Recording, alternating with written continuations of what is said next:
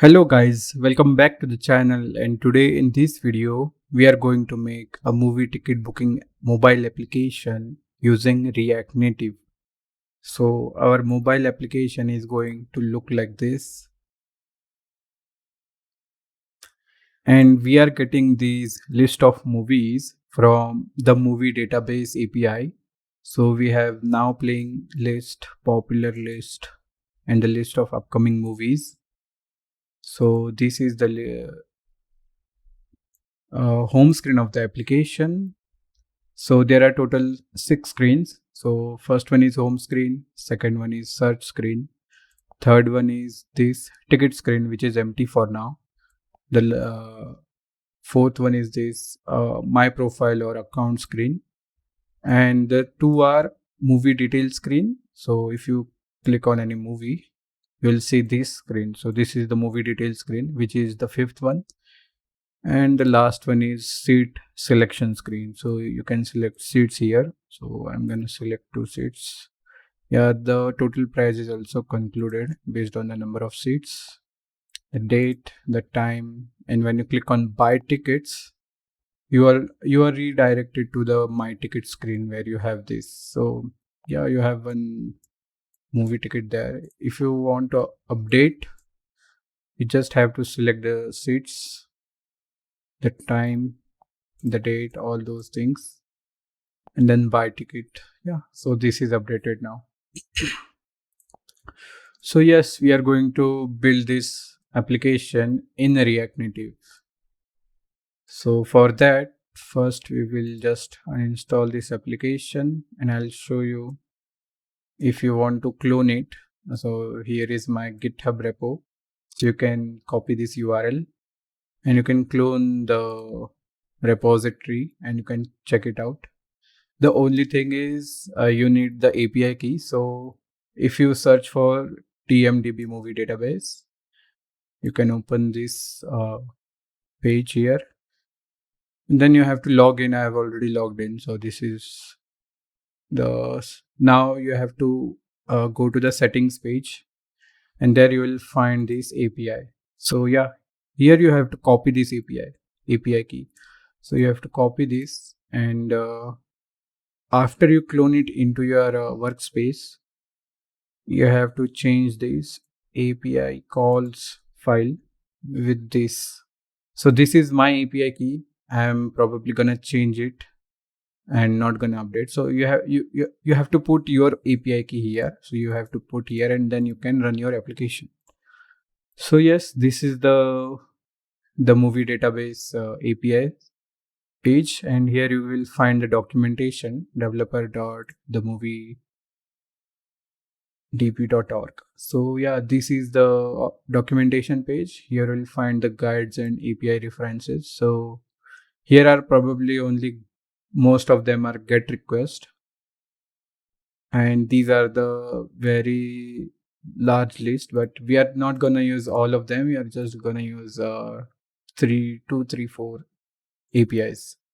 Here you can see these are only the APIs. So yes, so let's get started with the application.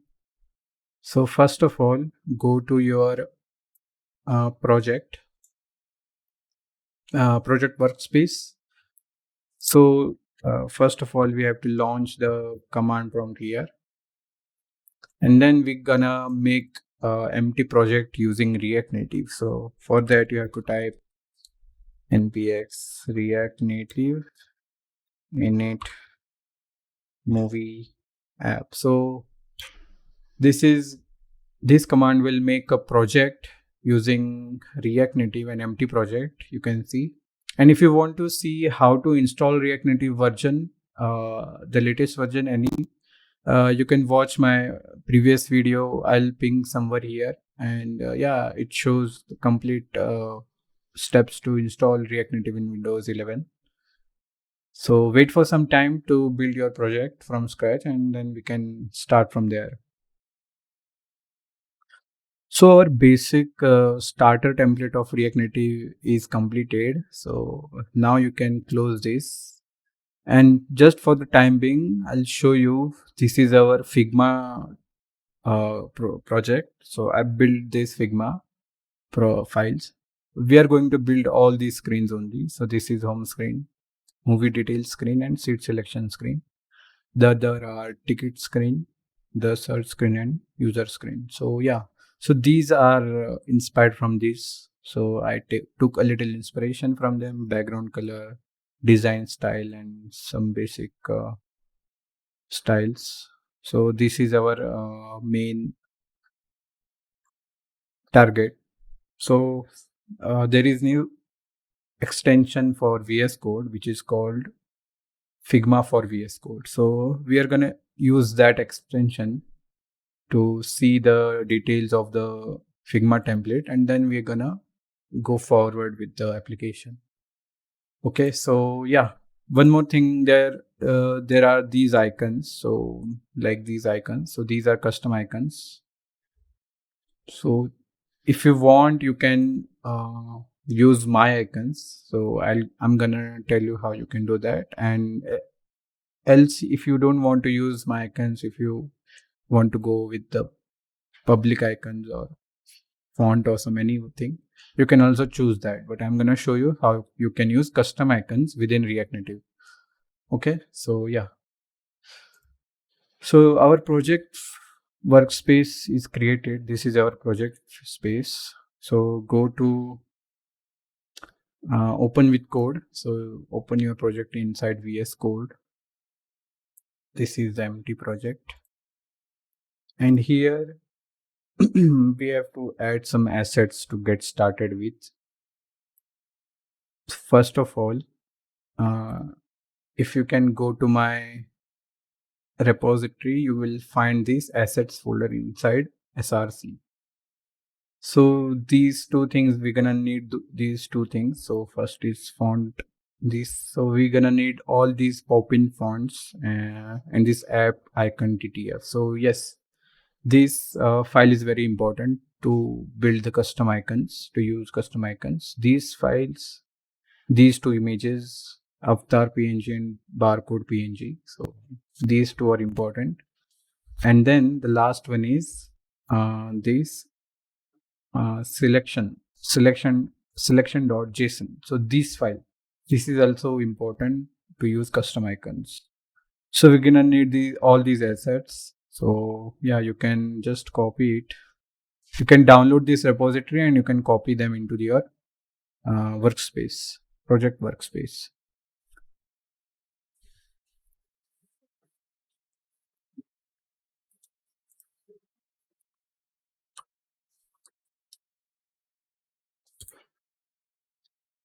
So I have gathered all the assets. So these are the fonts. These are the fonts, and this is the app icon.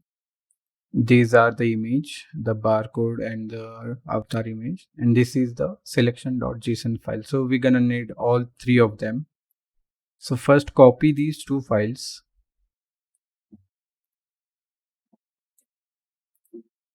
and paste it inside the SRC folder. So first create here an SRC folder,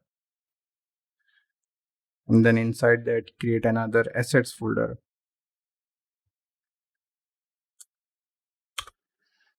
And then paste the fonts and images here only. Now go to your assets again, where you collected all the assets. Copy the selection.json file and paste it at the root location of your project. So you can paste it here, like here. So yeah, now you can see the contents of the files. Okay. So after collecting all the assets for the project, now we are going to make the React Native config.js file. So this file is very important.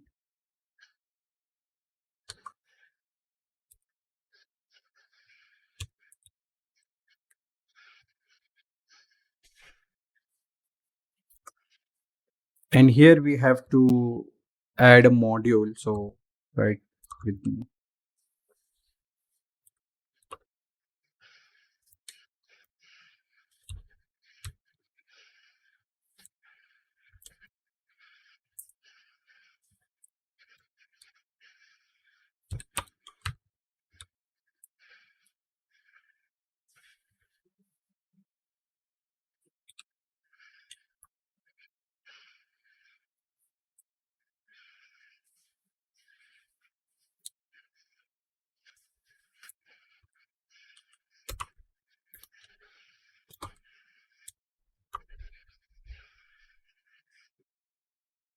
So yeah, after creating this config file, we have to launch the terminal. And now we have to link the assets. So there are these assets. So font assets, all the image assets. So we have to link it. Linking means we have to add them into the iOS and Android folder. Although React Native can do it on its own by using this command.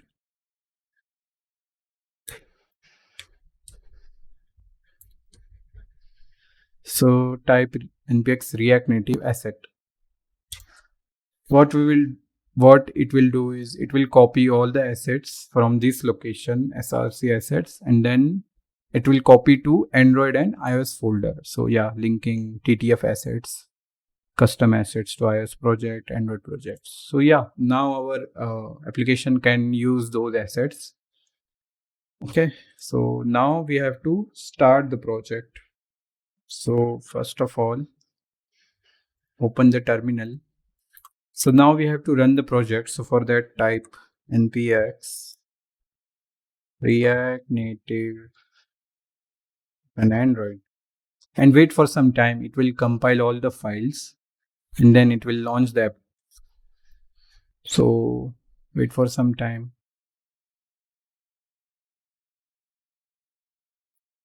So yes, our application is running now, and now the asset work is complete. So first of all, we are going to add some more packages. So first one is vector icon. So if you Google React Native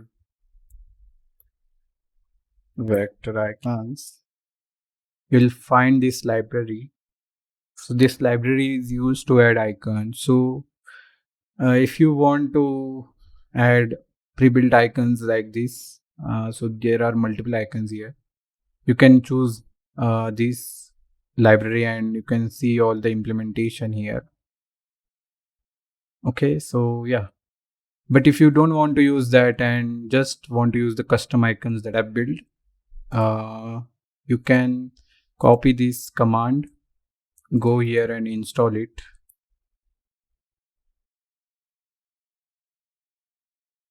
Okay, so after installing this package, you may need to restart the node server so that application knows that new package is added. So yeah, you can close and restart the no npm server. So yeah, we have restarted the server. Now we are going to make a custom icon component. So inside the source src folder, create a new folder known as components. Okay, and inside that we're gonna make a custom component. So make a new file as custom icon.ts. Yeah, it's a typescript file. Now here we're gonna import a method from React Native vector package and also icomon config package. So these two are going to help. So type import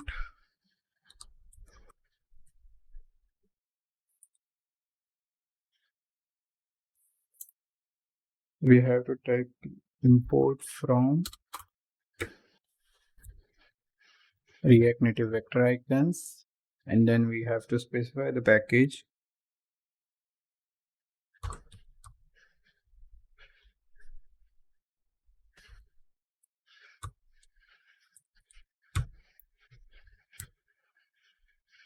Okay, and here you can see is declared but its value never read. So try npm install save dependency. So yeah, you can try this if you are getting an error like this, although we have did it already, but you can try it again. And yes, it helps to remove that error. Now we're gonna import icomon config.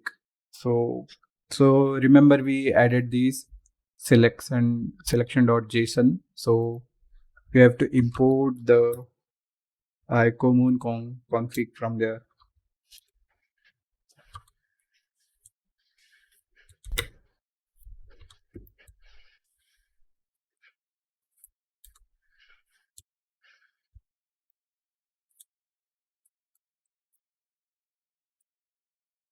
And now we have to export the default method which has all these icons. So create icon set and include the icon config here. That's it. With these 3 lines, we can use the custom icon. So inside this app.json file, we can import this custom icon, and now you can use it inside here only. So after the status bar, header and all, you can use custom icon, name equals search. Yeah, so this is our custom icon. And if it didn't work, try to restart the server because we added this save dependency of vector icons. So yeah, now if you duplicate it and change the name to ticket, you can see one more icon here. So these two are these icons. So yeah, now our custom icon component is working. Okay, so these are the basic steps to get started. And first we are going to we have to build the navigation. So if you go to the Figma template, you can see these 4 are these tab navigations and these 2 are the stack navigations. So if you click on this any movie card, it will direct it to movie detail screen and then seat selection screen. And these 4 are these tab navigators. So we have to build 2 navigators, the tab navigator and then stack navigator, to get started with the project. So yeah, this is our starting process. So first of all, we are going to see React navigation documentation. So yeah, we are gonna use React navigation to navigate to other screens.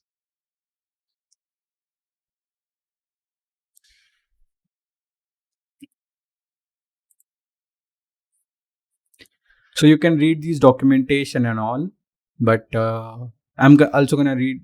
I'm not gonna read actually. I'm gonna show you actually. So yeah, if you want to get started, first close your server here and from here. Okay, so that you can install all the dependencies. Before getting started with the dependencies, first we will create all the basic components, like all the list of screens, all the API calls, all the stylings, themes and all. So we are gonna have a theme of the application.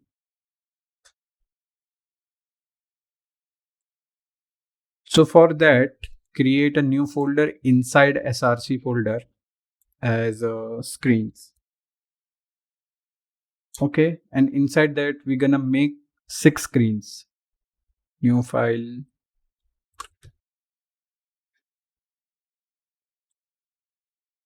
home screen.tsx, then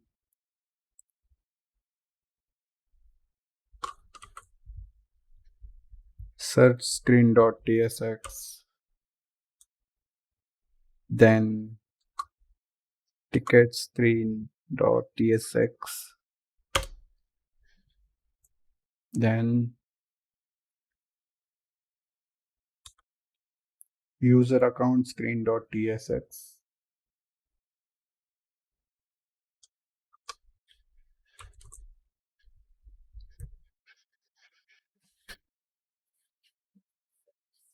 And the 2 screens which are remaining are movie detail screens .tsx,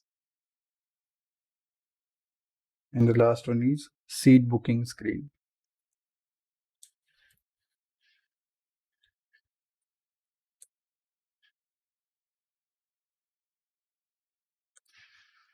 So these 6 are the screens we're gonna have, and now we have to just make default like components, basic components.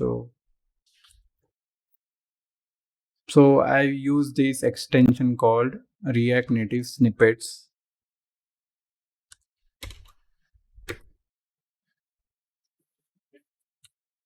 Yeah, this extension. So this extension helps me to build basic templates, all these commands you can see here. You don't have to write everything. So these are the shortcuts. Okay, so yeah, so I'm gonna do that again. RNCL. This is the command to create a component. So I'm gonna name this component home screen and then save. So yeah, we're not gonna need this now. Neither these. That's it. And so we can put it down here. So this is the basic template of the screen. So here we will have, we also gonna have some more details. So yeah, for now, we're gonna copy this and paste it inside every screen. And then we just have to change the component name.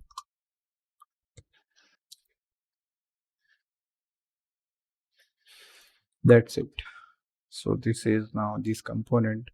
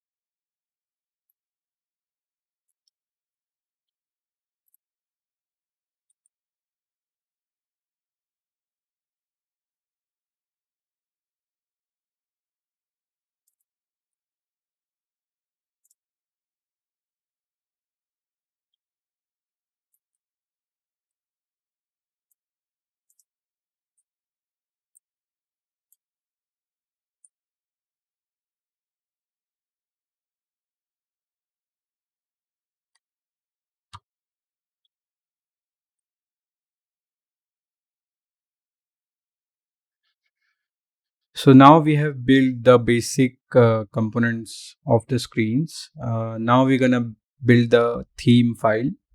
So follow me along. So inside the src folder, create a new folder as theme. And inside that, make a new file as theme.ts.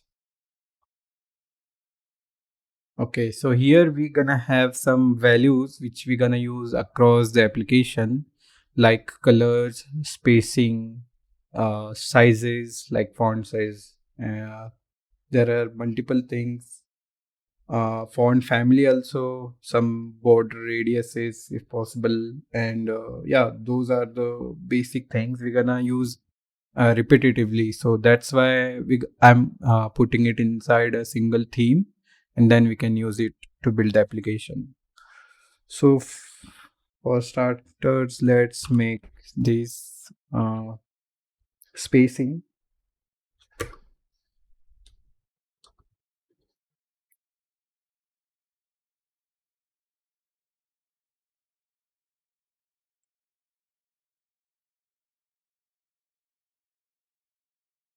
So this is just a interface.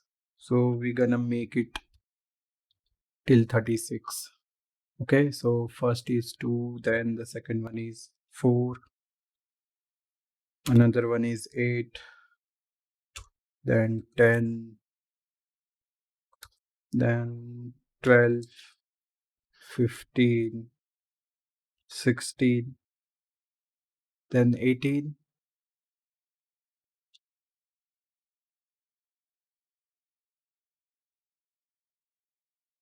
18, then 20, then 24, 28, then 32, and then 36. So probably 36 is our last, so we're not gonna need this one. Yeah, so these are the interface. We have predefined it so that we can use them. Now we have to build this interface. So first export them, and then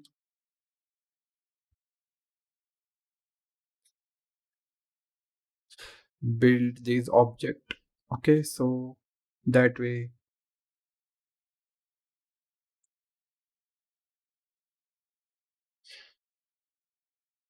Okay, so yeah, these properties are not filled yet. That's why there was an error. So yeah, fill them and replace these with the numbers. 4, this is 8, this is 10, this is 12. So this is actually important so that we can have some uh,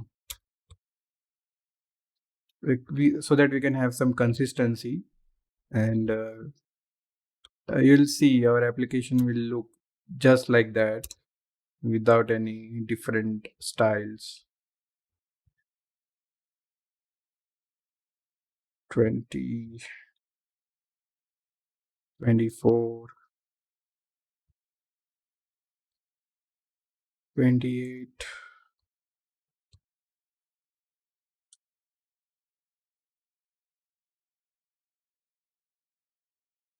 32, and 36. So this is one thing. So similar to this, we're gonna have almost like 4 to 5 properties. So spacing is one of them. Then another is colors. So these are the colors: black, string. So yeah, colors are probably of string, so that's why. Then black, RGB 10. Yeah, so the thing is, I uh, build this application with basic properties and then add them as I needed. So these are the properties.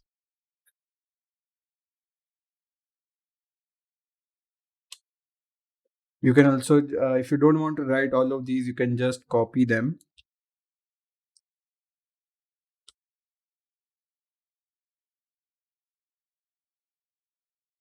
Copy them from the repository.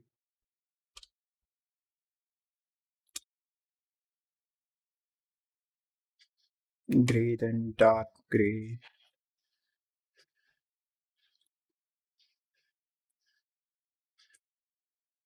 yellow,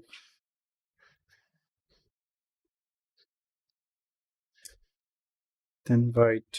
Then there are multiple versions of white. White RGBA 75.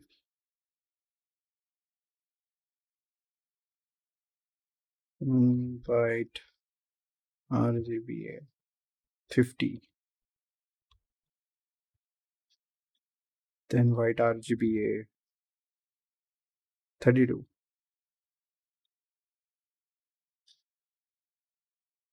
White RGBA 15. Okay, so these are the colors, and now we're gonna put all those property values inside the colors object.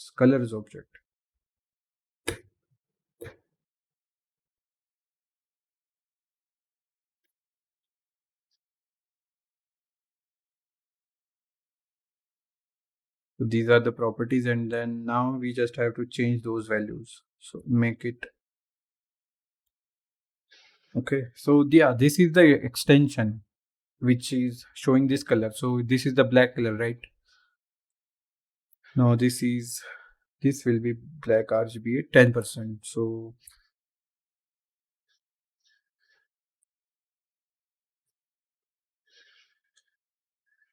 So yeah, this is 10%. Then this is the orange color, which is FF5524.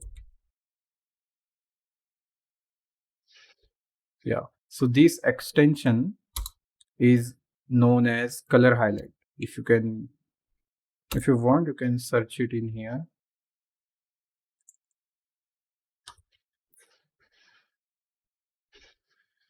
Yeah, this extension. So you can install this extension. You can see these colors directly into the code so that you can be sure what you are writing there. Now orange RGBA. So yeah. First one is 255, 85, 36, and then 0. Then this is the gray one.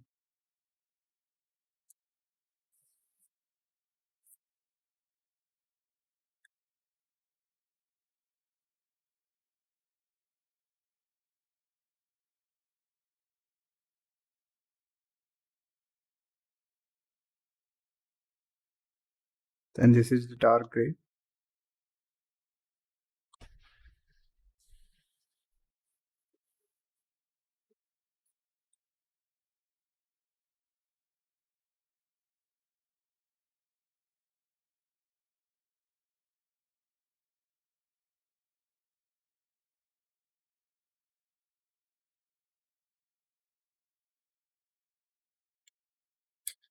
This is yellow, which is EC, E1C, D17. This is the white, so you can just put FFF.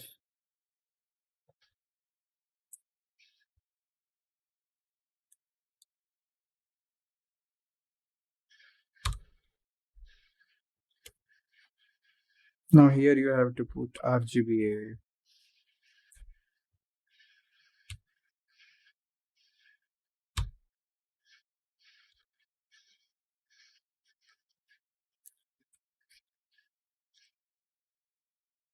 Copy them across every property.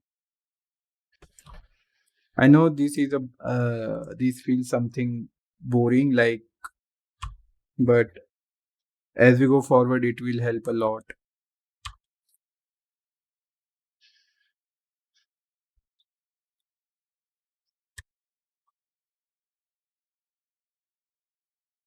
So our color properties are also set, and yeah, so 3 are remaining probably.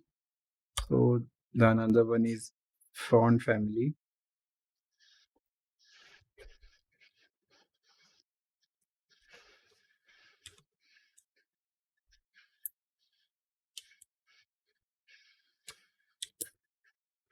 So and this is related to TypeScript. So you have to do it if you want to avoid errors. Then extrapolate.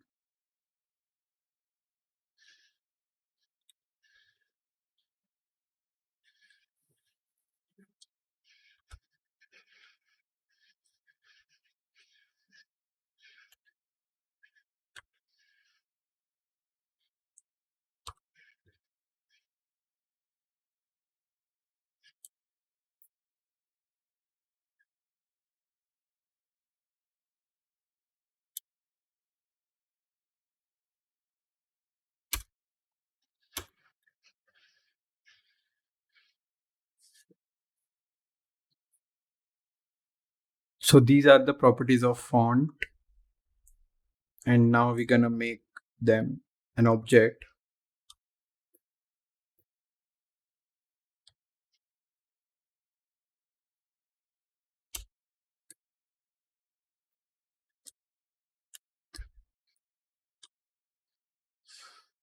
And here we just have to mention the font name. Follow me along.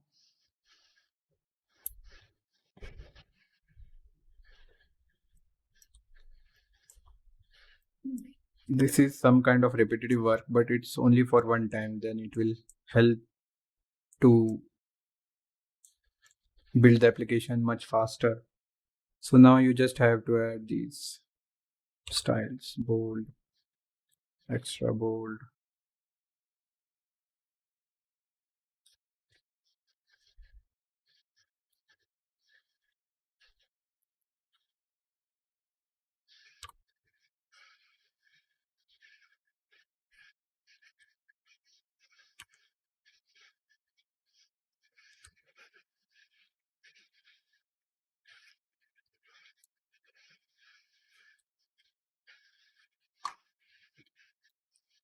So this is the font family object. Okay, and now two more are remaining. So the second last is font size.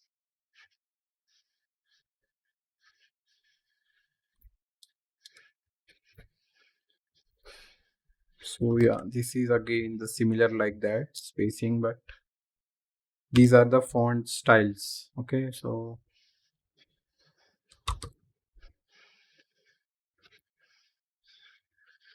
you can copy them. 10, 12, 14,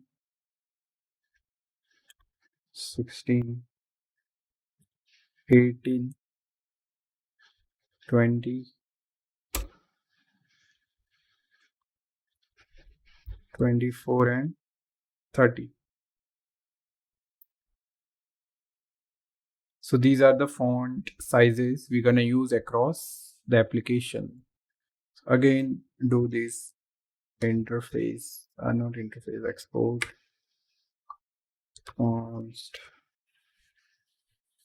font sizes.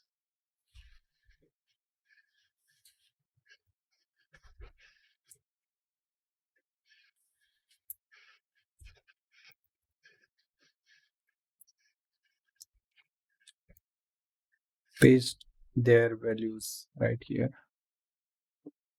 And then copy them.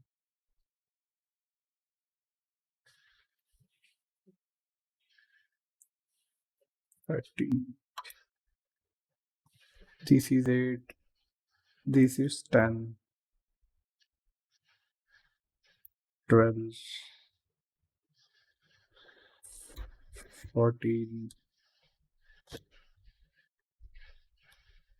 16. 18.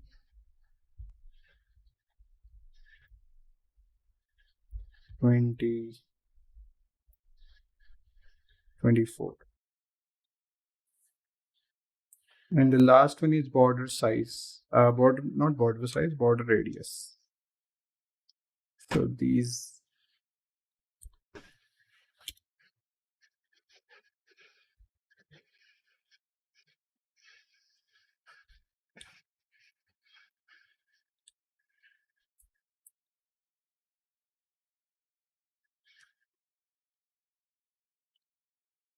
4, 8,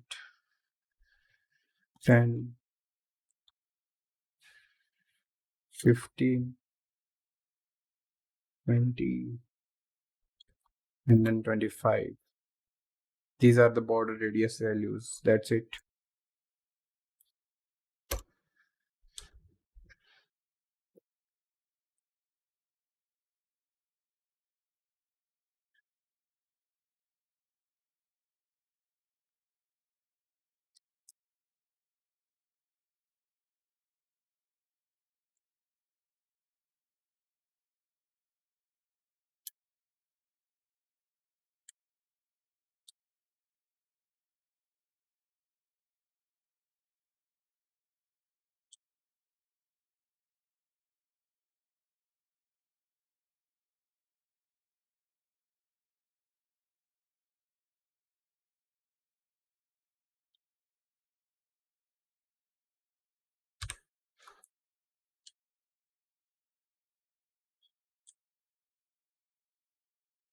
Yeah, so this theme is completed now. Now, if you want to use them, I'll show you how you can use it. So import colors from theme. Okay. And now inside here, you can just put a background color as colors dot black. Okay, so for now you will not see changes because we haven't connected our metro. But yeah, we are building these files so that we can directly start building the navigators, the tab navigator and stack navigator, because we're gonna need all these files to build the navigators. Theme is also part of those files, so I'm building it. The last one is the API file. So inside the src folder, create a new folder as API calls, or just API. And then inside that, you can create file as API calls.ts. Okay, here we have to build our API calls. What are the API calls? So first of all, if you go to their page, here we'll find this API key. So first copy this key and then create a variable as const API key equals string. And then here you can specify it as string. Okay. Now we have to copy all the API calls from here directly. So that we can get the list of movies. So here you can see now playing, popular, and upcoming. So we're gonna use these. So first just click on them. You can find this API key. Okay, so copy it. But before that, yeah, you can copy it now. Const. Yeah, we have to export them first. So export const. Which one was it? Now playing. Now playing.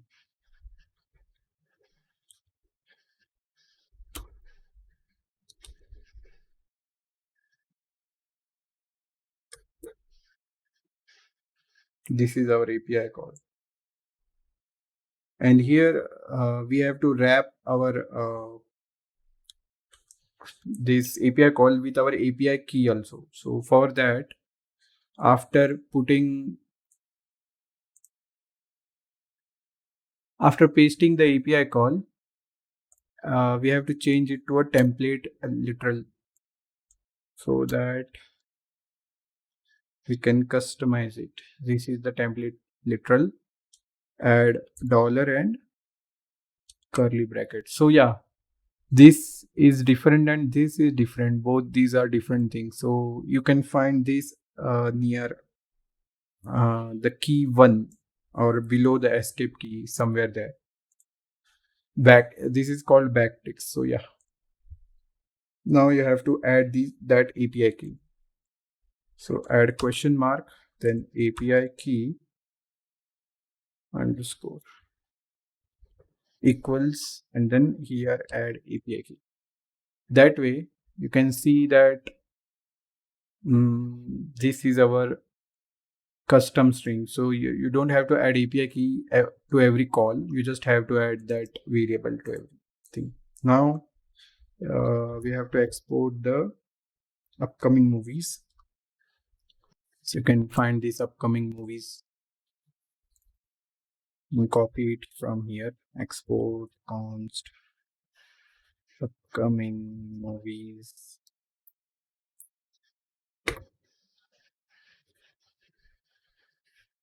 Okay, and you can just copy that thing from here.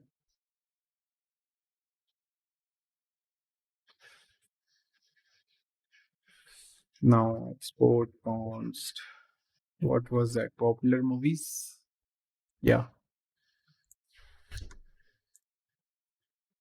Now I'm playing popular.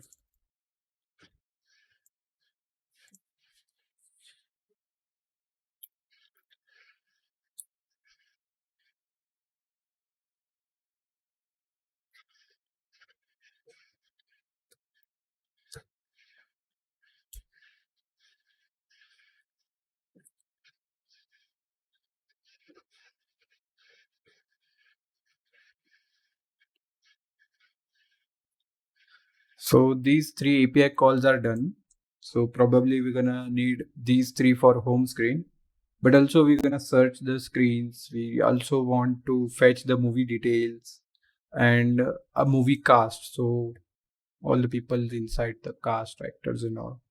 For that, again, we're gonna export const,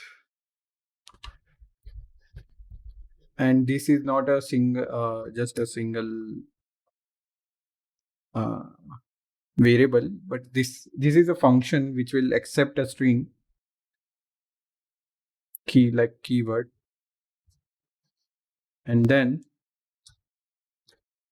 it will return this custom string, which is also template literal. So for search movies, we have to look for which API is available. So yeah, this is the search movie.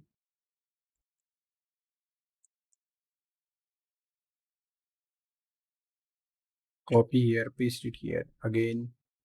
Then here we need to add this API key, which is important for every call. So yeah, add it here. And then also we need to add a query parameter.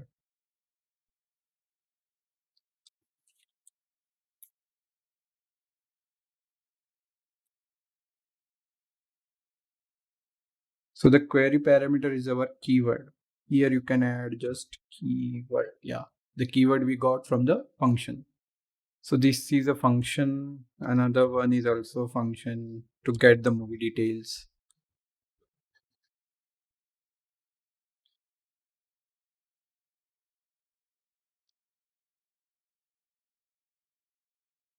But here you will get first movie ID. So yes, you will get a movie ID here, which is of type number probably. And then here you have to return the custom string, which is also template literal, and you can find it here.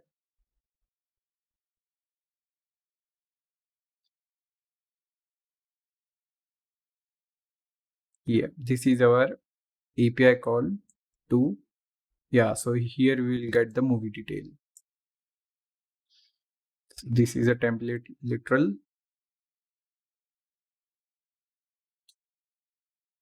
And we forgot to add this API key.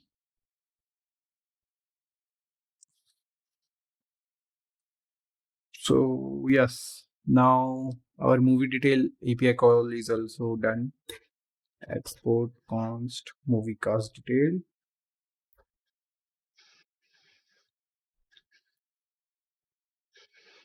Here we will also receive the movie ID of type number, and then we have to return the API call.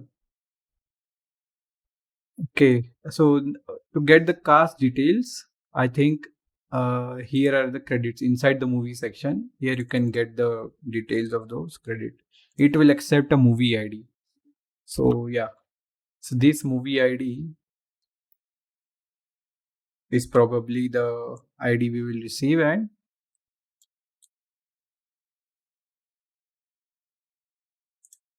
and here we again have to add our API key.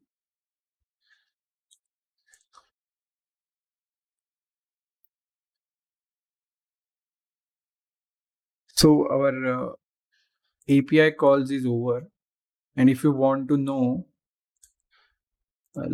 if you want to see all the API calls, you can just go inside this folder for now. And then first of all, we need to start the server. Okay. So again, open the terminal and run this command npx react native run android. Server is running right now. Okay. So here, before the function, just call this statement import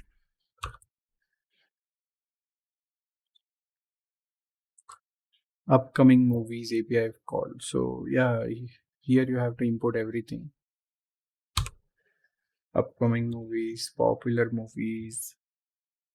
One thing I forgot to one thing I forgot to add was function was base image URL call. So yeah, in the API call, we are not gonna receive the image link like this completely. We're only gonna receive this part. So we have to build this URL from scratch. So there are multiple things. So slash t slash p. This URL is constant. This is the size of the image, and this is the URL path of that image. So these URL is built from three things. Like you can see this original, and then this. So like that. So first of all, we have to create a function as base image path. So this function will accept size of type number or maybe string probably, because it also accepts original as a string and also the path as a string. Okay, and then after that we have to return the template literal with that. Yeah, so for this you don't need the API key. It is a publicly accessed image, and here you just have to add the size and then path. So yeah, path will contain the slash. So even if you add it, it won't matter that much. So you just have to add the path. That's it. This is our base image path.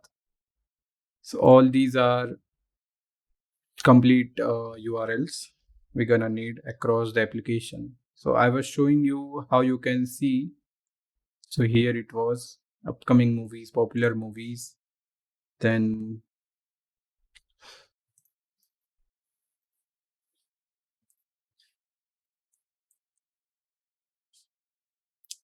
upcoming movies, popular movies now playing, or or you can just get the idea like how those are. So if you go to console log and add these, the in this case you will get those strings directly, but if you search like search movies and if you add like that, then you can directly use that function search movies and you can add any keyword like Avengers like that. So yeah, here you can, nothing changes on the application side, but if you check the panel here, you can see this movie query. Okay, so we didn't add that URL parameter for, yeah, we didn't add that.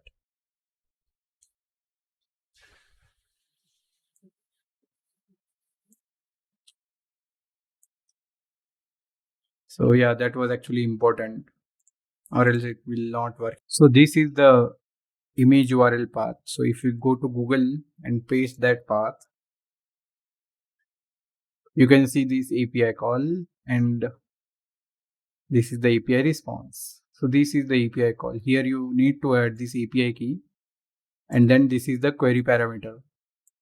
That's how it works. Okay. Now our API calls are done. Theme is done. The only last thing remaining is building the navigators for the application. So for that, again, close the terminal, close all the servers, node servers.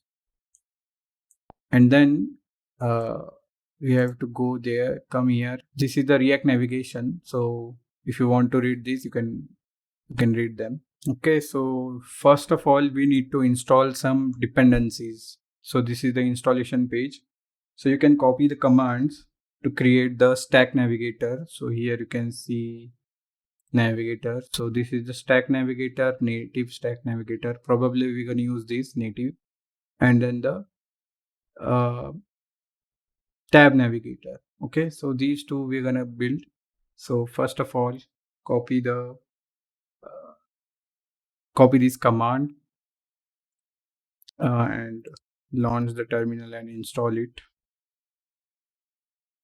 Till it is installing, we're gonna need some more libraries. So React Native screens and save context area. So we also have to install it. Then we are not using expo, actually we are using this one, npm dependency bare react native. So don't copy this one, copy this one first. npm install react native, not npx install. Okay, then after that we have to add some of these content into our main activity. So our this is installed. Now again we're gonna install these, and then we have to add the package. So we have to add these two lines. The first one is this override line. So add the highlighted code to the body of main activity class. So main activity.java file. This is the path you can follow. Android app src main java. Android app src main java. So here you will find this Java class. So you have to add this class that they told, and make sure to add the following import statement at the top of this file. So yeah, top of this file below your package statement. So yes, this was the package. Add it here. That's it. Now wrapping your app in Navigator container, navigation container. So yeah, these are all the steps we're gonna do when creating the Navigator. So for now, we have installed the Stack Navigator. Now we are moving forward with native Stack Navigator. So this is the package. Again, in the right click and enter, it will install the package.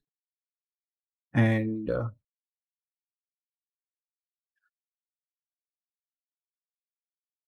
you can also search for Tab Navigator.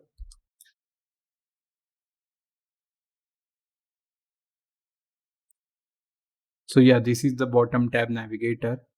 So for this, you have to copy this command, npm install react navigation bottom tabs. That's it. So probably we're gonna need 4 packages, 4 to 5. So first one is this bottom tabs, and then this native tab, not native tab, this native package, and then this npm install screen and native cf contents. These 3, and the last one is native stack. So yeah, 4 packages. We're gonna need these 4 packages to build the stack navigator and tab navigator. Okay.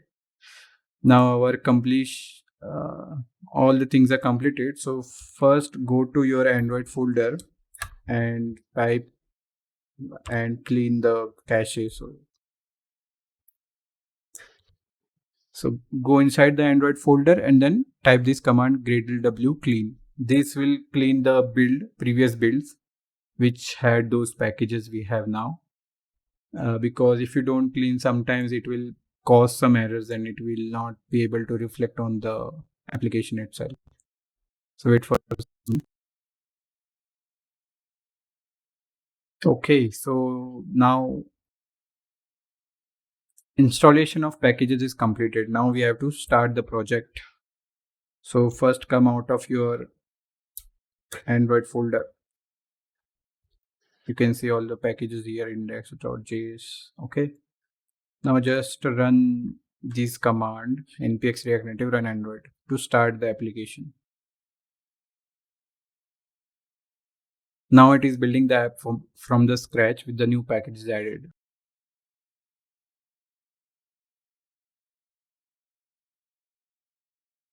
So our application is running right now and everything is fine.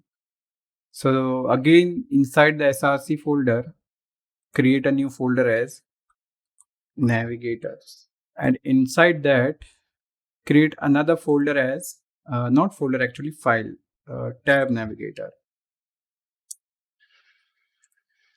Now here we're gonna add 4 screens, which are home screen, search screen, ticket screen, and a user account screen. So 4 screen inside the tab navigator, and then we're gonna add tab navigator, movie details screen, and seat booking screen inside Stack Navigator, native Stack Navigator. So we're gonna implement first the tab navigator. So for that, just write import React from React, and now here import all the screens. So for like home screen, import search screen, import ticket screen, and then import user account screen. Okay, now we're gonna custom made some tab, the bottom tab navigation. So for that, we're gonna need some colors, font size also. I think font size was not exported, that's why it's not showing up, but spacing was exported. I don't know, from theme.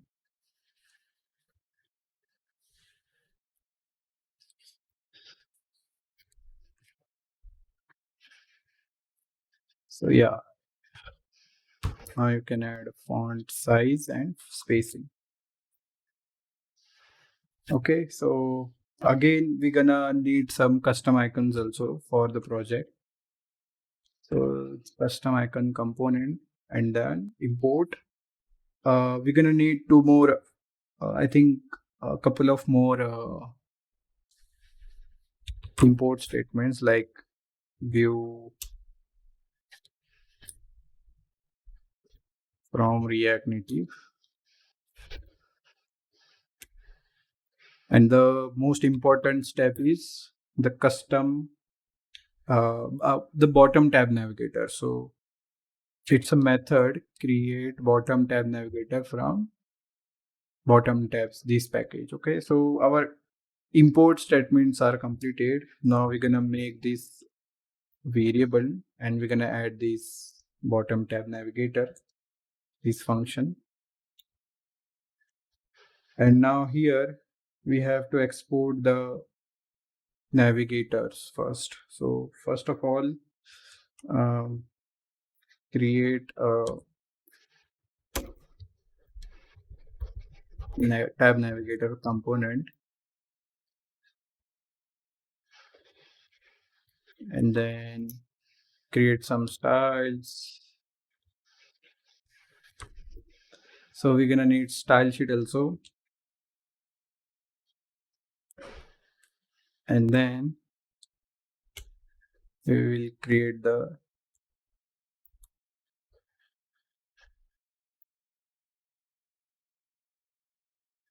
styles, and then we're gonna export the tab navigator. So inside this tab navigator, we will create the tabs of the bottom tab navigator.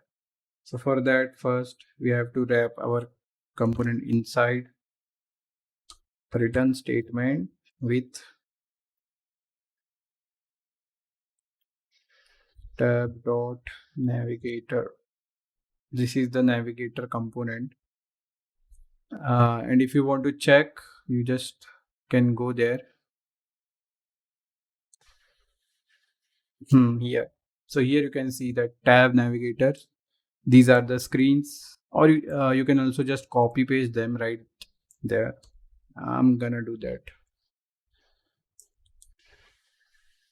And here we don't have the screen, but we're gonna have search screen, then ticket screen, and then user account screen.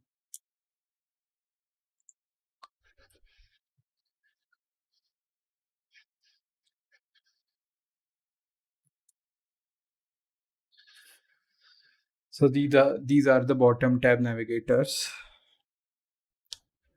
and inside the apps logic, inside the app.js, delete everything. You can, if you delete, you will see this rnc. You can use this function, name it as app,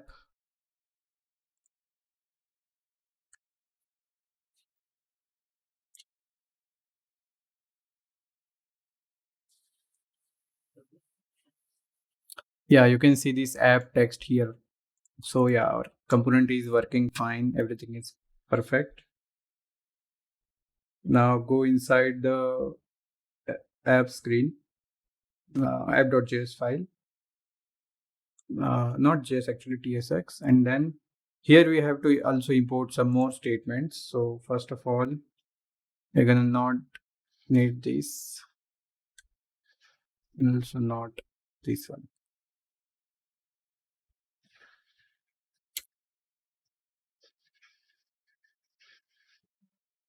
This will show some error, but wait for some time. Now we have to import the navigation container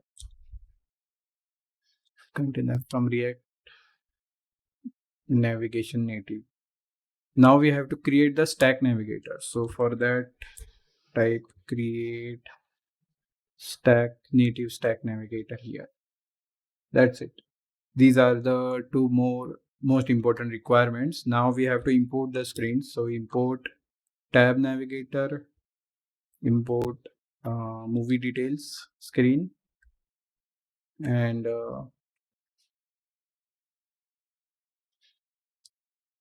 import seat booking screen. These are the three screens we're gonna need. And again, we can start with const stack create native stack navigator. That's it. Now we have to wrap our component inside the navigation container, and there you can tab into that. So first we will add this navigation tab, which is tab navigator.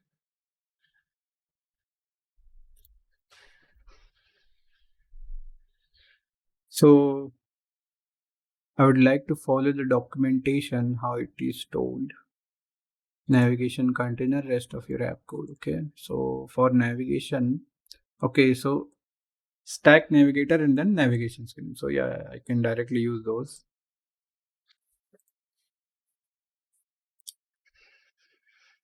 Now it's fine. So home screen is not there, but there is a tab screen, tab navigator, and then you can name it as tab.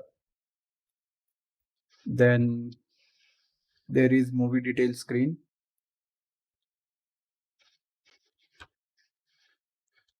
And then there is ticket seat booking screen. So add those components with respect to their screen component.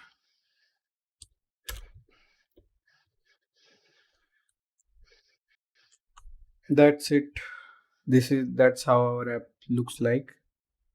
Style sheet doesn't exist. Okay, so I think we're not gonna need any styling here. That's okay. Okay, tab home. Okay, so these are we haven't added some components. So if you see down here, there is home tab, search tab, ticket tab, then user tab, and this is the home screen. No, sorry, the tab screen. So the first component is tab navigator, and these other two are stack navigators screens. Okay, so now we have to remove all these headers from the navigators. So for that, go to the stack navigator and type screen options. And here you have to pass the header property, header shown as false. If you save now, you will not see the tab, movie details, and seat booking. And we just have to do the same inside the tab navigator, but for later. First, we have to add basic things like options here also. And inside that, we can add animation of type like default is also good, but for other screens we're gonna have some different kind of animation. So here we're gonna have slide from right. So the next screen will come from right side. Okay, and then add that same thing, but it will come from the bottom side. So we have to add it like slide from bottom. That's it. This is our stack navigator, and everything is working fine now. Now we have to design the tab navigators. Before that, I will just edit these screens. So background color. Now our target is to build the tab navigator. So first, we have to change the default styles of the tab navigator. So in the tab navigator itself, we can use screen options to change the values. And here you can add tab bar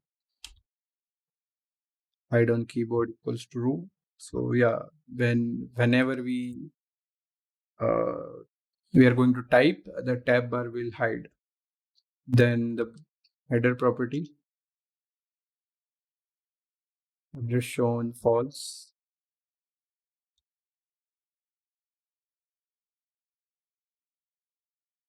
And then we're gonna need some basic styles for the tab bar style. So now you can see the tab navigation has is not included actually. Those headers are gone. Now we're gonna need some basic tab bar style. So add tab bar style, and here we're gonna have some background color as black. So add colors dot black. Invalid property. Oh, sorry, my bad. Yeah, so the tab bars are now in black color. You can see right here. So according to the design,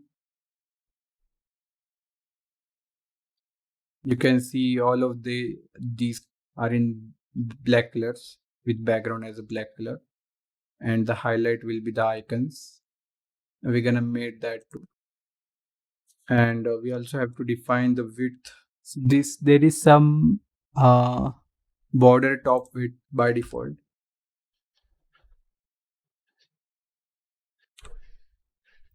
We have to make it 0, and then we're gonna have to add some height. So spacing dot, we're gonna say 10 into 10. So this will give us a higher uh, top tab navigation. So these are the basic properties. Now we have to customize the tab properties of each tab, so that whenever they are selected, they can appear as some like different, not like these. So for that, go to your component. Again, we have these option properties, and there we can have tab bar shown label equals false. Now these labels will move. Now it's not visible. So now we have to add our tab bar icon. So tab bar icon. So it's a component. It receives component as a function component. So you have to return the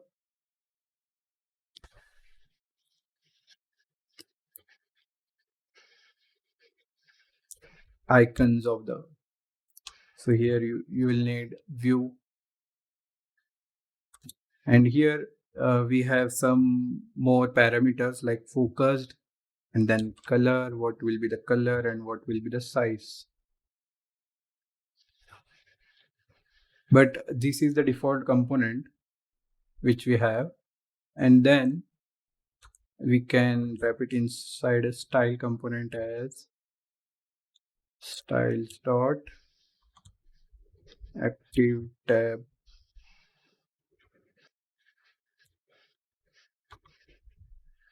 background. So this style doesn't exist because we haven't declared it actually. And down there we have to add basic colors like background color to colors dot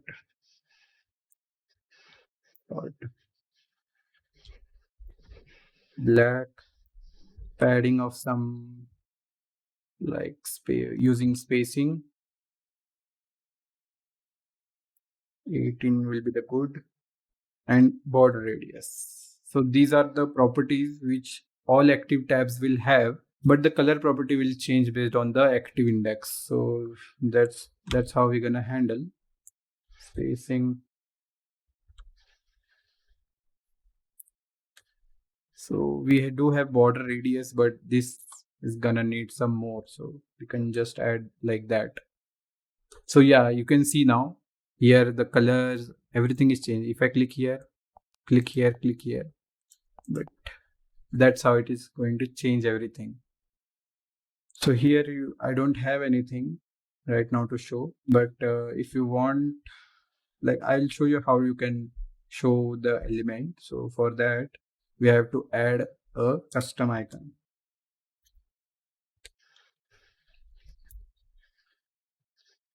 and the name would be video. The first one was video icon.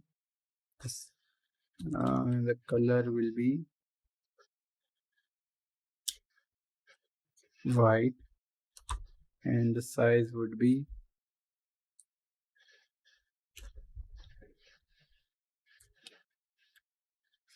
I think 30 will do. Okay, so this is our tab icon. You can copy this across every screen folder, screen component actually. Yeah, you can copy it and put it inside every tab navigator, and they'll all just look same. Okay, but you can change it. First, you have to change this video. So now you have to make it like search. Now it will change to search icon. Then the below one is ticket. It will change to ticket, and then user. I think it's user. Yeah. So these are the tab bottom navigators. But now we are not able to know which one is active. So that's why we build this basic background, and now here we can handle the conditional. So put them inside an array, and then we have to check is it focused or not. So focused, so you can add like if it's focused, then put this background color as this orange.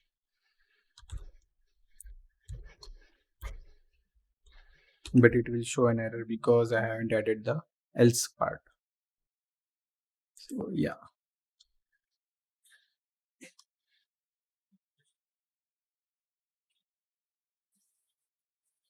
Okay, so yeah, it's on the ticket screen. Yeah, okay.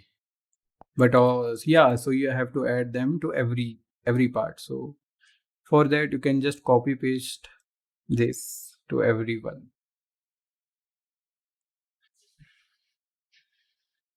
Video search. The last one was user. That's it. Now you can see these tab icons when you navigate, or when you click on them, you can see they are showing the active tab navigation. So our two main jobs are completed: the setting up the navigation and setting up that bottom tab navigation, stack navigation and bottom tab. Also, if you want to know like where is the stack navigation, it's here only, touchable opacity.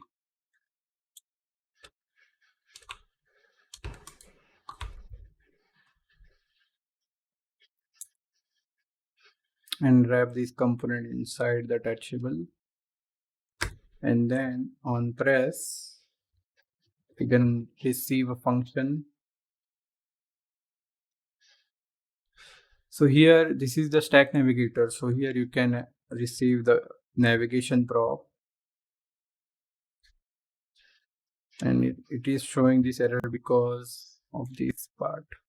So yeah, here it is the function. When you click on it, you can see nothing is happening.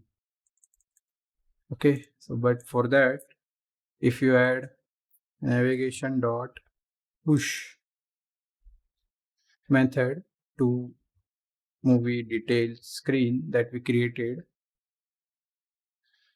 just cross check like what was the name. So yeah, this is the name. Then you can see if you click on it. Okay, so sometimes what happens, your application gets lagged for some reason. So you can just reload, press R on the node server. Everything will work just fine.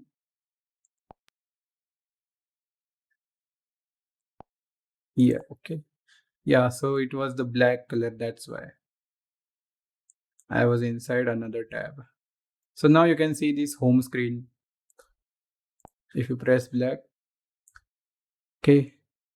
So these are the different screens. Their name should be changed. I didn't add those, but yeah, here was the home screen. If you click on it, it will go to the movie details screen. Similarly, if you add one more navigation inside the movie details screen like this here, it will go to the seat selection screen. That's the navigation part. The stack navigation is also completed. The bottom tab navigation is also completed.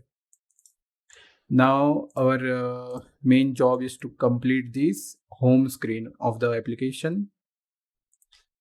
So now we are started to build our application. So close all the tabs, and then I'm gonna show you one thing. Figma for VS Code.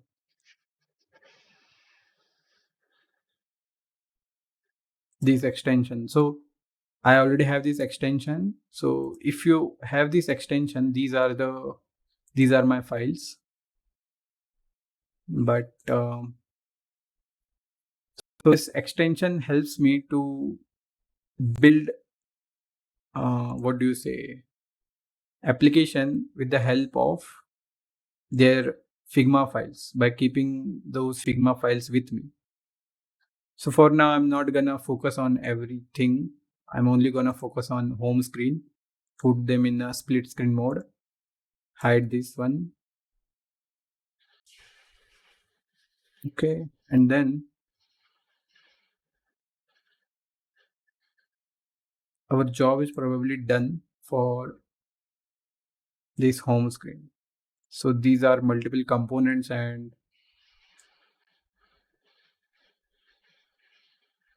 okay, so yeah, this is the navigation part. This is the home screen. This is our target, and this is our mobile application. So this will help me to build the application much faster, and keeping all, you can also see all those property values like 24 and distance between these properties. I can access everything. So this extension helps me. I'll ping this Figma file, link to the Figma file in the description below. So now let's get started to build this home screen. So to build this home screen, first we have to divide this screen into the individual components. So as we can see here, there is this input header in the top, then this category header. So it shows category. Then the other is this movie card component, which has some details in it. And then these are just repetitive but with their different sizes, like popular, upcoming, and these sub movie cards. So yeah, the home screen component is divided into a couple of components, like 4 to 5 components. So to get started with this, first we have to get this data, movie data, from the API. And as we all know, like we have already built those API calls, so we don't need to build again from the scratch. We can just import it and use those methods. Okay, so first of all, we are going to import some functions of API call from here only.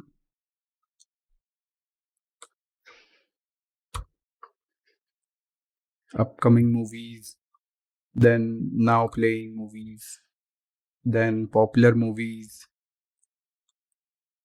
and also the base image path, because we're gonna need this to call the image API calls.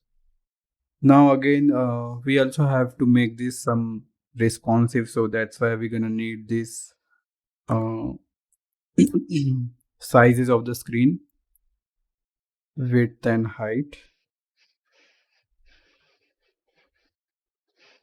from the dimension API, which will which we will import from React Native. So dimensions. You can also add here touchable opacity.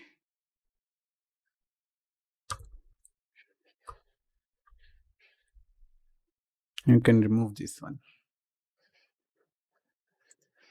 It will show some error, but wait.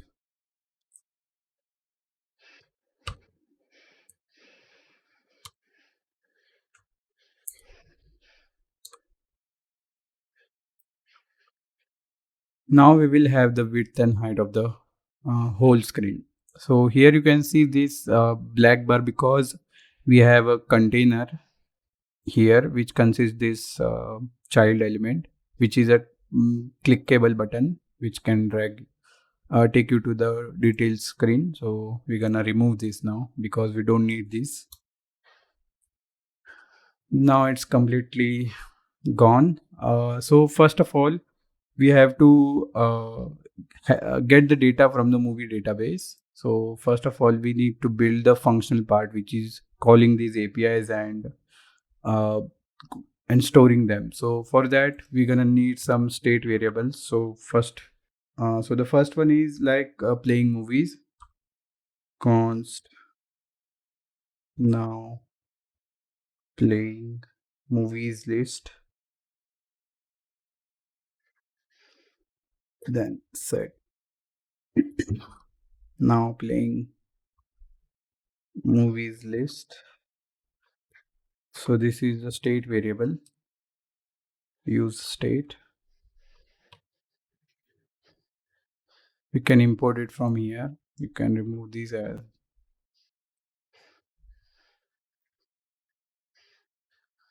use state. So probably it will be undefined. So that's why I'm putting it as any and then undefined. So that we can apply some conditional renderings. That's why I'm keeping it as undefined. This helps to render some lazy loading. So another one is popular movies list, then set popular movies.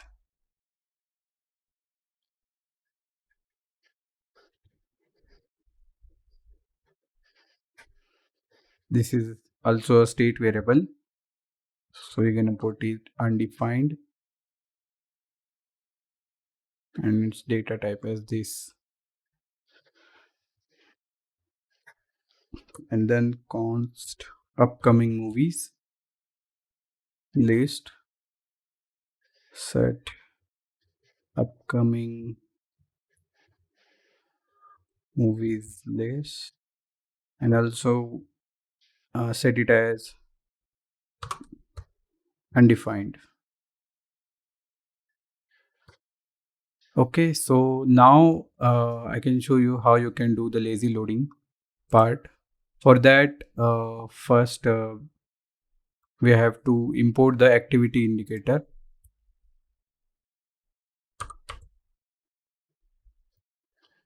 And now here you can conditionally render the activity indicator. So for that, we just have to render this component before rendering the actual screen. So it's just a loading component. So first we have to add those movies list. Now playing movies. So these are just stray, string variables which have these API calls, and these are the actual state variables. So we have to use these three. So in the beginning they could be undefined, or they could also be null. So you have to uh, put both cases null. So this is the condition. So copy this. So this is just is only for one variable, but we are going to do it for all three. And then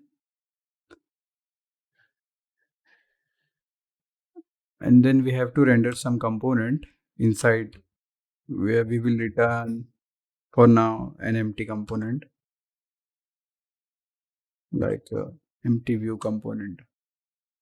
So here you can change these names. So popular movies list.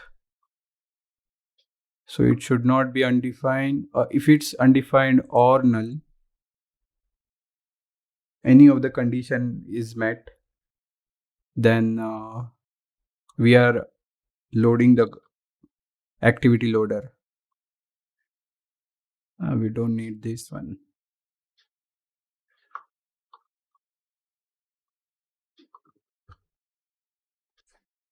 Yeah. So if the now playing state variable is undefined or null or all these three, so if anything is any of these is all of these are true, then we will render like a loading component here. So if you type, you can see here loading is visible. So rather than making it like this, we will make it like a proper rendering, which is visible on the screen. So for that, first we have to convert this into a scroll view container.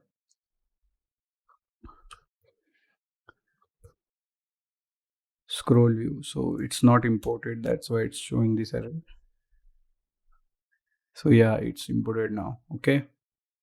Now this container will have some style inside.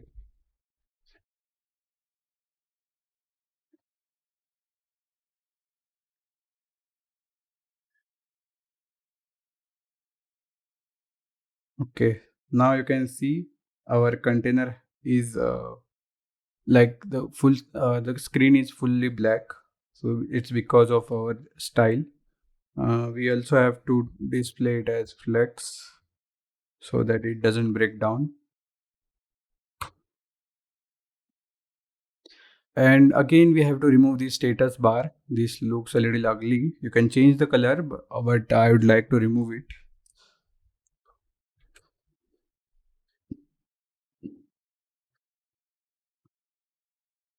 So inside the scroll view, you can add status bar hidden.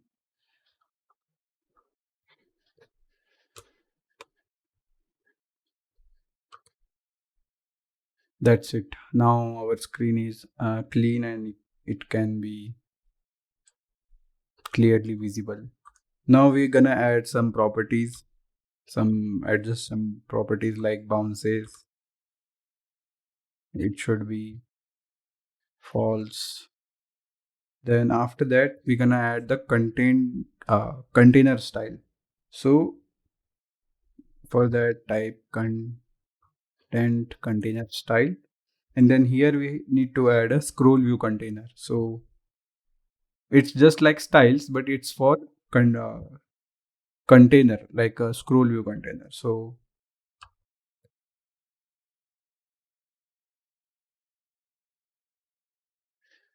scroll view container, then we're gonna define it down here.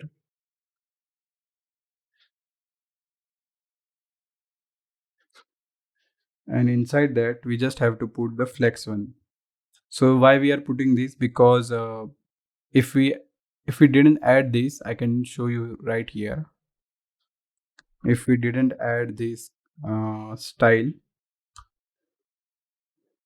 and directly add this activity indicator,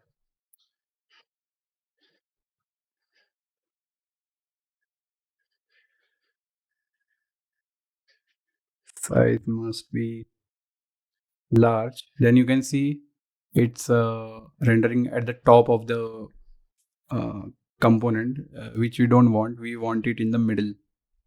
Okay, so to solve this issue, we have to wrap it inside a another view view. So just wrap it inside a view. This will solve the problem. So if we wrap it inside a view, also we have to change the color. Now here this colors property will help. You don't have to put, yeah, it's visible. Now we have to add the styles to the view.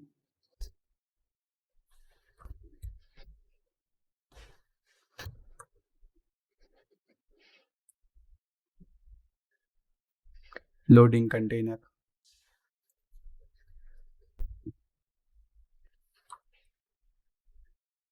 And here we have to add this property as flex1, then align self middle in the center, and then also justify content as center. And now you can see it's loading in the middle. So what it is doing, like it is taking the whole area, available area inside this view container, and then rendering the loader there. So that's how it is working. So our loading component is completed, but one thing we are missing is this input header. So we have this input header.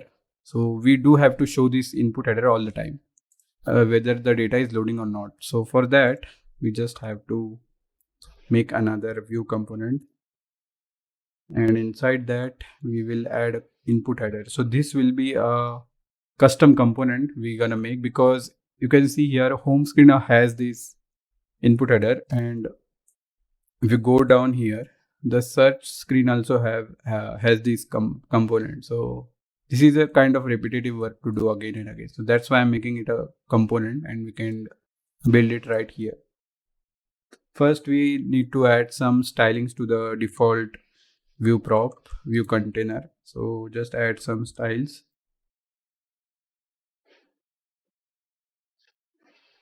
I'm gonna name it as input header container.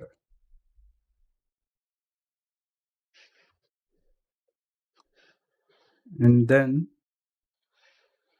we have to style this. So this styling is only for the outside of the input header, which is like adding some margins and paddings and all. So we can add some horizontal margin with the help of spacing object with spacing as 36. And we also gonna need some top margin top with spacing as 28. Yeah, now you can see this is not in the center, but our component will be there up. Okay, so now we have to render a component, but first we have to build that component. So first go to the inside the component and create a new file as input container. Not input container, actually input header.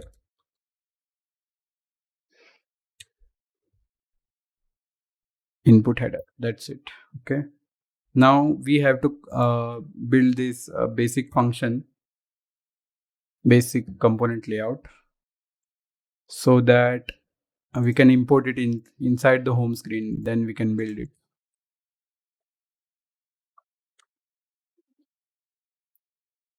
So the component name is input header. So we're not gonna need this one.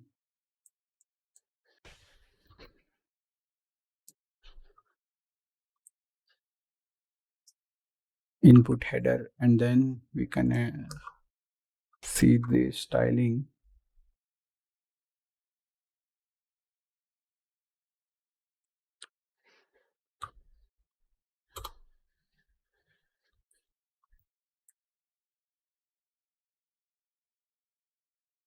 So we are not able to see this because we haven't imported inside the home screen. So first import the component.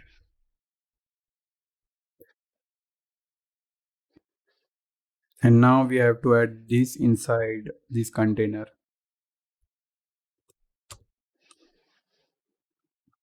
That's it. Yeah. Now you can see the input header.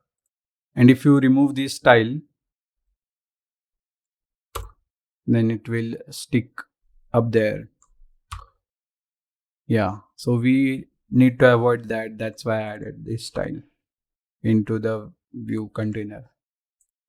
Now we are going to now we are going to build this input container. So for that, we have to delete this, and then here we need to import some more. First we need to have this state variable, which is search parameter, search text, then search, because when we are searching something, we need to store that into a variable.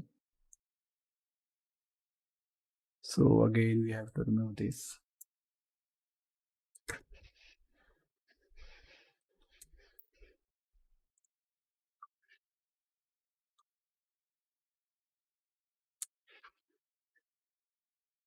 So for now, it's an empty string, and we can add this as a string here. Now this is fine. Now we have to build this component, which is this one. And here in the, we don't need this. We're gonna make it as input box. So what is this input box? So this is the styling for the input box. So it will have this flex property, display flex. Then it's gonna have some padding, vertical padding as well as horizontal padding, but of different sizes. So first the vertical padding, which is spacing of around 8 will be fine, and then padding horizontal, which should be more, because in the design you can see the vertical padding is actually less than the horizontal one, so that's why. So spacing dot space around 24 will be fine. And now also we also gonna need the border radius, but before that we have to build the border. So first border width of 2 is needed, then also border color to border color. So it should be colors dot white, but not the only white. So we're gonna need some transparency. That's why we are choosing white RGBA.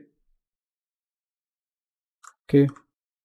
Now you can see here we have the input header component. Now we have to add the border radius.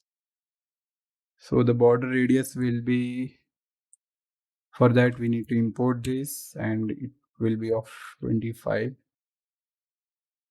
So if as we increase the size, it will change the circular to like curvy corners like that. Okay, so one more thing, we need to add this flex direction, because inside the search container we have these two. The first one is input field and this button, search button. So that's when we're gonna need this flex direction row. Okay, so only two properties are remaining, which is this text input. So first we will import it. text input, and then we will add here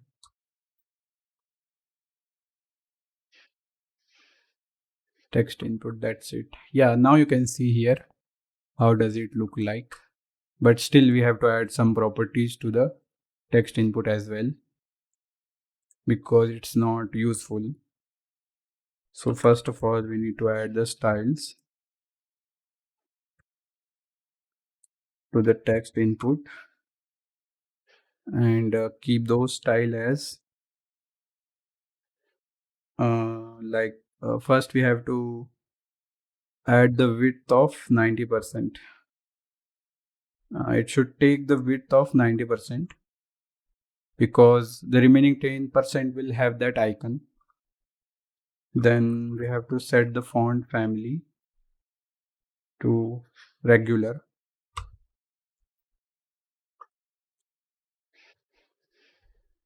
This regular, opens regular. Then we will have font size of size 14.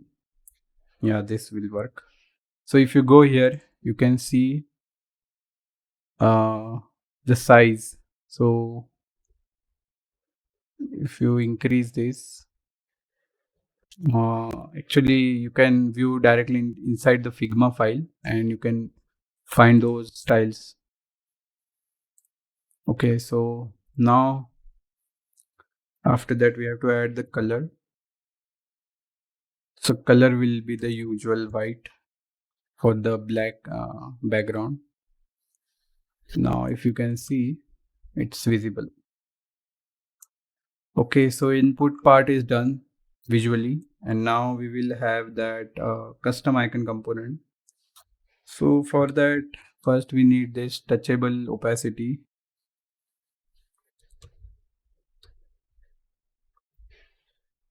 Not here.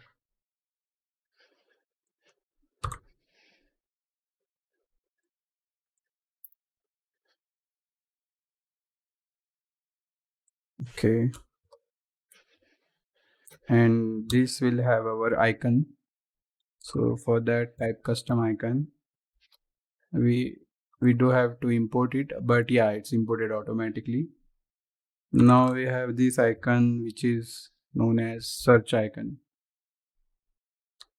Then we have to specify the color, which is orange color. Colors dot orange. Yeah, you can see here. Now we have to set the size by using font size of size 20. Now it's a little bit bigger and it's clickable. Okay, so now we have to make this a little functional and align it to the along the y-axis. So for that, first we need to add check the text input container. So there are some methods remaining, which is on change text. This method is used to change to get the text whatever we are typing inside the input container. So on change text, we need to add that text. So this method will provide the current text which is inside this, and it will save it to this method. So on change text is we defined it right here. You can also change it to like if it's confusing, change it to set search text and then copy this method here. So both way it's working fine. This will have capital T. Okay. Now we also have to add the placeholder because it's looking really weird. So for that we just type search your movies. That's it. But it's not visible. So it's only due to the color. So that's why we have to add this color, which is placeholder text color. So it will have these colors, white RGBA, but it should be 32. So yeah, and now you can see both of these are looking almost similar. Only problem is this icon which is not aligning. So first we will have to set the custom style, which is styles dot search icon. Probably this is the background, but still we have to define it here, and we have to align it to the center, and then justify content also center, and we also need to add some padding which is of like space 10. So yeah, this, and if we remove this, yeah, okay. So now our search icon is properly working. We do need to add that function. When click on this icon, we have to invoke a function by default. So for that, we have to pass this function to the props from the component. So if you type on press, here you will get a function from the props. So what are props? So props are basically like properties. It's short for properties that you pass on to a component, or you can define it for the component. And then from there, you can just um, use it inside the main component. So here we are using this input header container, and here we are just props defining it. So yeah, so this is showing this color because we haven't added it. Now it will go away, and it should be of type any. Then it will solve all these things. So our so almost everything is done for the text header component. Only thing remaining is value. So we have to take the value because search text. So when we are setting this value using this function to the search text, we have to add it to the inside the text input, so that whenever we are typing, it will have that value. Okay, so if you can just see, I'm gonna add this text component right here, and then here inside that I will add search text. Style will be off, like background color should be white.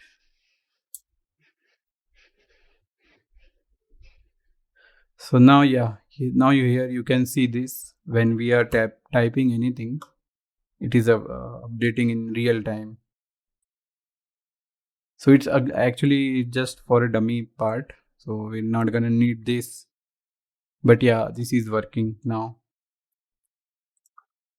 Now in the header component, in the home screen component, we have this input header function. Okay, so input header component, so we need to add a function inside that, because we are not directly searching the movies inside the home screen. We'll be searching it in the search screen. So here you can see this search screen, but sometimes user want to go to the search screen without clicking on this. So for that, we need to create a function which will navigate it to the search screen. So for that, we just have to make a function. So search function.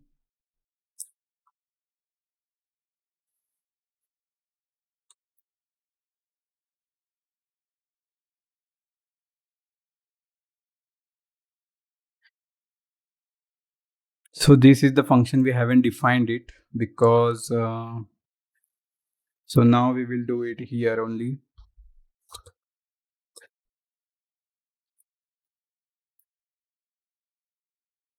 And we are doing this because we're gonna need this navigation part. So that's why we are defining it inside this main home screen component. So here we just have to navigation dot navigate.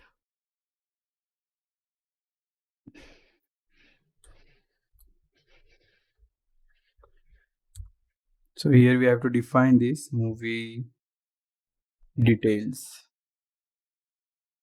Now you can see if you click on it, it will go to movie details, but we want to go to search screen. So for that, we just have to change this. Now, if user wants to go to search screen, that user will click on it and you are directed to the user search screen.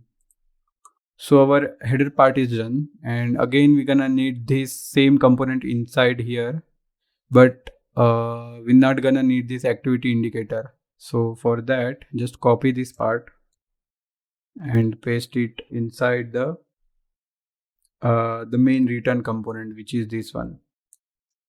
So like that, but not this part. Okay, we're not gonna need this part. We're gonna need this input header because this screen does have this input header. Now our next task is to fill these state variables with data. So for that, we're gonna need some functions, and those which can carry this task. So first we will get this get playing movies, get upcoming movies, get popular movies, like those functions. So just have to, although you can define this function in a different file and use and import from there, but we're gonna do them here only. Get now playing movies list. This is a very big function name, and this will be a async function, asynchronous function. So whenever we have to wrap it inside a try catch component, and our catch will have error. That's it. Now here we have to define the response using fetch function, and here we will get this get now playing movies. So this is our URL path. Remember we made that back then. So now we just have to get the JSON file, JSON format. So type response.json. This is a function which will convert the data to JSON format. And now if we get the data, we have to return that data in the JSON format, that JSON data, or else, and if we face any error, then we just have to console the error part with like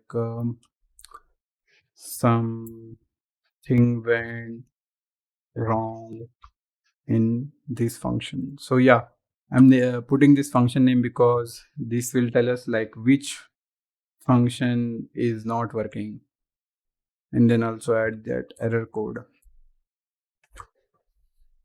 That's it. So this is our get now playing movies list.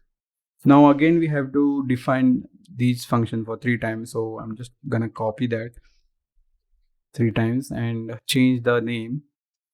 So get now, replace it with get upcoming movies list, and then get popular movies list. So now the functioning is same, so you just have to change this upcoming movies and then popular movies. Okay, so all of these will return the same data from the API. It's a list, and then here we have to just change the name, which is like get upcoming and get popular.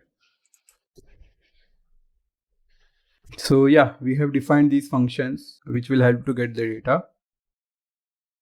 And now we have to run them inside the for loop, inside the use effect hook. Sorry, not for loop, use effect hook.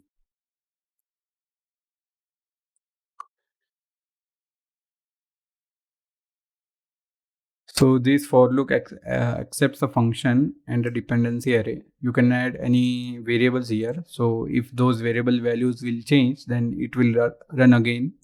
This function will run again based on the new value, or maybe the effect of new value. So here we have to add the function.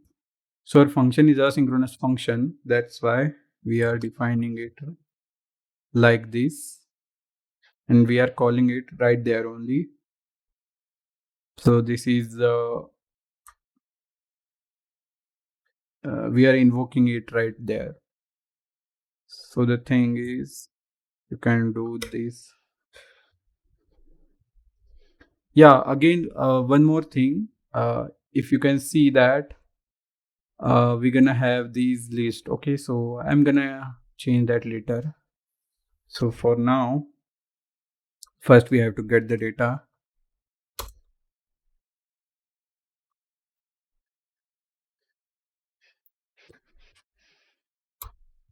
So this is the function.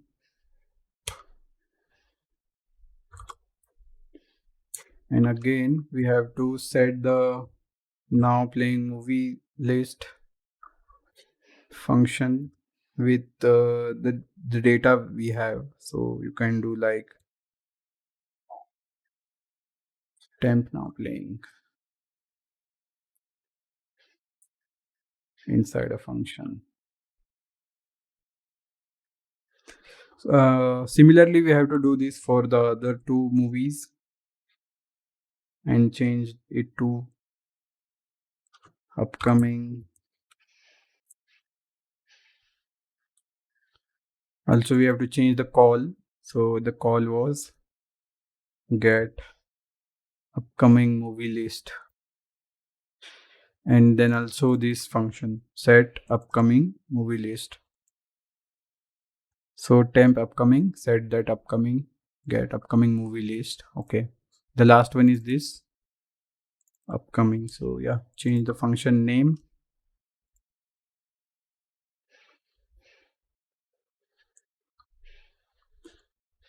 And then change here the name.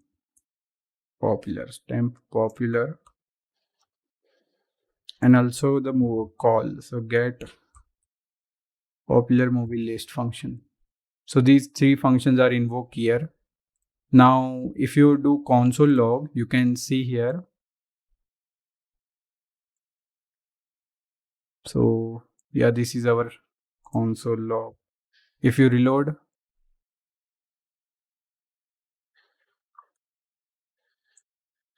now you cannot see that loader. The only reason is because we have this value inside our state variables. Okay, so you can see them in a little bit in the start, and then you will not see it.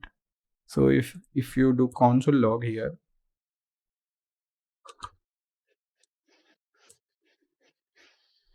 and just copy these values,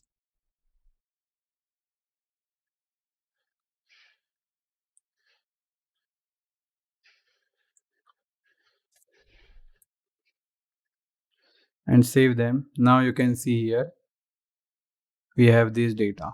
So this is the movie data from here.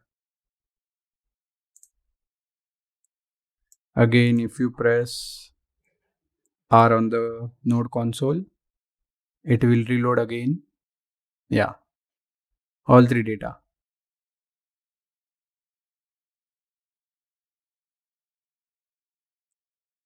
You can see how large it is. And in the beginning, all of these three are undefined. As I told you, like they will be undefined. That's why we are going to see, we are seeing that loader. And after that, the data is filled with these values. So that's how it is. So now we're not gonna need this console log, so we will remove it now.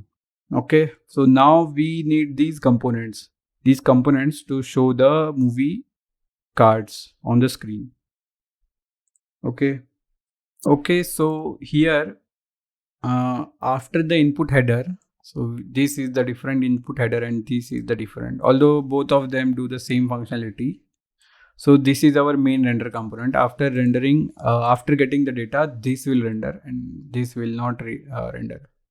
So here we have to add those movie cards. So first you can see here now playing, popular and upcoming. So these are the little text components. We can make it a component and import it here so that we don't have to type it again and again. So we will name it as category header. First go inside the component and create a new file as category header.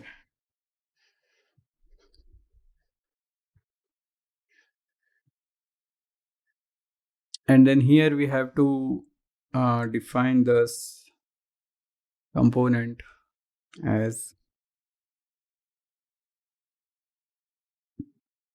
category header.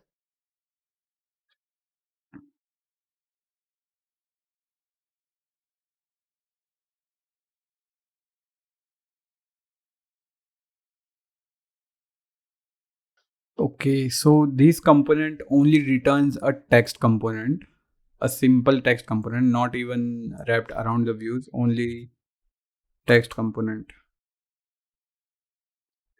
And you will receive these through the props. So first add the props here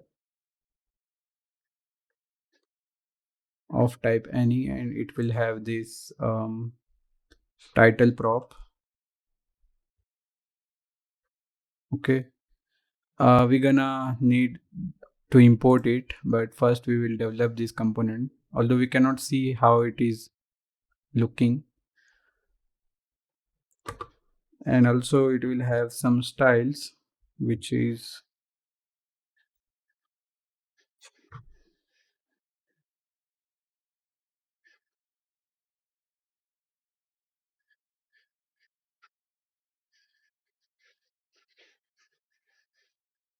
so some of the styles are font family. This will have a semi-bold font.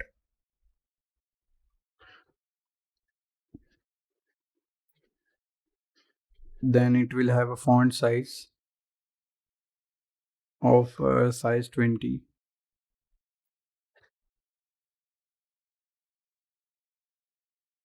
Now it will have a color of white.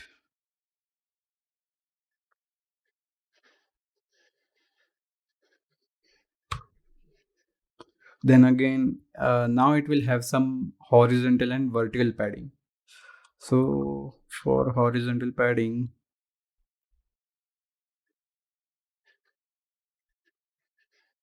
we're gonna need the spacing dot 36.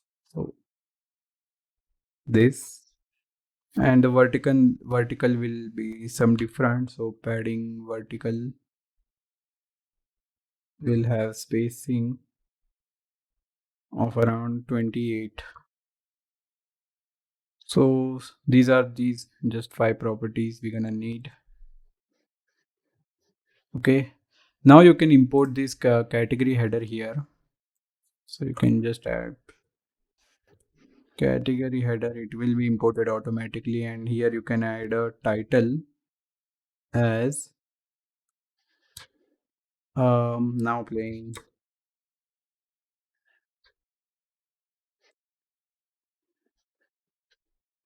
If you save, you can see now playing is visible here. Okay, so similarly you have to add this for 3 times, like for popular and for upcoming. So just add that here.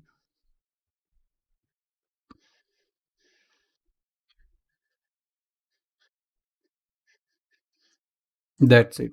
So these are these header properties, category headers actually. Okay, now we have to define a list. So a list of movie cards actually. So this is the list. These are the sub movie cards. So before moving forward with these movie cards, I have to point out a silly mistake that I made earlier.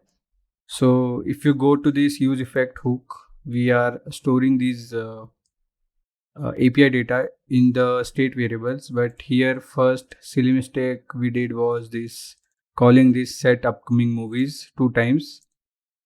But first we have to change it to this set popular movies. So first of all, copy this and then save. Another silly mistake we did was like here you can see we are setting this object directly inside this state variable. First, I will just swap these. Okay, so now it's in right order. Okay, so yeah, we have to see that we should not do this like directly setting the object, because if you do a condition, if you do a console log, here you can see first we have to do this,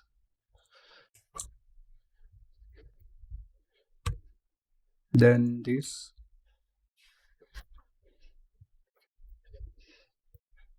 and then this one. Okay, now you can see here we are seeing this undefined. So why is it happening? So first, also we can reload this component, re-render it, and now it's giving this cannot read property length. So length property doesn't exist. So we are getting this error. So to solve this, we have to see our API call. So first let's look at this get now playing, and let's look at this API call. Our API call is this one, now playing movies.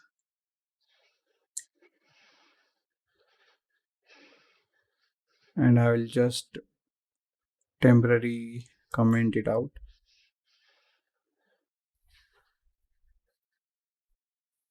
Okay, so this is our API call. Copy this one. Go to the Chrome and hit the API call. So here you can see this is our object we are getting after hitting the API call, but the array is located inside this results property, and there are multiple properties. So we don't need these properties. We only need the results properties. So that was our mistake. That's why we are not getting the length, like the array length. So for that, just here we have to define results. We wanted to copy the content of this result property and paste it inside set now properties. So eventually, we don't need to. Yeah, that's how it will work.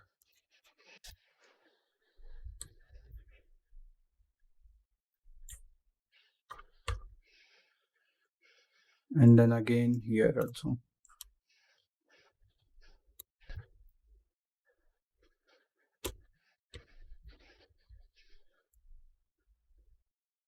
Okay, so similarly, if you want to check, all of these are giving the same format of API response.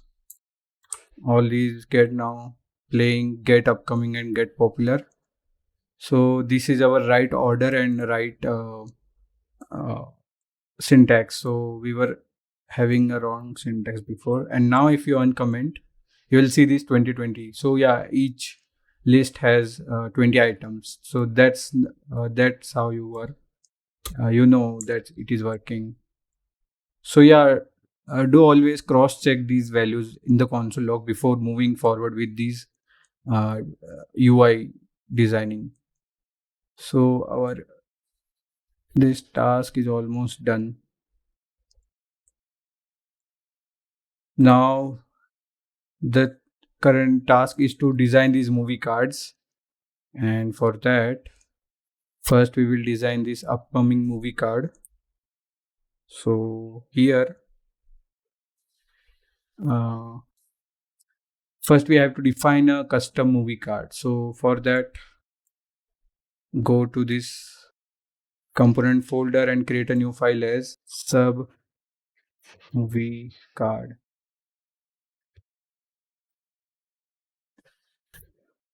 Because this is our main movie card, so this we will call this as movie cards and these two as sub movie cards, because this has some different size and different properties also.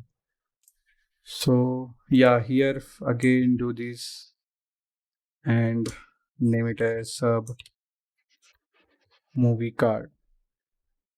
Again, we don't need this for now.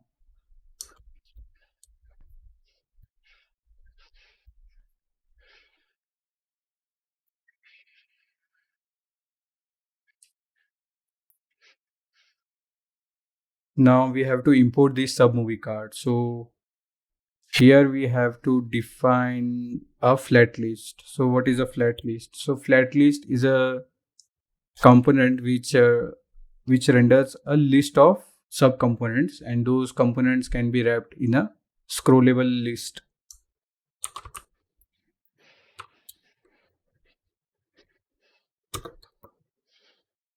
And we have to import this flat list. Just cross check and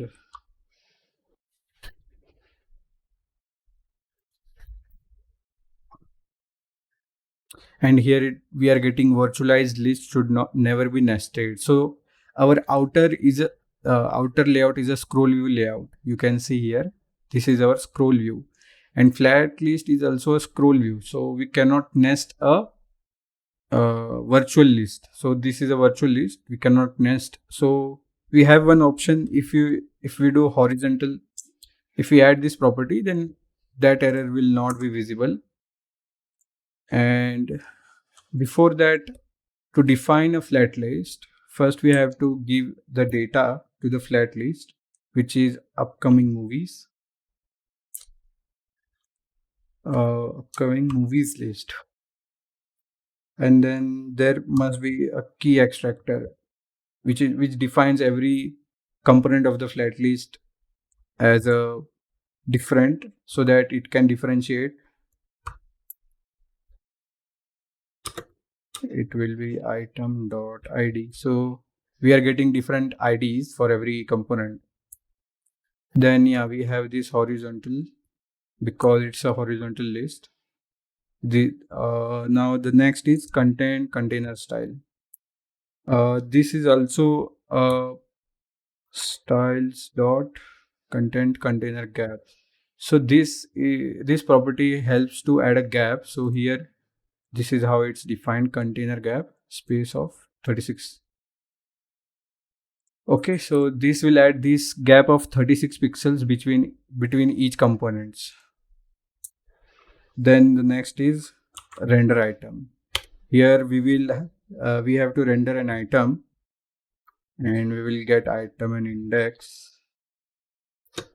And here we have to return a sub movie card. So here you can define that sub movie card. That's it. Now it may not be visible, but here we can add style of white color.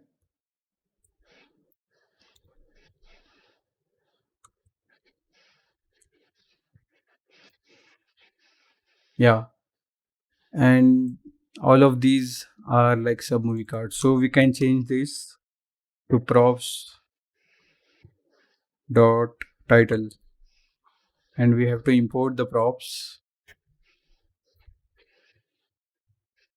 of type any. So now we are not passing the props, but we have to do that to it work. So we have this item dot. Okay, so what should we pass here? So this is a single item. You can see here, this is a single item, so it represents every single item. So here we can pass the original title. We can copy this and paste it here. And now this is the movie list. Yeah, you can see these names. So these names are the list of movies. Okay, so we have already passed this value as a title. Now we have to pass the image URL. But before that, we have to add multiple properties to the sub movie card. And we have to customize the movie card also. So there are multiple things. The first thing is margin. So we're gonna add a left margin to the leftmost card and the right margin to the rightmost card. And gap will take care between the content container style. This property will take care of the gap between these containers. Okay, so first we start customize this movie card. So the functionality is that when we click on any movie card, it will navigate to the next to the movie detail screen. So for that we have to import the touchable opacity.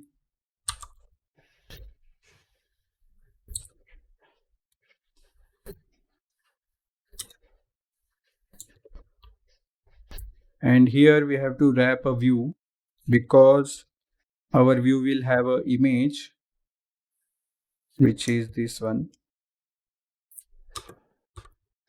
And this image will have a source of URI,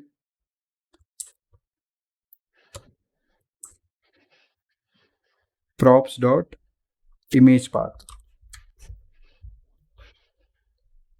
But currently we are not sending any URL image path. So, but we will come back to that later. Now we are also adding this text component. So for that, add text as a title. And here we just have to add this props dot title like before. Now the title is visible, but we haven't added any styles. So we will come back to that also. But for now, we will just add some basic styles. And first of all, we don't need this view container outside because touchable opacity will work there. And inside that, we have to add some functionality, not styles. So on press, so this function will execute another function. We will wait and focus it on later. But first, we have to add this image URL. So go again here and add this property. So our sub movie card will have this image URL, image path.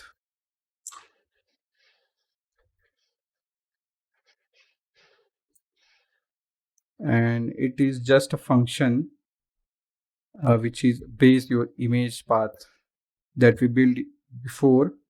Also, we have to pass a size here and item dot poster size, not poster size, poster path here. So now our image has this poster path, poster title, and some of the other properties that we haven't defined. First, we will define it here. So first, we're gonna use this card for multiple in multiple screens. So here it is used as a horizontal scroll list, but sometimes we can use it as a vertical scroll list. So for that we have to add property as should marginated at end. So this property will tell that should it be marginated at end, like the first and the last card. So yeah, because it's a scroll list, we're gonna pass it as true. Then again we have to pass a function also that we haven't defined yet here. So for that You just have to make an arrow function here,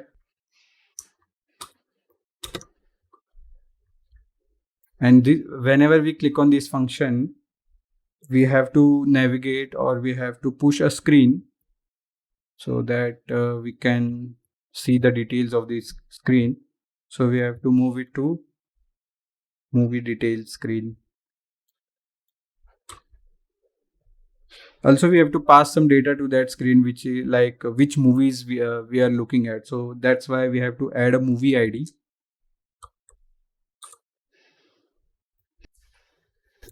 which we can get from item.id. So this is our function. Now we have to also pass the card width. So this property will define the size of this card, how big it is, and we can control it. So here we have to pass it like a third of the width of our width. Okay, now we have to pass is first and is last.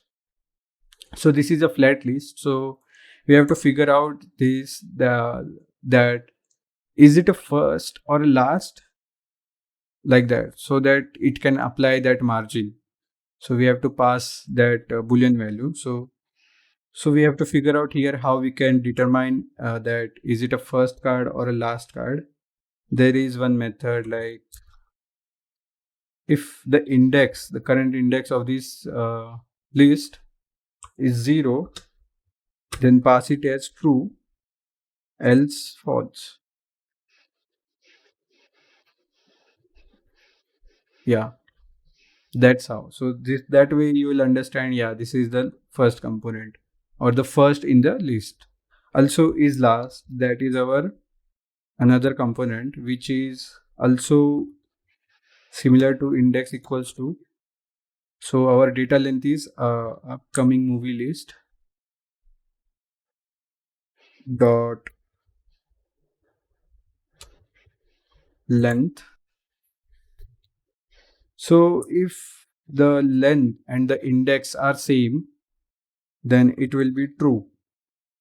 But if it's not, then it will be false. Yeah. So most of these properties I have defined here. We are gonna build inside the component, although we are not using at this time.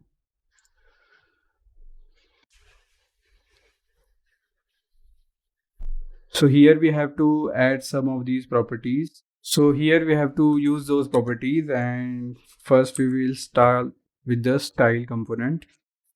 So first of all, our style component is styles.container.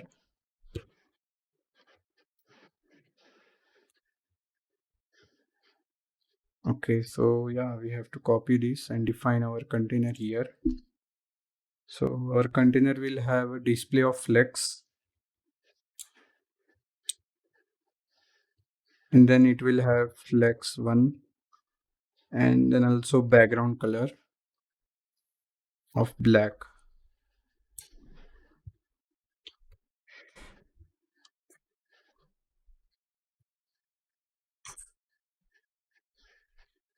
So that is our container background. And now we have to define the image. The image is not visible at this time. So yeah, so for that we have to define our styling for image, which is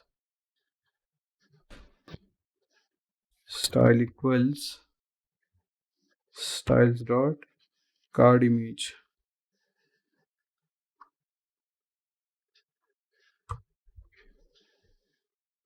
And it's not defined yet. So yeah.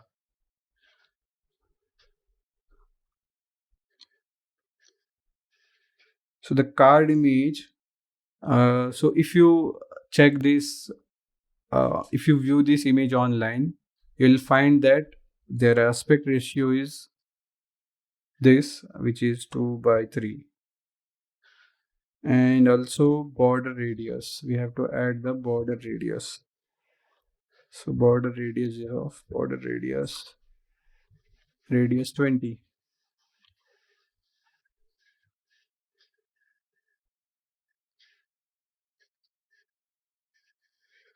But we haven't defined this width yet. So the main reason is because we have card width coming from these props, and we cannot add it to our image style here. So that's why we have to apply some conditional styling here and add this property width as inline style. So here you can just do width and then props dot card width. So that way you can see that uh, our width will directly affect the length of this card. Okay. And now moving forward with this view container, we also have to add these styles. So these are also conditional styles. So the first one is props dot should marginated at end. So this property, based on this property, we have to define whether it should have a margin at first and last card or not. So for that, we will gonna have these two styles. The last one is the empty one, but the first one should have a style. Here we have to again check whether it is a first element or not. So whether is first. So if it's a first element, then again we have to define an object, which is this one. So here we have to add margin left as spacing of 36. And if it's not, then again, if it's not the first element, then we have to check whether it is last element or not. So props dot is last. So if it's true, then again we have to add a property as margin right with spacing as space dot 36. So that way, if we have marginated at end true, then this will execute, else this is executing. And also, if it's a first element which is true, then it will add a spacing around of 36 margin left. And if it's last element, then it will add a margin right. Else it will not add anything. So this is the first property. Another property is also props dot should marginated around. So this is another property which will help to add a margin of something around 12, which is around that card. So for that also we're gonna add spacing dot spacing of 12. Okay. Now one last property which is remaining is max width. So here we have to define the max width property, and also we have to give this props value as card width.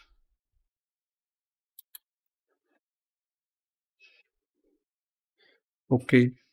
So this component is almost done. The only problem is this text component. We haven't customized our text component yet.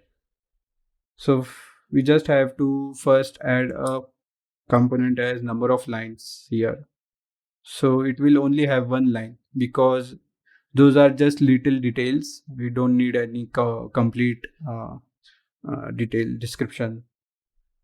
And also we forgot to add the styles. So for that, styles dot text title.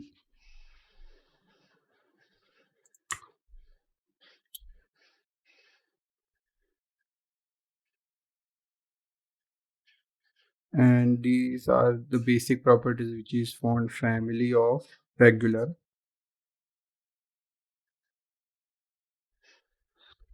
and then font size.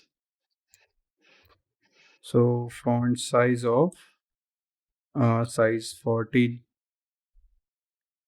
Also we have to add the color,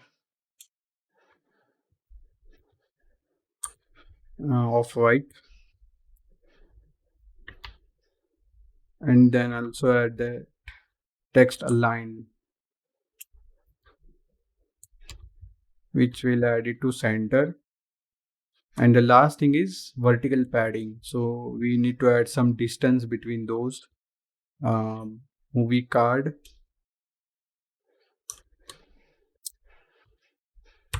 and the text title. So this is our movie card. And yeah, so now you can see here we are not able to see the image, so for that we have to check this. Okay, so here we mistakenly add something else. So to fix this, we have to add the real value. So the real value is 342.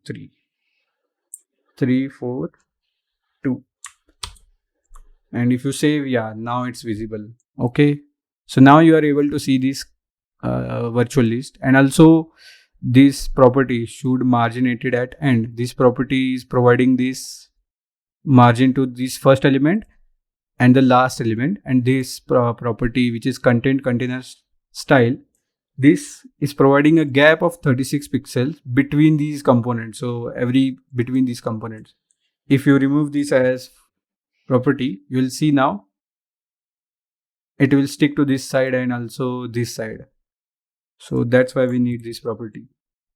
Okay, now similarly we have to copy this same to popular movies and now playing.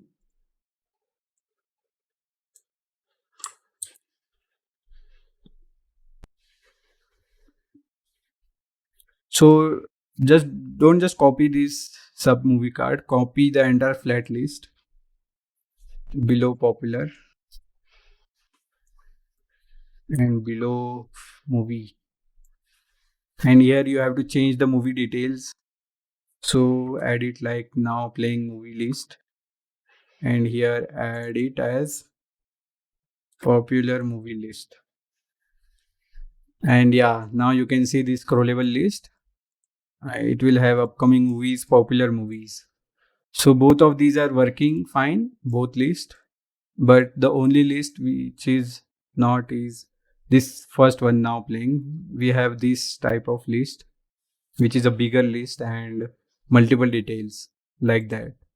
So we have, for that we're gonna make a new movie card component.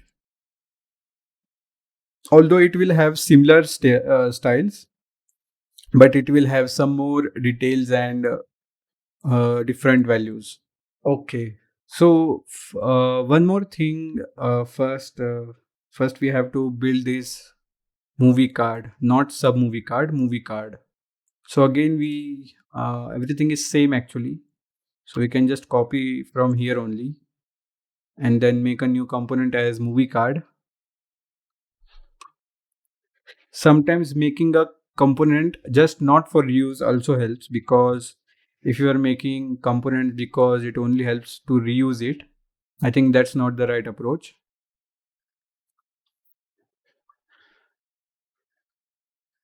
So everything is same, just change the name, movie card,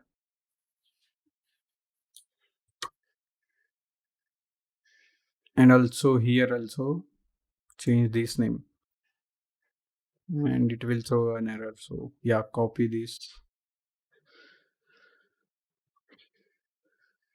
Movie card doesn't exist. Okay, not. Okay, now it's working. So now we can individually work on this movie card, and then we don't have to worry about the other, which, because those are different components. So movie card. Okay, so the properties that our movie card has are not much different. Those are almost similar. So the first one is this card function. We're gonna need this. Should marginated at end. There, that's also we're gonna need that. Card width. So here we can change this value. We just have to change the value, which will be of width into 0.7, which is 70% of the total width. Then is first and is last. Again, we're gonna need these two, because that's how we're gonna add the margin at first and last card. We also gonna need the title and image path because uh, that also has the title.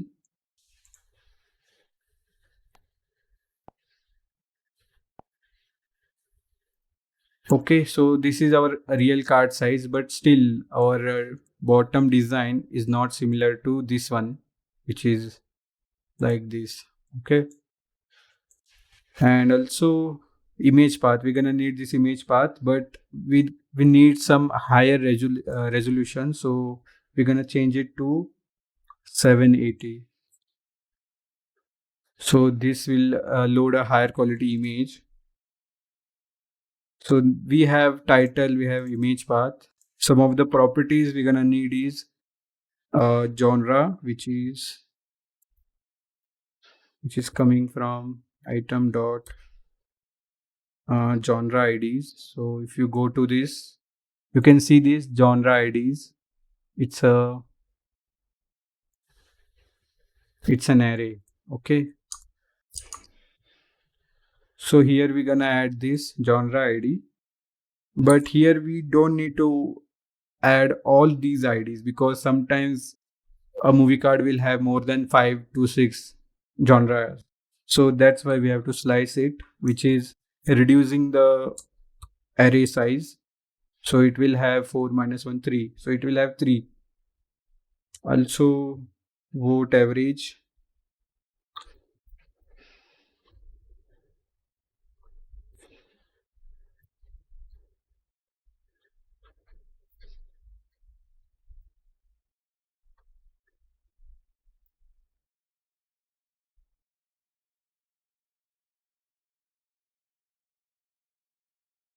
So yeah, our basic details are provided to the movie card.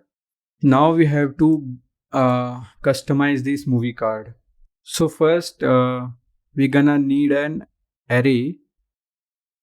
Yeah, so inside this movie list, first we have to define a genre list. So const,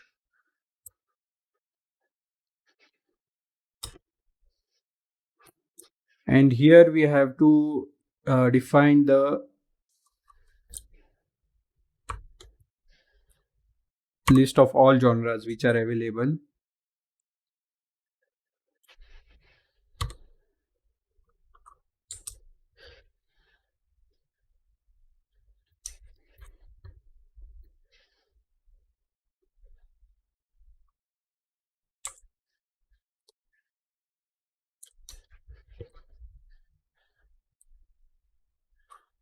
If you want to know like where am I looking at, so yeah, you can directly go to the TMDB movie database, and there you will see these list of genres.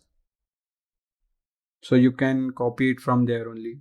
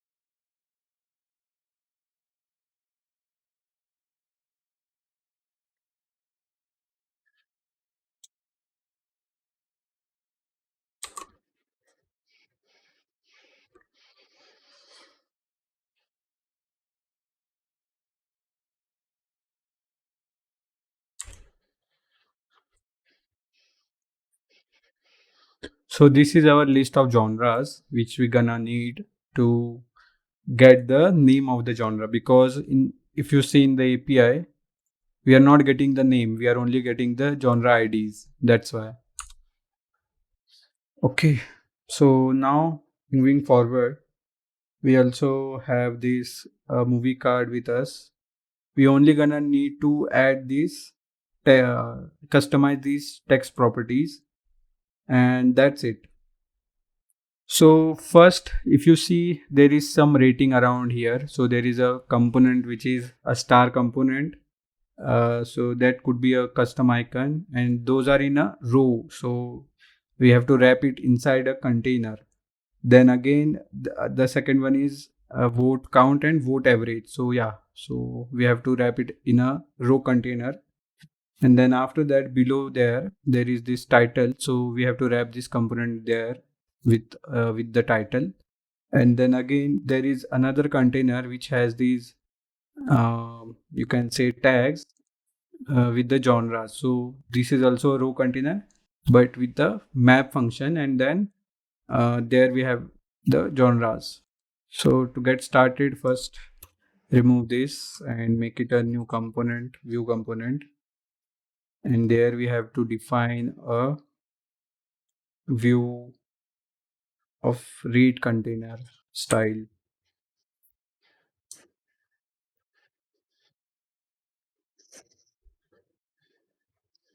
So this read container must be having a, so in the read container, we need to add a flex direction of row, and then we need to add a gap of around 10. So gap of spacing around 10, and then align those items to the center.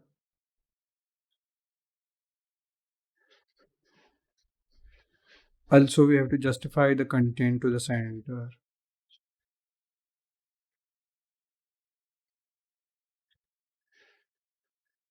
and some margin at the top of similar space 10. Yeah. So this rate container is done. Now here we again, inside that we have to define the custom icon component,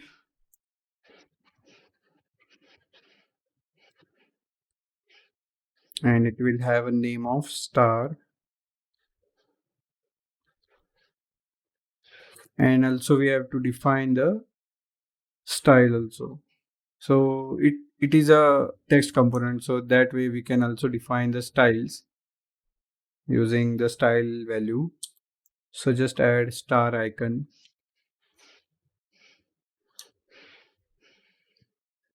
and here we have to define the star icon. So it will have font size of 20,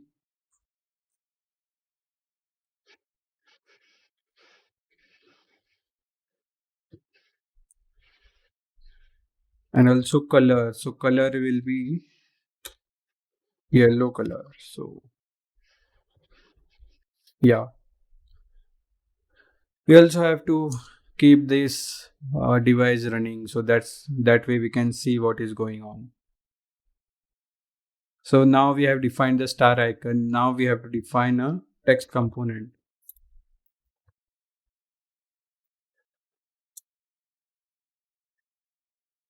and here we can add these vote average props.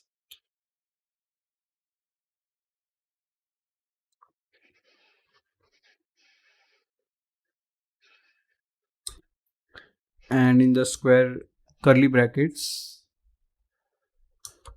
we have to define props dot vote count.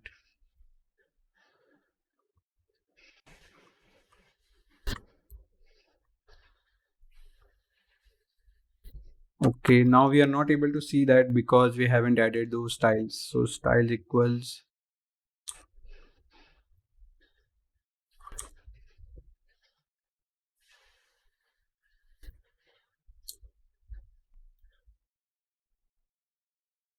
Rather than naming it as a runtime, we will name it as vote text. And now we will define vote text. So the font family should be of medium, and then font size should be of size 14,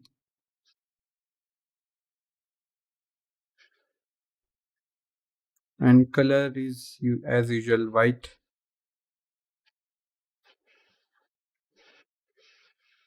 Yeah, now you can see this 7.7 857.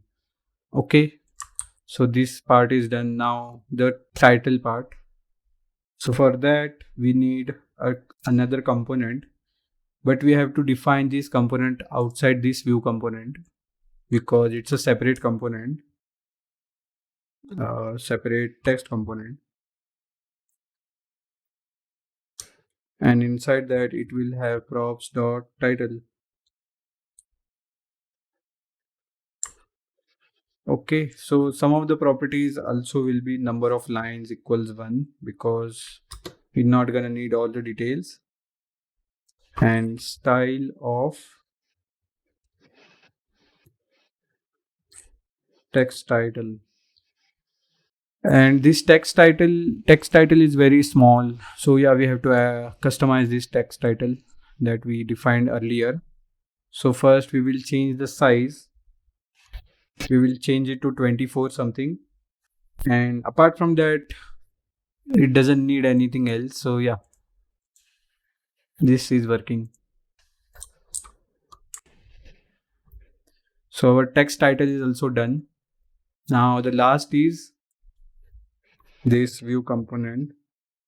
So this is a genre component which will have a list of genres. So for that just add style of genre container. So here just define the genre container. So this will be flex of 1 because it needs to take entire space. Then flex direction of row. Then a gap because we need some gap between these space between these tags. So space 20 will be fine. And then flex wrap also because sometimes it will overflow. So we have to wrap. And justify content center. Now it's fine for the container.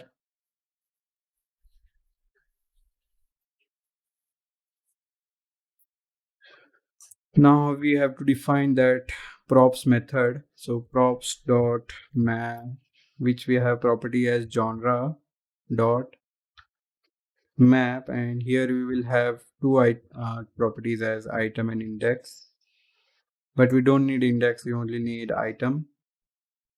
That's it. And here we have to return the component,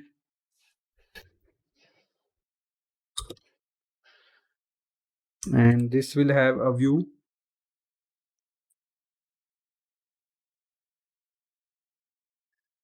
and inside that it will have a text, right? So the text will be the item name, which we have, but we cannot we are getting the id from this map. So for that we defined earlier genres here, this list. So here if we put that id, we will get the string of that genre. So for that it's just like an array. So put the item there. That's it. Now our each child in a list should have a unique key. Yeah, so we also need to add a key. So for that add key equals item. Item is not gonna repeat itself. So that's why. Now you can see here we also need to add some styles. So add styles dot genre box. So this box will have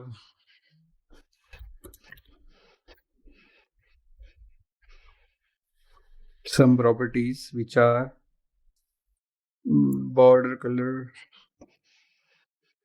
So border color should be colors dot white of 50. Then border width also, border width of 1. Some padding vertical and horizontal also. So padding vertical should be smaller as compared to the horizontal. So I'll put it as 4. I think 4 is enough because it is very small component, and horizontal should around double or a little bit bigger.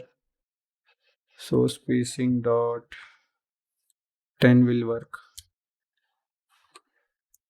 And also we forgot to add the border radius. So for that, just add border radius of 25 or 20 will also work. Okay. Now you can see they are going down. Yeah.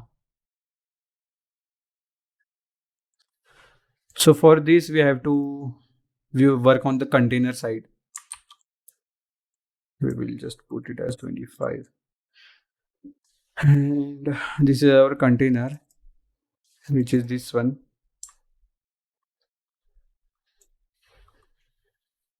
Okay, so that there was a mistake. Yeah. Now this is working fine. And as I told you, this will have some bigger container. So the main issue is we haven't designed the text. So those text will be very small in size, smaller than the default size. So for that, we have to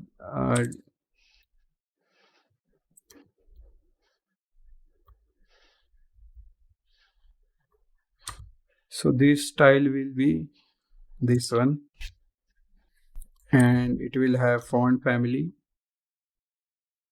of regular, then font size. So here font size will be very small. So font size dot 10. So this is the smaller size, and the color property, color will be white, but not white actually. White 75 will look good. A little dull. Yeah, now they are looking very aligned and okay. So yeah, and if you click on anyone, for now it will not go anywhere because we haven't defined our function, although we did define the function here. So why is it not working? Yeah, so the main reason was on press. So here in the movie card and in the sub movie card, we haven't defined any function here that it will navigate. So calling the function is very simple. Just calling of the function is very simple. Just remove these, add props dot card function, and add those curly braces. Yeah, so we need this on press function. So yeah, copy this and also add it to our movie card. And now if it didn't work, just reload the application. And yeah, our home card is visible.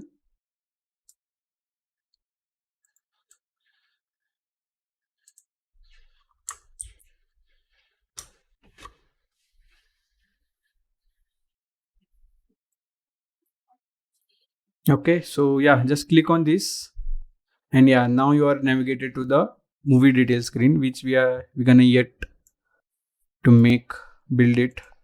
But yeah, this is also navigating to the list, and this one also. So all these three are working. Only little thing remaining is in the beginning, if you saw, this is a direct list, which is uh, we wanted to make it like a card, like it doesn't feel like card. So for that we're gonna do some uh, modification to our list. So first of all, we have to modify our flat list a little bit. So here we have to add these bounces as false. So this is an optional property. You can also add to the other flat lists as well.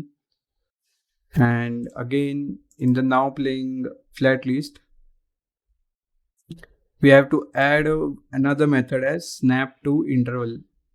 So this interval is taken from the main component, which is our home screen, and here we have to define the width of the component. So spacing dot 36. So now if you scroll, it will only it will snap to that next item, but still this is uh, looking a little bit different because we need like this one in the middle. So to do that, we have to define a component, and before that we have to um, render we need to update our set now playing. So here we have this array, but we have to modify this array. So we have to add a dummy element before this first movie card, and another dummy element after this last. That way we will be able to center it, and we have to custom design that dummy cards. So first we will add those dummy cards here. So first make it a array. Now here add a object, and also at the end, and now we have to use this spread operator. That way we will have this array, and then again we just add an id of dummy2, and similarly an id of dummy1, like that. Okay, so the error is we didn't add the closing array bracket. Yeah, now you can see this. Now it will cause an error because we will not get all the properties, because we are only defining this id property. Okay, so now in this flat list we have to render a custom component for the dummy elements. So for that we have to add an if statement. So first remove these, or not remove actually, yeah, make it a remove these brackets, and then add a return method here, and then wrap our movie component inside that.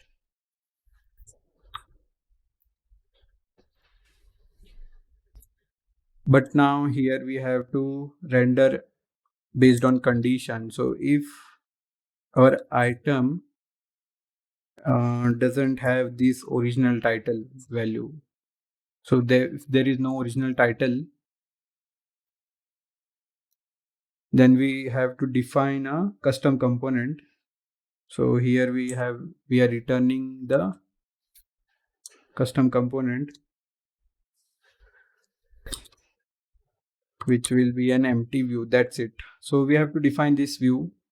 We have to add some styling, and we're gonna add some inline style. So the thing is, we have to define the width, and our width will be, so if you see our component, we have this 36 pixel and this width of this card. So apart from that, the rest of the space is divided into these two other cards. So So we have to uh, get this. So the remaining space divided by half. So I'll show the formula. So width first, wrap it inside this component, width minus width into 0.7, which is our card width. Plus we also have to add the spacing of those gaps, so which is spacing of 36, and actually those are on both sides, so that's why we have to twice it. And then we have to divide the entire playlist. Okay,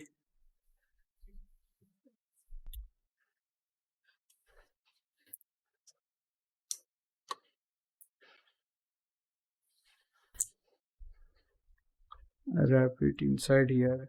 Yeah, now if you reload, yeah, now you can see this is snapping to the center of the card. So here our task is completed. Now you can also add this property as deceleration rate and set it as 0. So that way you will never be able to uh, scroll to next without, yeah. So you will be only able to scroll to the next with how much acceleration you try to slide. Okay. So our home screen is done now. So our now playing list is completely done.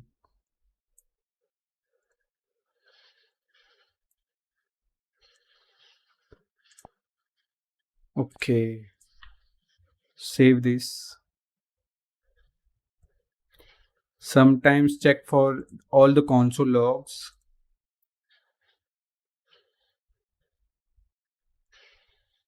by reloading the application.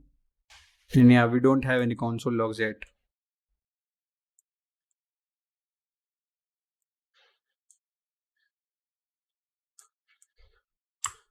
Okay, so our next task is to build this search screen. So our search screen is not that much complex actually.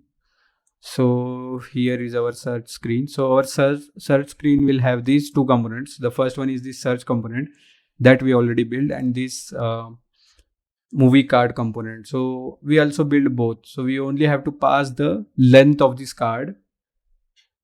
That's it. So, and a single function which after clicking on this, it will fetch the data from the API and store it locally on the screen, and then from there you can get the uh, list of the movies. So this is our search screen. Okay, and now we are going to build this search screen. So for that, first we have to go to the search screen, which is this one. Okay, and this is basic component. Okay, now again we have to import some elements, but before that, first we just try to build this layout. So we're gonna need this input header and a function to search the movies. So first we need this container style, which is,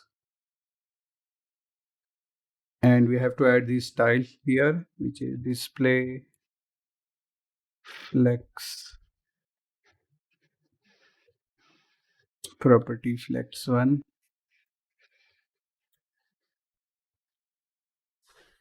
Then width should be of width.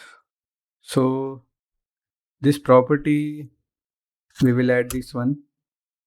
Then align items to center, and then background color also.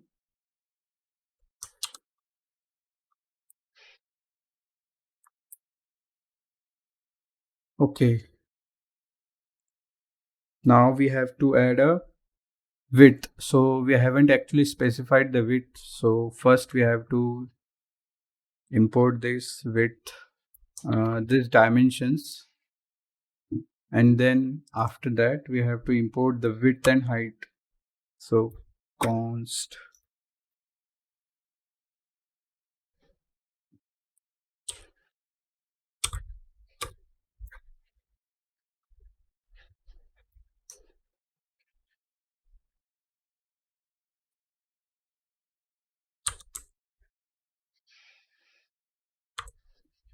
And now we have the width. So yeah, we can just add it here, like this property. So this way, because our variable name is the width also, that's why we don't need to specify the value. Okay, so now we don't need this text component here. And we also have to hide the status bar. So add this status bar and add this hidden property.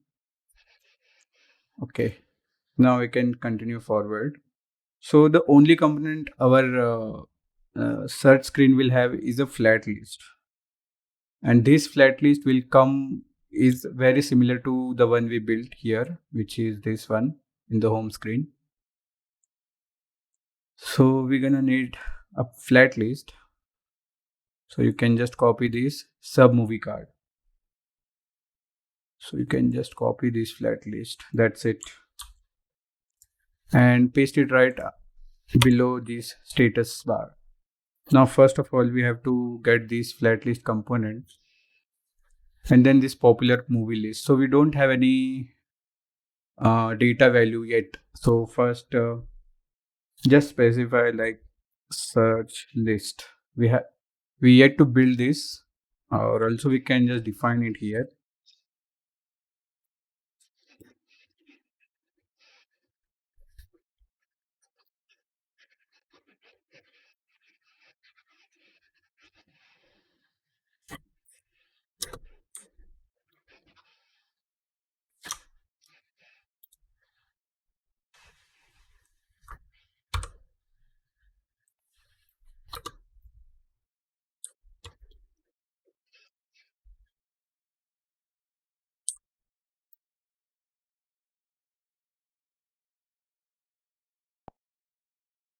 Okay, now our flat list doesn't have any value because there is no search item.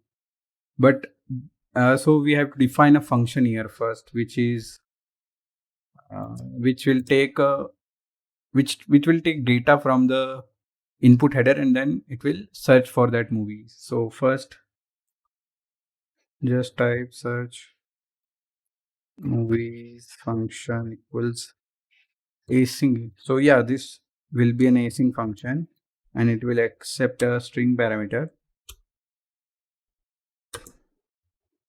and it will be an arrow function.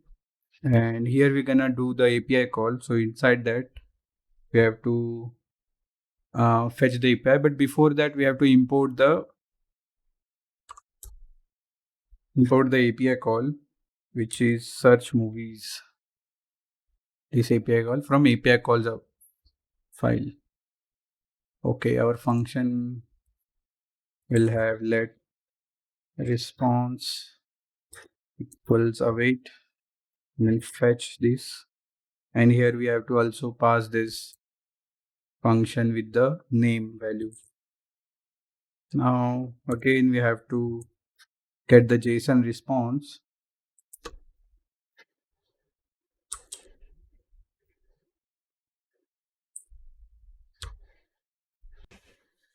And then we have to set our search set list, this function. So set our state variable with the data we have.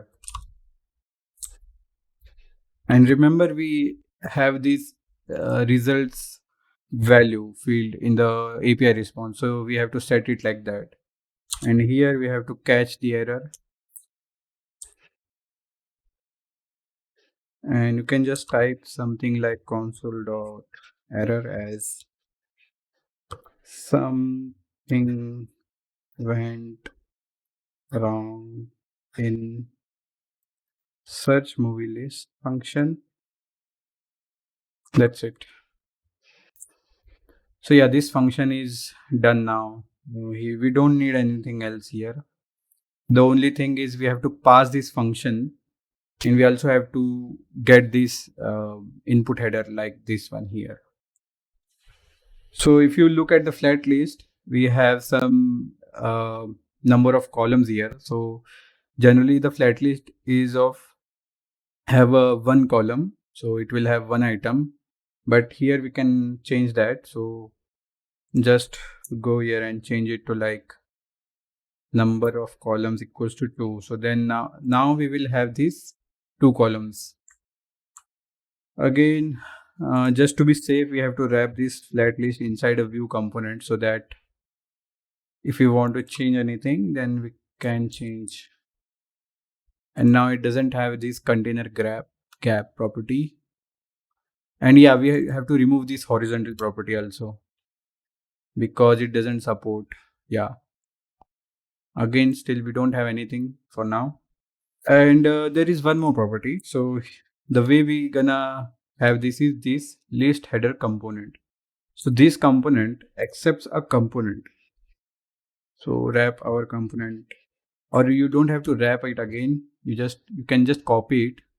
So we build this movie card. Yeah. So just copy this and paste it here. And we again have to import this header function. And this is our search movies function. Okay. Now we don't have this style. So yeah, you can just again import, or you can just copy that. So go down here and paste it. Also there is no spacing. So yeah, import it. These things are important. And now you can see this spacing. Now you can see the search input header. So yeah, this is working now. Again, we have to add some style. So here we don't need this container gap. Rather than having this container, we should have another container. So center container, this is our name of the component. And here we have to add a property as align items and center this. Okay, so that way this will work. Also just add a display property here as flex so that it will not mess the layout.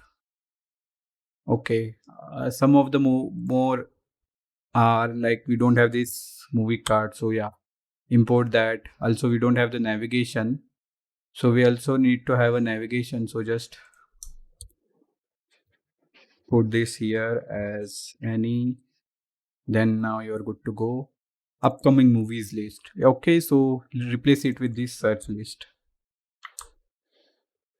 And again, we're not gonna need this. Also this base image path from API call. So we have to again just modify this sub movie card a little. So should we marginated at end? So this is a vertical list, not a horizontal list. So we don't need any margination. So set it as false. And remember we have this property as should marginated around. So we need this property because it's a vertical container. So that's why we're gonna put this value as true. Now again, we do have this function that lets you navigate to the movie's details, and then after that we have to specify the card width. Okay, so the card width is so if you can see that there is this distance between, and if you saw this property earlier, this has a space of 12. So every card will have space around 12. Okay, so for every card width, we're gonna have the space of 12 2 times and the width of card. Okay, so first we have to divide this total width to the half. Okay, so the remaining will be half. And we also have to reduce some space of those margins that we added around the card, which is spacing dot space of 12. And it should be 2 times because it is around right and left both top and bottom also, but we're gonna need for horizontal. Okay, so this one is done. And now here we don't need this don't need these first and last. These values are not useful because again it is only for the vertical, it's only for horizontal but not for vertical. Also we have this base image path and this title value. So yeah, we're gonna only need these two values. That's it. So our everything is done for the search screen. The search screen was not a bigger challenge. So just put Avenger here and try to search and wait for some time.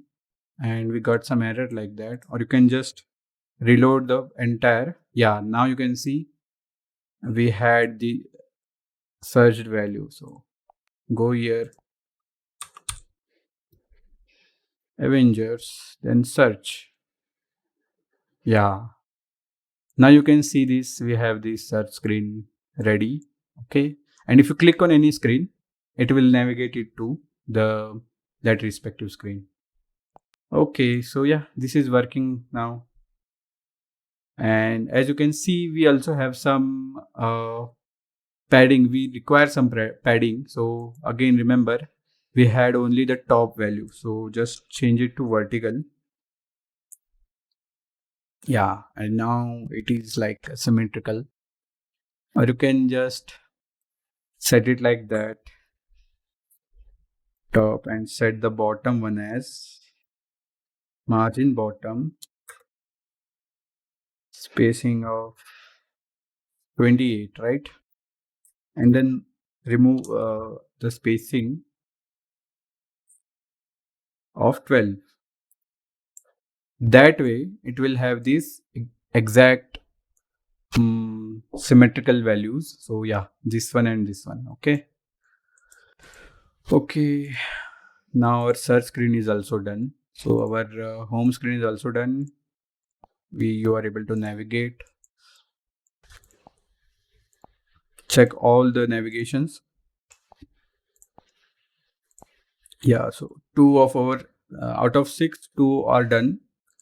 We're gonna need this ticket screen, but before that we have to design the two screens first. So first one is this detail screen. So after clicking on any movie card, you will be navigated to this detail screen where you will have this image, backdrop image, poster image, some details and cast value.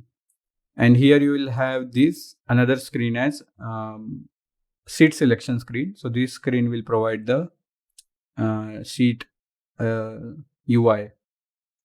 And after buying the tickets or booking the seats, you will be navigated to this ticket screen. So this will be our ticket screen, which we are gonna make. And this is just a dummy screen, dummy my profile screen. Here, if you want to add anything else, you can add, but I'm gonna put it like this only. So 1, 2, 3, and this fourth. 4 screens are remaining. So now we are going to move forward with these movie details screens. So again, open these movie details screens from here. We're not gonna need this search screen. Okay.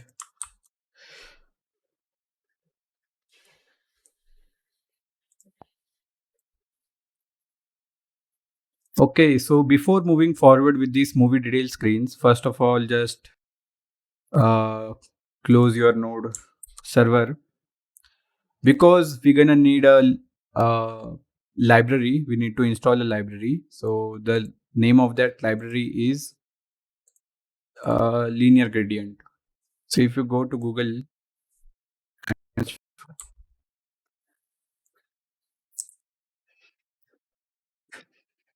linear gradient, then you will have this library, and you're gonna need this library to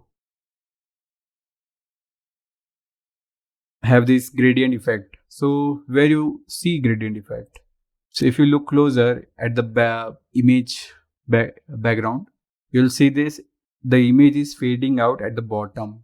So what we're gonna do, we're gonna have this image, and then we're gonna put a gradient from top to bottom with transparent to black, because our background is black. So that's why. So that was our requirement. So just copy this and install this package first. Till it's installing, we have to look at the details and the cast. So yeah, we built this API values, API calls already.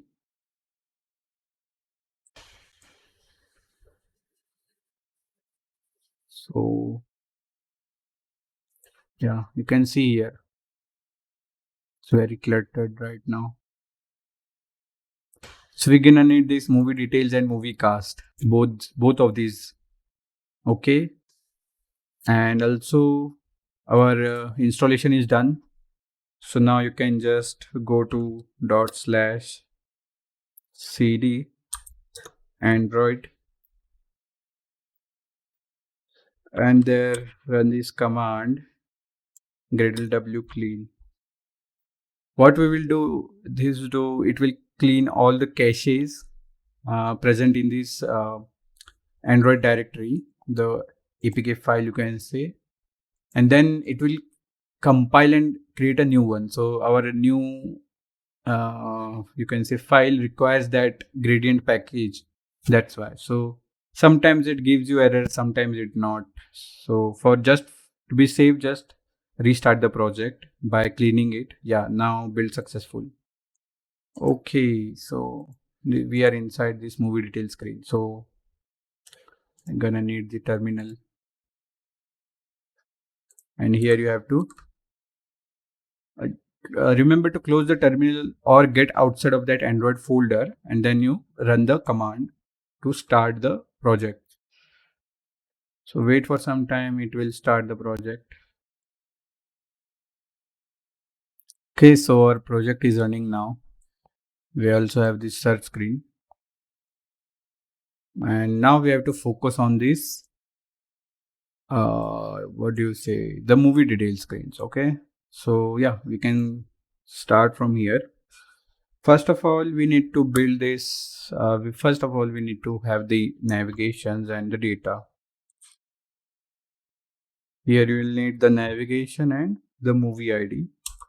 But to get the movie ID, you need to import this route parameter. It have that movie ID.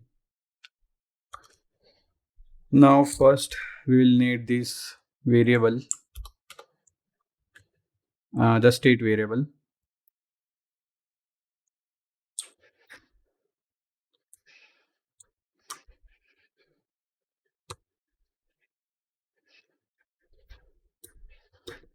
And use state, and if it's not working, then just import it right here. Then again we have to define it as undefined,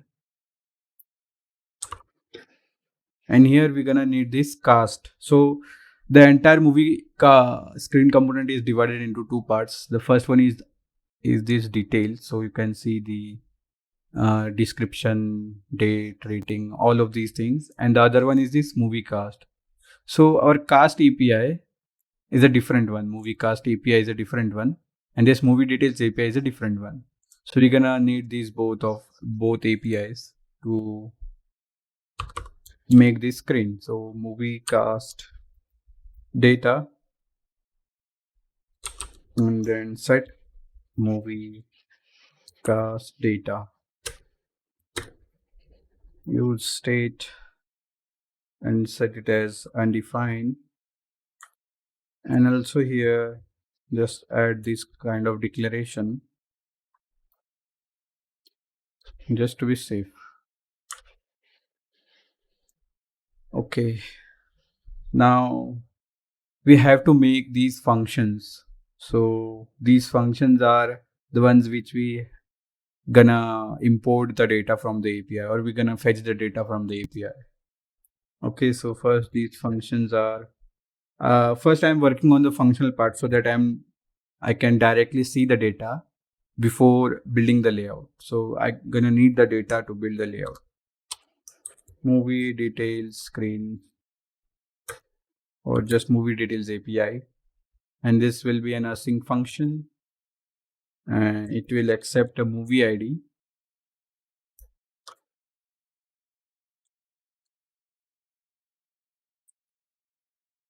which is of type number, and this is a try catch block.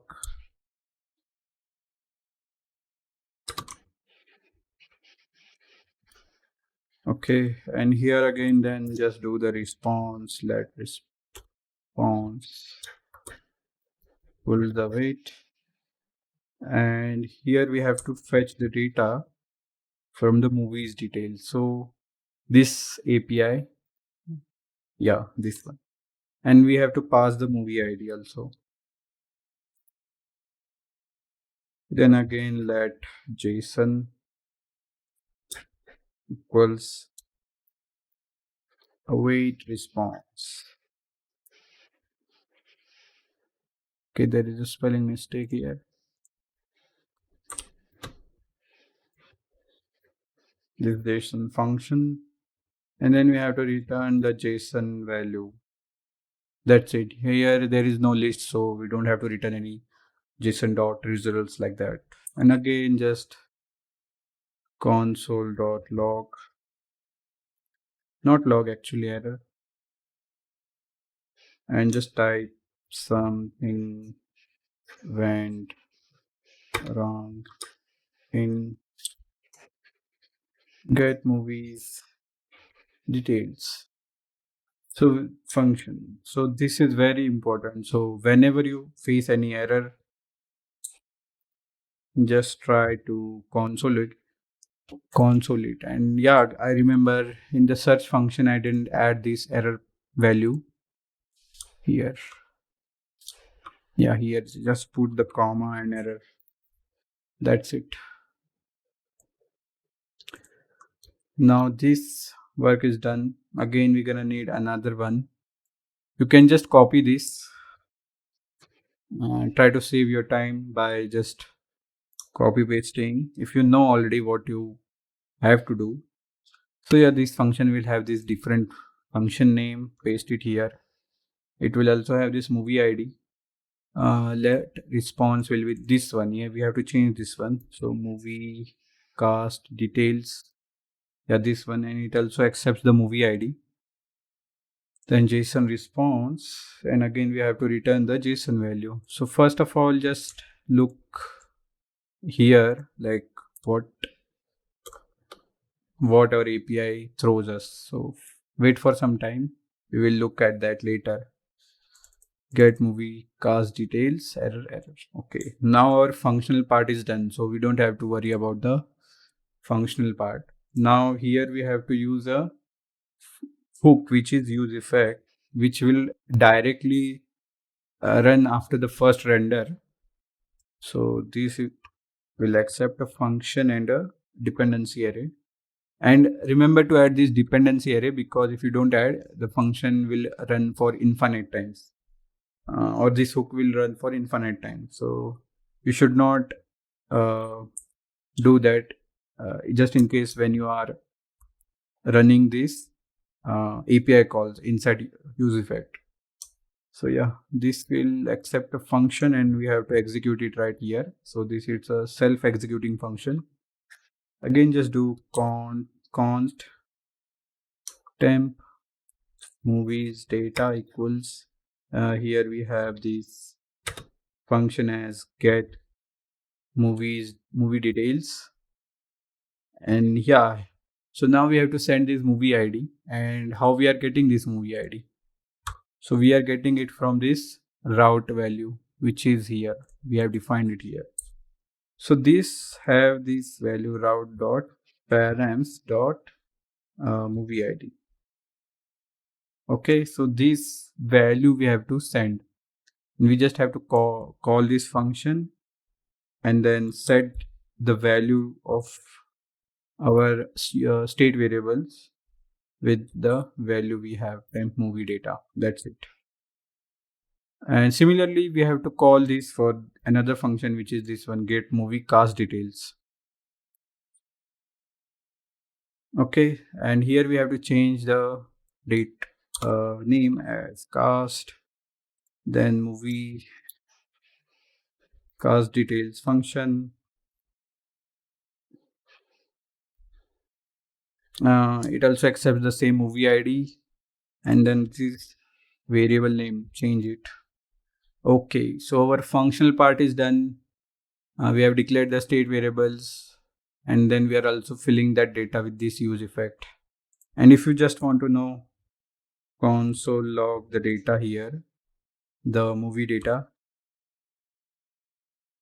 and the movie cast data. Yeah, now you can see here, this is our movie cast data, all these data. Try to reload and just don't console log again, because it creates a mess in the console, in the node console. Okay, now you go inside any of these movies and it will work fine. Okay, so our functional part is done. Now we just have to define the UI elements. Okay, so first of all we have to again, this is getting from the internet again, so we have to add a lazy loading, so it will show a loader until you get the data. So just for that, remember we have this condition here. So before our actual return statement, we have to return another component which will have this movie data, which is undefined, and again movie data null. So this is the condition, and again this is for movie cast data.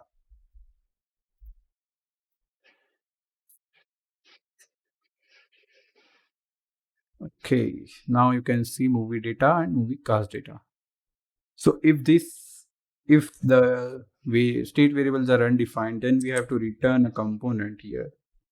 So our component will have a single loader, you can say. So yeah, so first we have to wrap our view not in view but in a scroll view,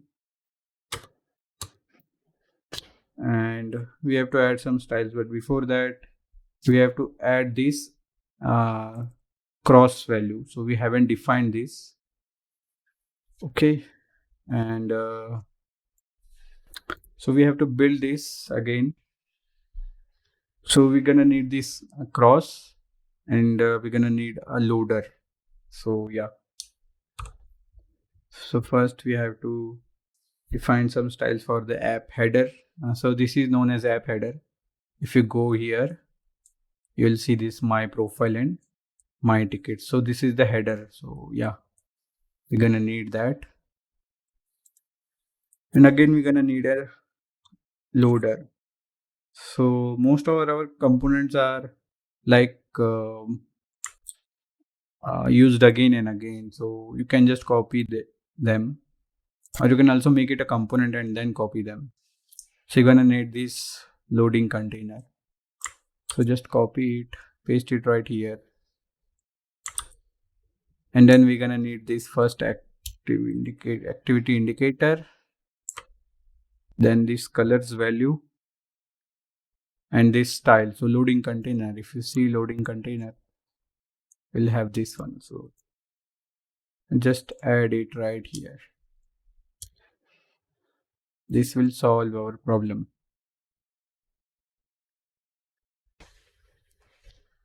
Okay, now we also have to give some styles. So first of all, basic styles. So this has styles of container. Okay, and in container we have to add these properties. Display flex, and then flex value should be 1. And then again we have to set the background color.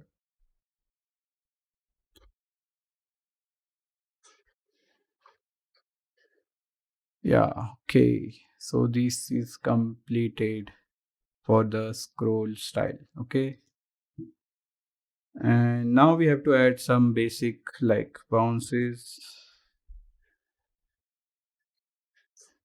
equals false. Then remember we also have to add a content container style.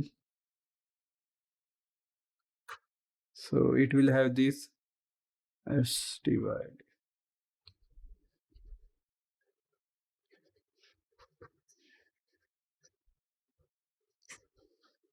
we're gonna need the style.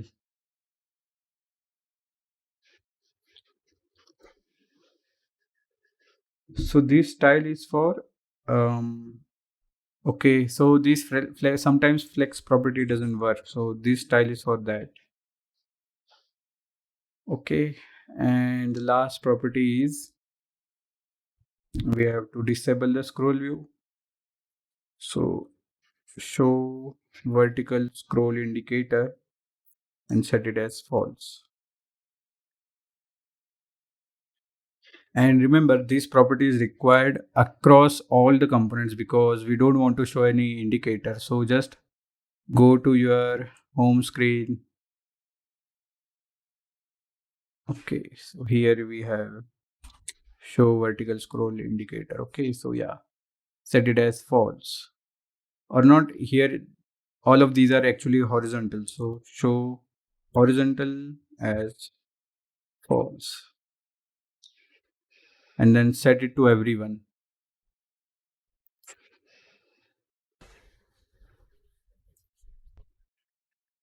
And again, we also have this in search screen, but here we will have the vertical. So show vertical scroll indicator, although it's not gonna be visible on the black screen, but still we have to do that. Okay, so both of our screens are done. Okay, so these properties also done. Now we have to define our app header. So before that, we have to build our app header first. So just go to the components, new file, and type app header as tsx. Okay, so our app header will only have these two things: the value of the icon name and the header name. So these two values. Okay, so first just do the RNCL, name it as app header, remove these.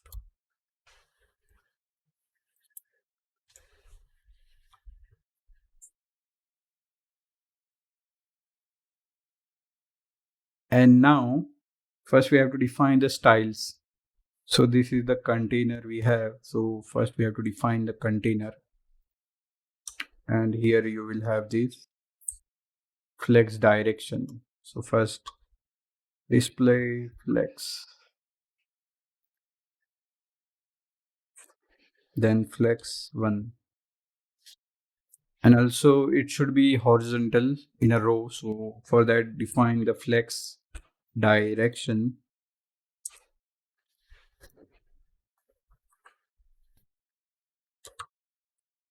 as row. So all the elements will align in a row, and then align items, sorry, not elements, in center, and also justify content center. Okay. Now our icon. So there, before that, first off, we have to remove this text header. We're gonna need it later, but for now we don't need that. And here we have to import this touchable opacity. Okay, and this will have a custom icon. And now we have some props, and from props we can have this name value. So it will have this props.name. So yeah, and we have to add the styles.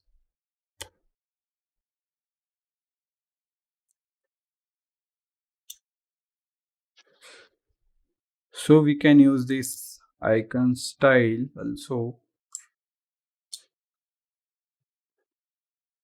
and we just need to add some color of colors white,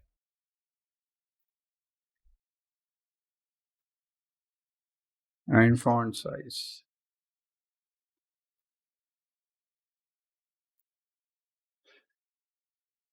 of size 24 will be fine. Okay, so this fetchable part is done. Now we have to import the text container, and here we have to define the props as title, or you can say header, anything. I'm gonna say it as header, and this will also have some styles.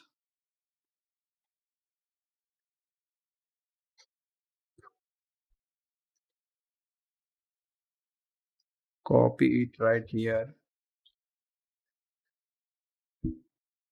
and then set the value as flex1, then font family.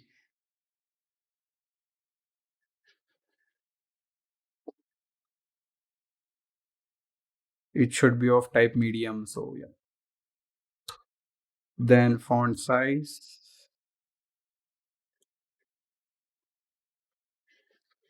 and size should be of 20. Okay.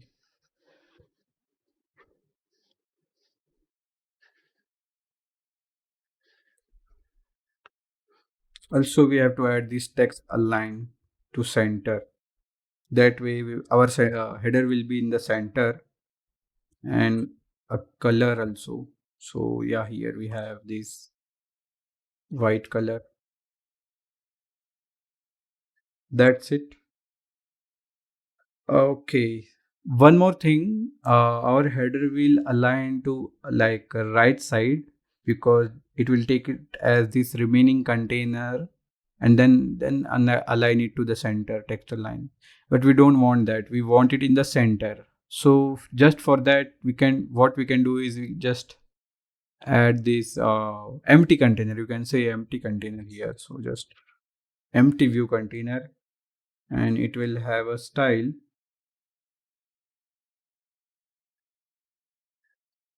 and we can name it as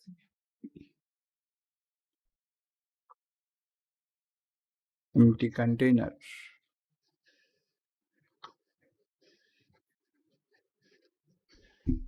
And this empty container will have nothing but just some height, so, and some width. So you can say it as you have this space 20 into 2. I remember to use our styles like these only. Okay, now again we are not able to see anything because we haven't imported our app header, and this will have this name value as close, and then header value. So the text will be nothing, but I'll just say movie details. And also we have to add an action. So when you click on this X, or you can just say close, then it will have this action crop, and you are here you just have to import, or you just have to invoke a function here. It will be an arrow function, navigation dot pop or go back, whatever. I'm gonna say go back. That's it. Now here our app doesn't have anything. So we need to add some styles. First of all, this touchable opacity. So yeah, here we need to add a style.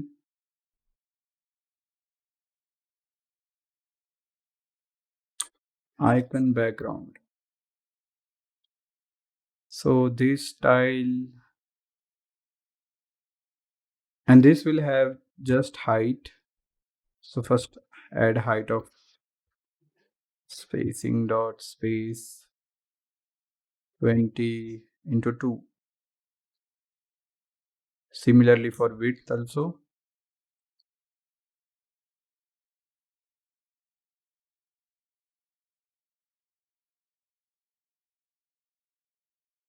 Now we need to align the items to center and then also justify content to center, and then also have to add the border radius.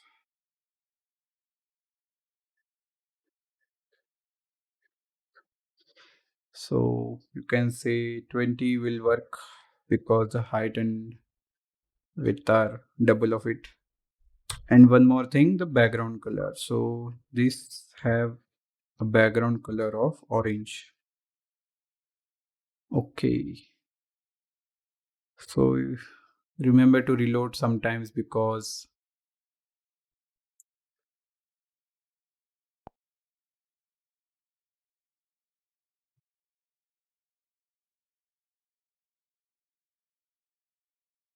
one more thing, we have to call our function, which was this props dot action.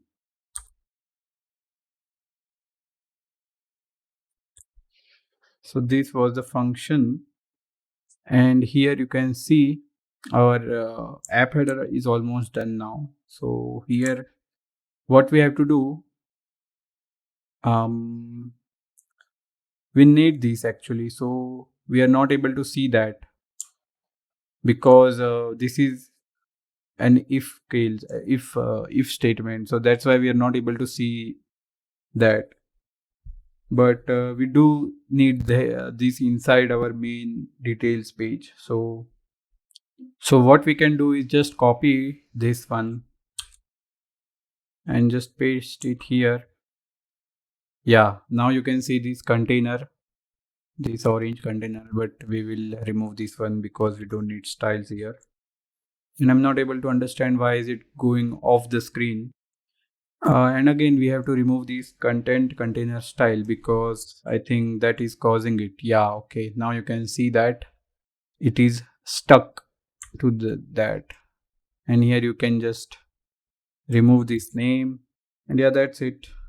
So we didn't add any padding and anything. That's why it is happening like that. And we need to add some padding here. So like an app container like that, app header container. So style equals,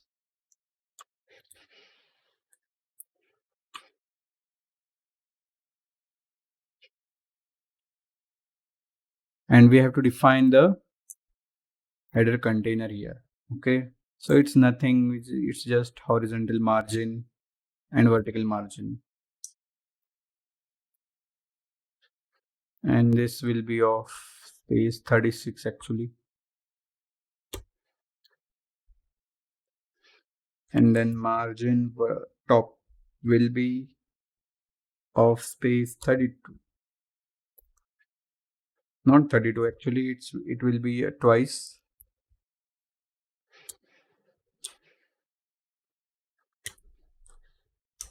So it will be 40. Just like that. And here again we have to import that. So yeah, just copy this one. It will look good here. Now you can see the details, movie details and all. So for now we don't need this text header actually, but we only need this cross value.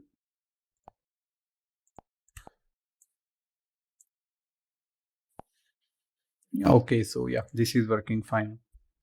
Now we need to focus on the layout building. So our layout have this background image, poster image, 1 2 3 4 5 6, total 6 details are there. So we have to make the component for all of them. So let's get started with the background image first. So we don't need this container for now. We can just copy from there. And here we have to hide the status bar first.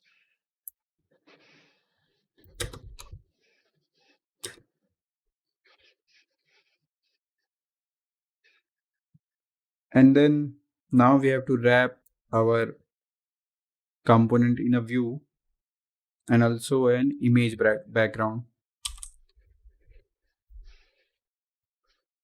So if you see, yeah, image background, okay. And now it accepts some props. So first one is the source prop, source URL, URI. And we have to use this base image path also that we didn't import it actually. So we're gonna need this base image URL, base image path actually. Okay, yeah, we have it here.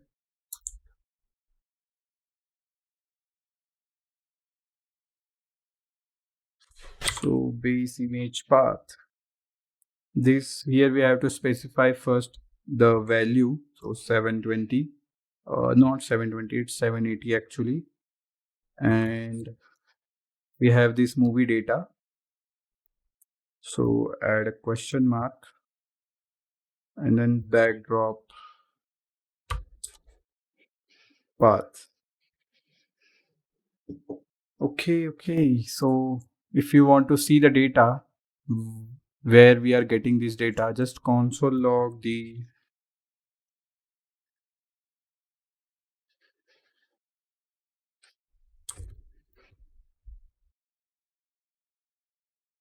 console log these movie details API, add this movie ID here, and that's it. Now you can see this API call here. So yeah, copy that, go to your browser, and yeah, now here you can see these. So these are the data we have. So yeah, here is our backdrop path.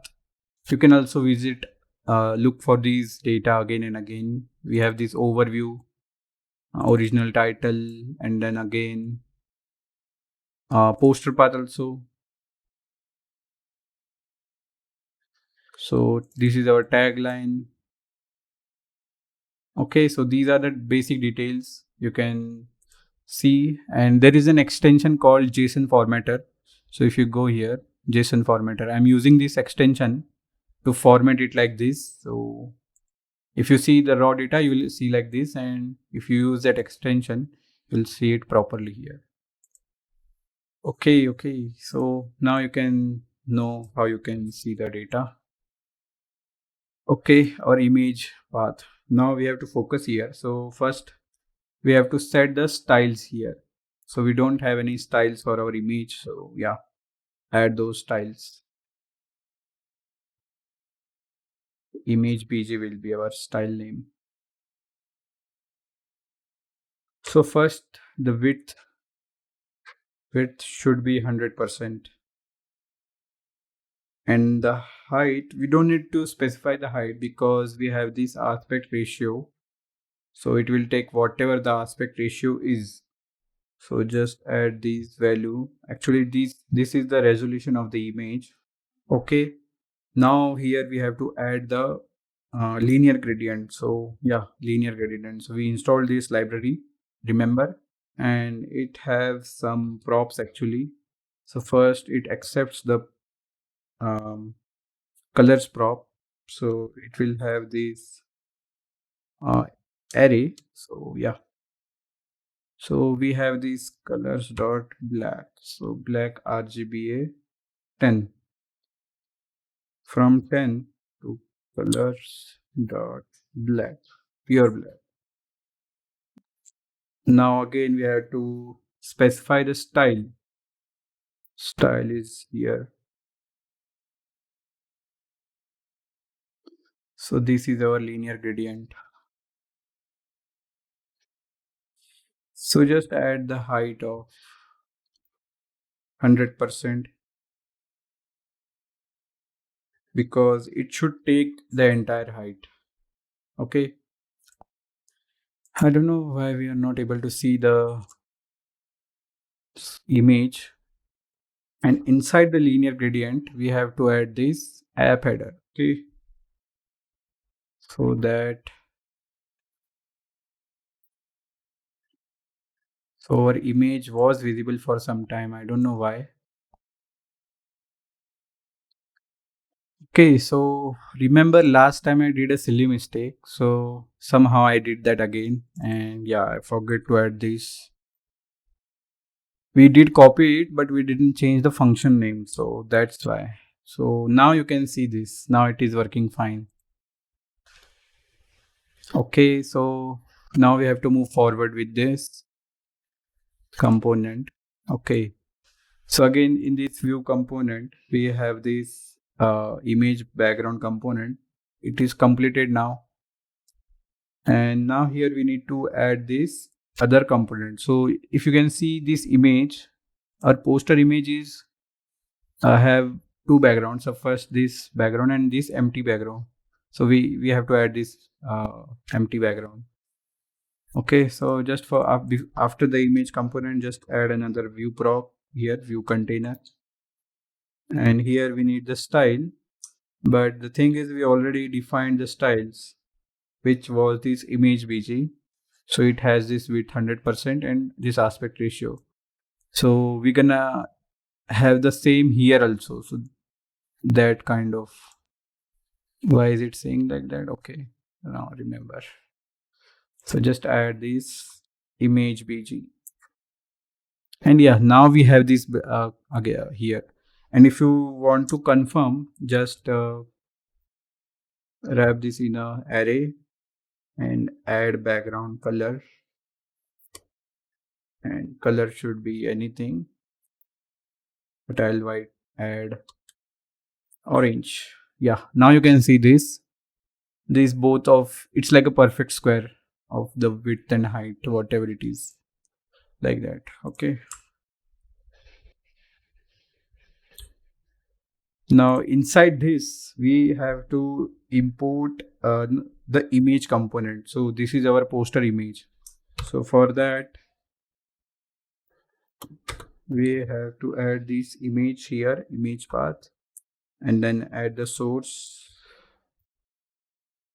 to URI. And again the base image path here, it will accept a size and the poster path. So movie data poster path. Image doesn't exist. Okay, so for that just do this one. Now it will exist. But we are not able to see because we didn't add any styles to the images. So just add style and say it like styles dot card image. You can say card image. And now we will define our card image here. So the width will be of 60%. Okay, and we also know the what do you say, aspect ratio. So we don't have to specify the height, we just have to specify this aspect ratio. Now we have to position it absolute. This is the important property because that way only we're gonna position it on between on the background image. And then here we have to add this bottom 0 and then align cell. You have to align it to center. Okay, so that's how it is looking now. So it's looking similar to this one also. And if you visit any card, it will take it as its background image and then it will load it. You can see that. Yeah, so it's perfectly working. Okay, now we have to add the other components, which are these components. So first we just focus on these two components. So if you see closer, it's a clock icon and a runtime value. So just for that, what we can do, okay, so this major component is over. This was our major background image component. And also here we don't have to add this like that. We can make it as a single blank image component, and because this is our absolute, so if you place after that, it won't be any problem. Now we have to add our time clock and runtime. So first in a component, view component, add a custom icon there and set the name as clock.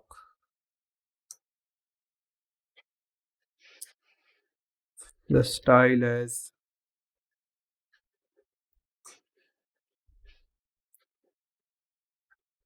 clock icon. We haven't defined it, so first we will define that.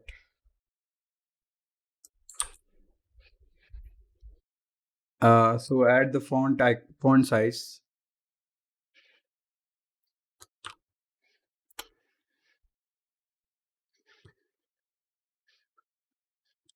So the size should be 20. Color should be white, not pure white actually, with some transparency. So 50 will work, and some margin right.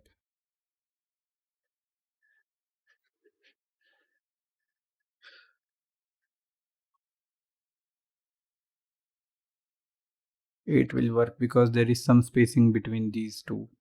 Okay. And if you go to the container, again we need to have these. So now we have a text component here, and it has these value hours and minutes, and we have these values from these two different formula, you can say. So first one was mat.floor, and there we have this movie data, and it will have this runtime. So first we will divide it by 60, and then we can have the number of hours, then some space here also. We're gonna need some space here. And again, this second function, what it will do,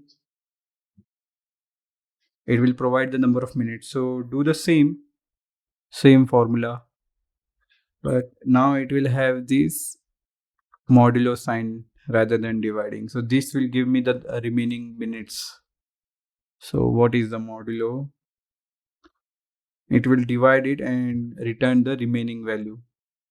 So now this is our formula. This is hours and this is minutes from the runtime. Okay. So now we have to provide some style. So first we have to provide a style of runtime text. Runtime text. Okay. And also we have to give this, we have to center this icon and both of these. So we need to provide some styles to that component as well. So for that, add styles dot time container. So we have to define these two styles. So our time container style will have this display flex, and then it will have flex direction. So that way they will be in a row, and then we have to justify them to the center and align the items to the center. And again we need to add some padding between these. So if you do that math, you can say around 15. So just add padding top of spacing space 15. This will work. Okay. Now you can see them in the center. And the next was runtime text. So runtime text will have font family also. So font family of type medium. Medium will work. Then font size as well.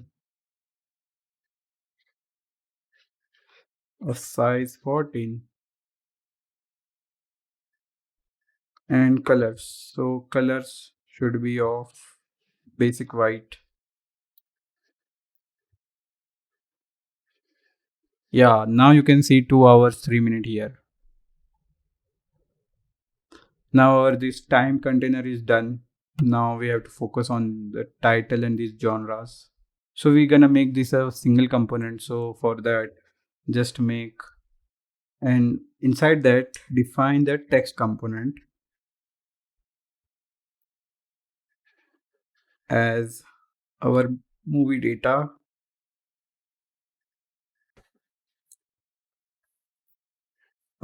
original title. So that is our movie data and original title.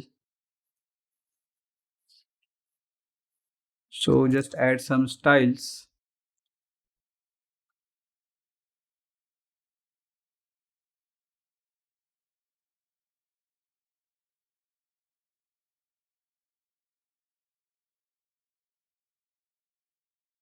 So our styles will have font family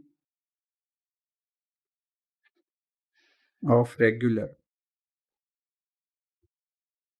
then font size of 24 because it's a bigger title, that's why. Then color of white,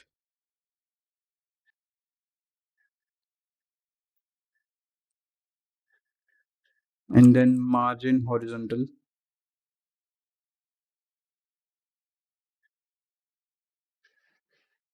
That would be of 36 actually. Margin vertical, that would be of spacing 15 will work actually.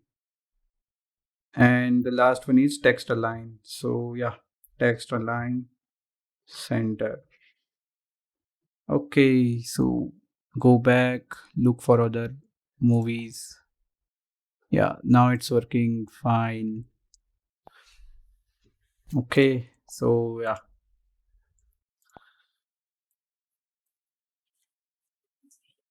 So text styling is done, and now we will have this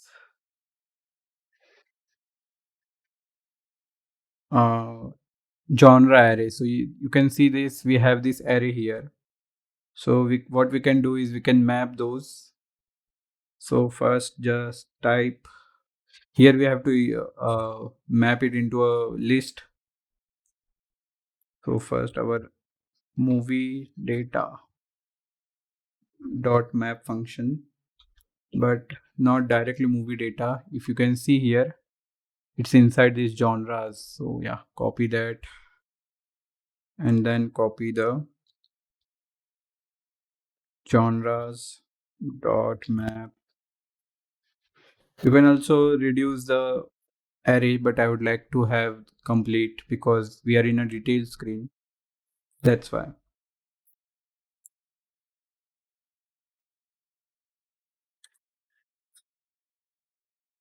And this will return a component. So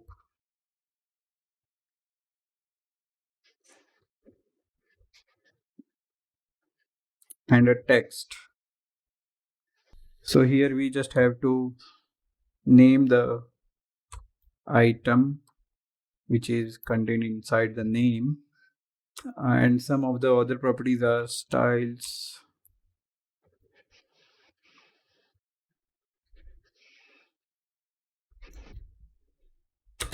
So there is this genre about this key item because it's a map list, that's why it needs a key item.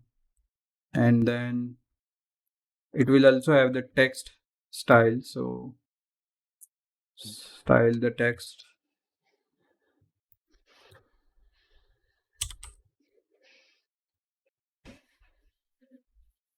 And one more thing, we also have to style the container, so we're gonna name it as,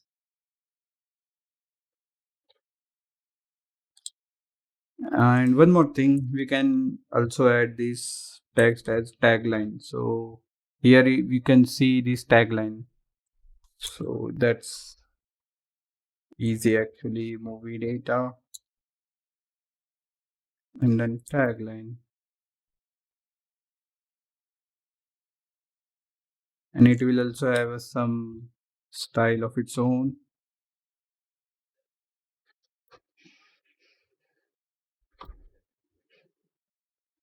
So we have to define these 4 containers and then our app will be able to display them. Copy this one, paste it here. Yeah, so just name it as flex1, then flex direction of row, then gap. There should be some gap. So spacing of space 20 will work, I think. Then flex wrap, yeah, we're gonna need this one because if it's overflows,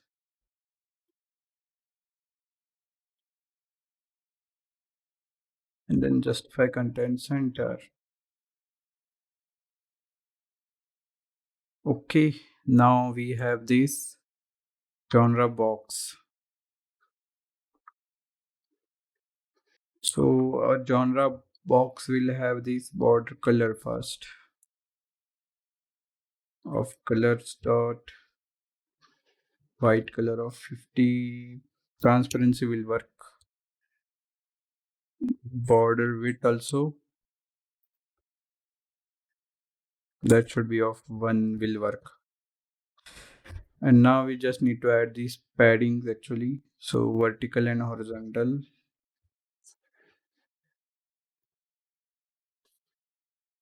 So the horizontal will be larger and the vertical will be smaller.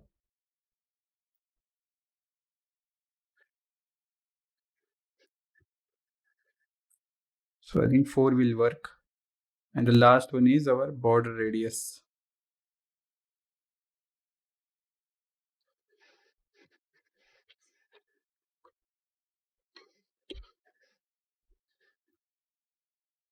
The radius of 25 will also work. Yeah, now you can see these 2 bubbles. So those are the genre box. Now we have to define the genre text.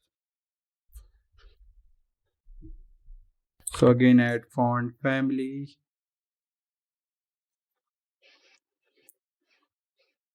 of regular,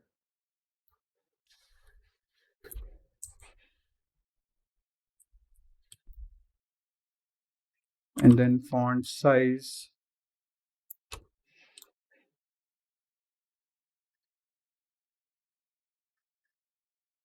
Uh, 10 will work because it's very small text. Color of white, not complete white, but a less visible white. So 75 will work. Yeah, now you can see those. Now that's it. One more thing which is remaining is our tagline.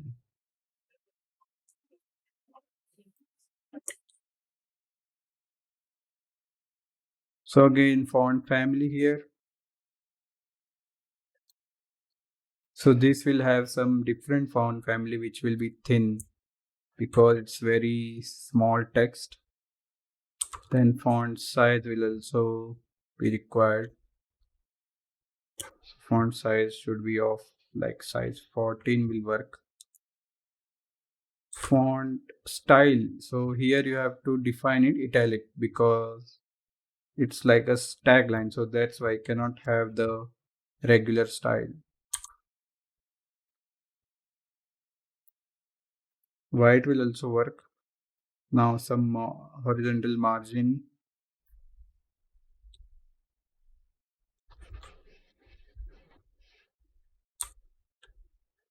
So horizontal will be a larger, so space 36, and margin vertical will be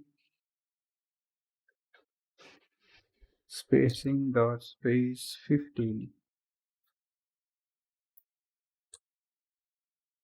And the last thing is text align. So yeah, we have to center it.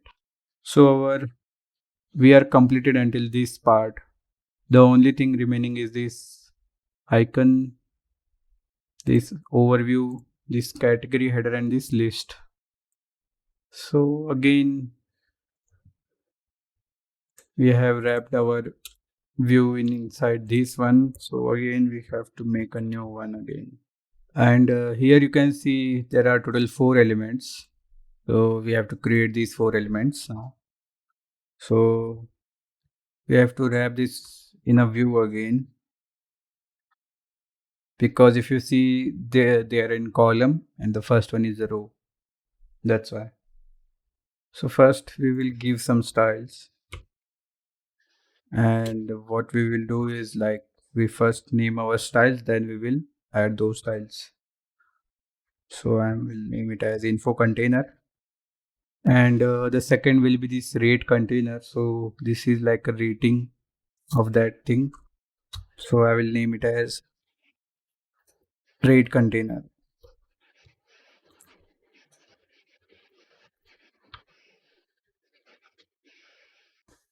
Okay. Now inside that we have to add this star icon. So again go inside the view and add this custom icon, and the name is star, and the style will be star icon. That's it. And now here we need to add text component. Inside that, first add the styles.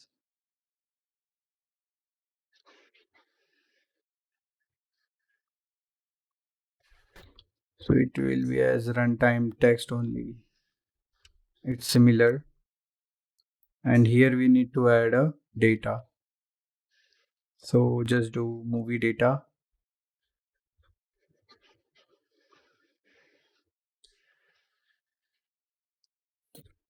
Vote average.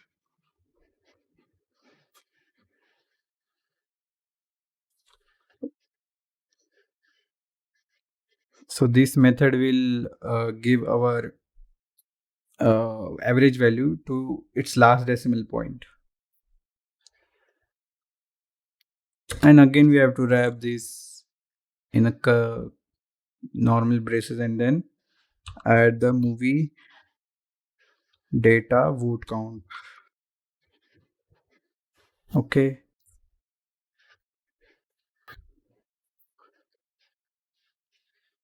Yeah, now you can see here, this is our, and now they are stacked actually. So we have to design this rate container. But again, before that, we need this date value. So again, just after the text component, again, create a new text component.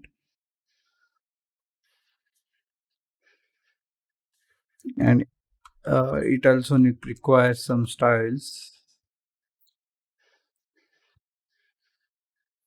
So set it as runtime text. This will work actually. Okay, and now inside that we have movie data, and we have this release date. So we need this substring actually. So this is a method, and here we need to add this value. So this will be the date actually, and then a little space will be required. And then again after that, we need another method, which is this new date method, which accepts a movie data, not movie data, but string date, which is available in this release date value. And there we have to convert it to local string. So with this default value, and an object which says this month as long. That's it. Now if you save movie date, okay, so sometimes, yeah, if you go in the detail screen, yeah, now you can see 31st May, and our date is sorted, month is sorted. The only thing remaining is this year. So again, just add some space and then add movie data release date dot substring, and here select the first 4 digits. So add this, and yeah, now you have this year. So again, we didn't add the set these styles. One last thing which is remaining is this description text. So we do have that. So it's just a single line. So just add text component here and set the movie data slash overview. So here we have this, and we need the styles.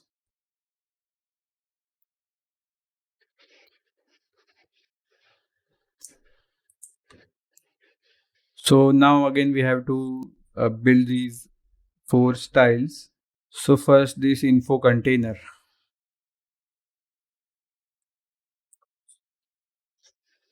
So it's nothing, just horizontal margin, so that our there is this horizontal margin of 23. So we're gonna add margin of 24 actually. Okay, now they're on the left side. Now if you see here, there is this rate container. So we do need that. And here just add this flex direction of row, some gap. So gap will be of some around 10, and then align items. Okay, so now this is working now. Now again we need the styling for the star icon. So copy it, go down, paste, and now just add the font size of size 20. With that will work, and color will be yellow. So font family, not font family, it's color actually.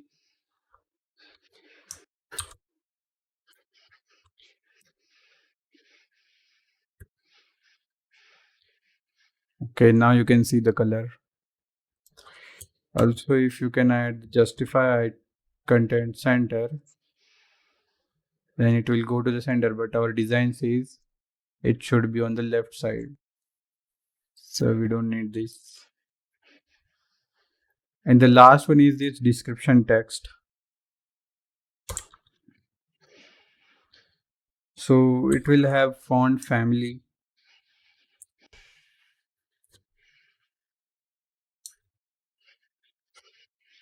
And the family should be of type light actually. And after that, font size. So font size will be of size 14, and color is white actually.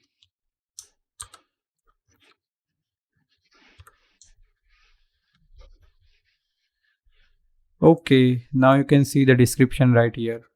Okay, now our this info container is completed. Okay, now we need to add another container. So this container has this header, category header, and this list.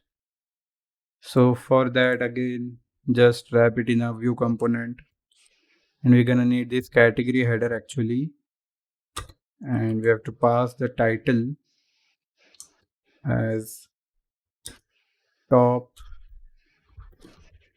cost And now you are able to see the top cast actually here. And again, now our task is to add this flat list, and it will have this data prop. So we remember we have this variable movie cast data. So set movies cast data. So we're gonna need this now here. And the key extractor is also there. So it's an item, and it accepts item.id. Also, this is a horizontal list, so add horizontal, then content container style. So this is to add the gap between these two cast card kind of cards. So just set it as styles dot container gap, but it should be different. So this one is different actually. So add this one. So it should be gap spacing of 24. Okay. And the main item which is remaining is this our render item. So this accepts this gives the item an index, and now we have to return a component. So for now I'm returning just text component here, which will have this name item dot, not original title but original name. Okay. We need to build this card. So if you can see, there is only name. We're gonna add the original name and the character name also. So first go to your components and create a new file as cast card, and now define this RNCL, name it as cast card, and we don't need this, neither this one. Okay, so this cast card. Okay, so first import this cast card here.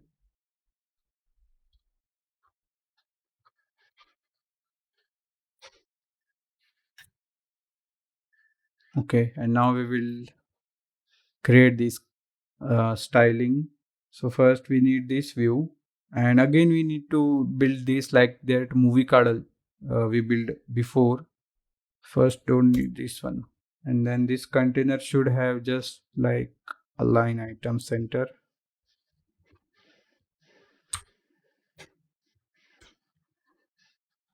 That's it. Now inside this view container we need to add an image.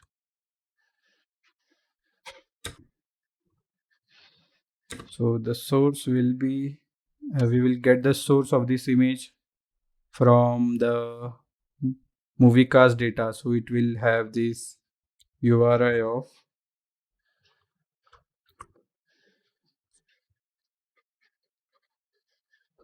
okay, so we haven't imported these props.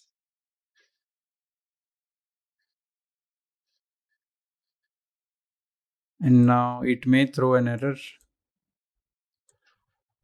Okay, so image is done. We need to add some styles also. So just add this one.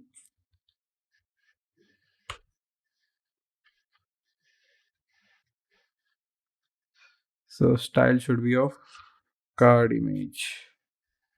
Okay, and now we need this text actually. So this text is the name of that actor,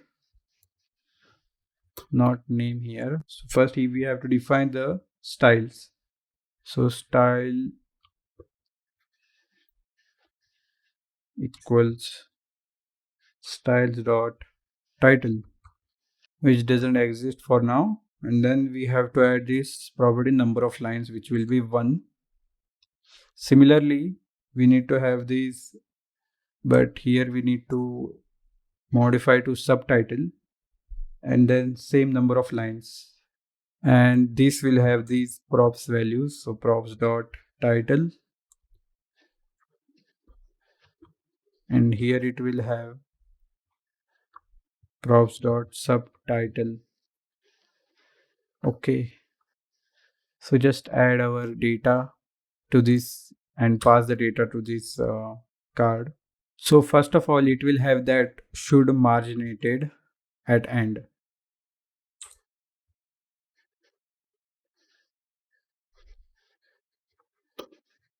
So set it as true, and then it will accept a card with.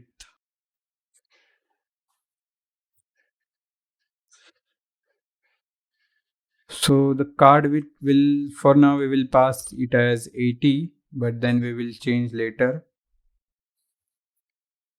Then is first again, so that we can add this margin at first and last item. So just do index. If it's true, then pass it as true, else false. And then again pass the is last, index equals to movie cast data dot length -1. If it's equal, then pass it as true, else it will be false. Okay, now some of the props that we didn't pass is like the image path. So add this image path, but by using the base image path function, so it doesn't exist here. So I think we did imported, yeah.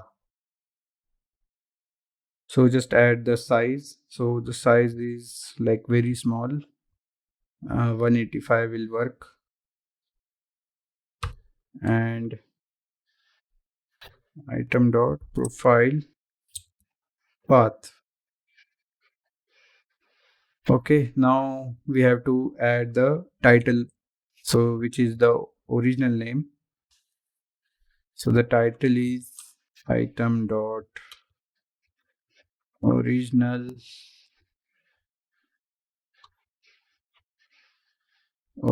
name, and the subtitle will be item dot character.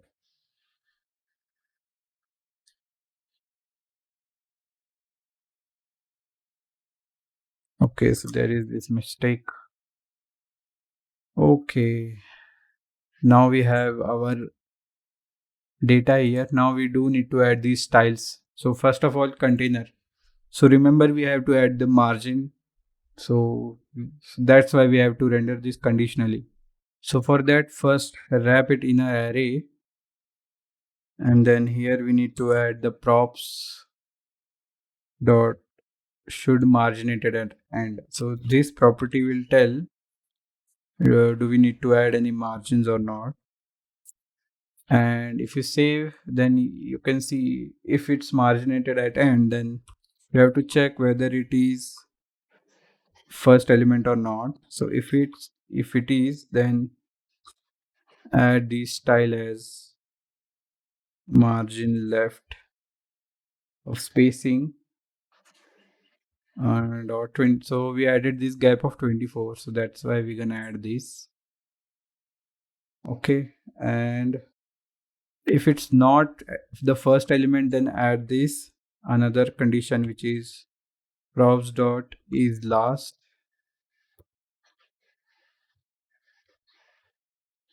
and add the margin right. So add spacing dot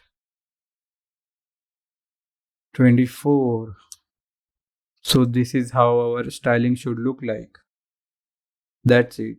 And one last property is our card width. So max width, add this property props dot card width. Okay. Now we need to add these images of the card.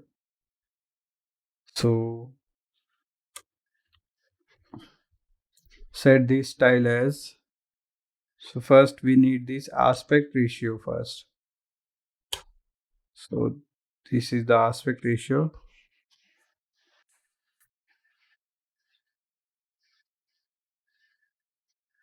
And then also add the border radius. So it should be border radius dot 25 into 4 actually, just to be safe here. And then again we need to add the title. So the title should be first aligns itself to the center, not center actually, stretch it. And then font family should be Poppins, Poppins medium actually. And then font size of size 10 will work. And the color, so color will be basic white color.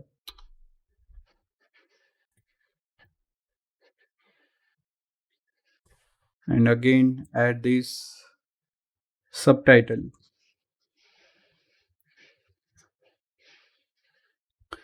Again it will have the same properties, but the size will be a little different. Okay, so this will have a little bigger size, and this is our list style. That's it. Now we have to go into our movie details screen. So the reason that we are not able to see the data of the cast is because sometimes we forgot to put the data right. So we did put in this right function, but we didn't put the right data. So if you go here, just console log this detail. And now here you can see this value. So this is actually API call. So go to the Chrome, and this is our data. So we are getting this data in a variable or a property as cast. So we have to copy this data from the cast.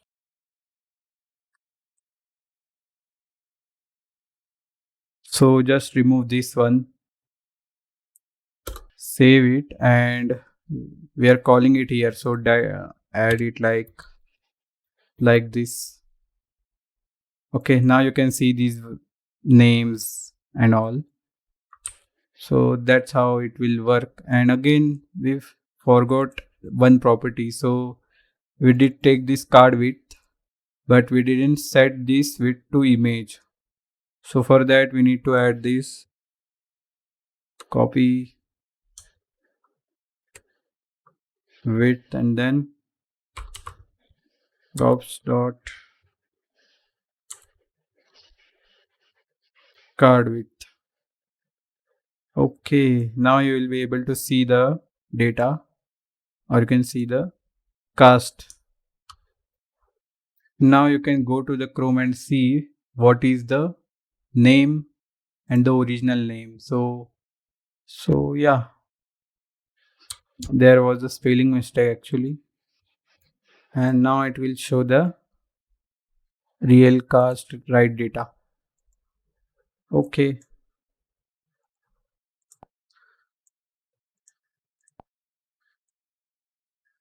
Now this cast details is also over.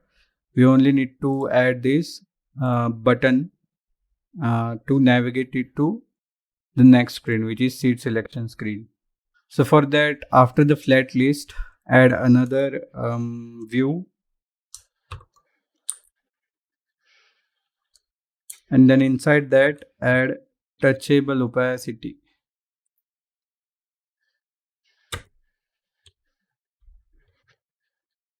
Okay, and then again inside that add this text component that says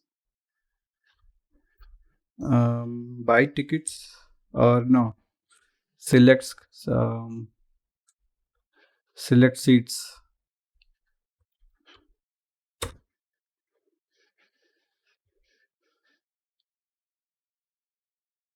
Okay, now we need to add some styles to the opacity. So first add this background. So styles dot button background, and then again we also need to add some functionality. So we need to add this function.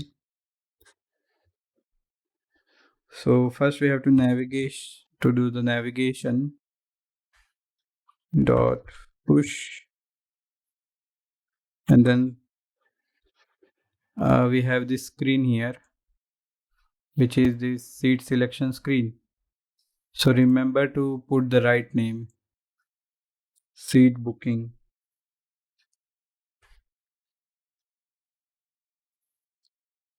Seat booking. And now here we have to pass the data to the next screen to display this background image and some other details. So first bg image. This will have this base image path of width 780, and also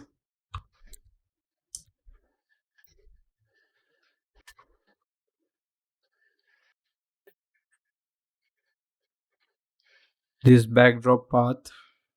And then again one more thing, which is this poster image, because we're not gonna show the poster image, but after selecting the seats we're gonna save. So that's why we're gonna need this poster image. So same thing, copy this base image path,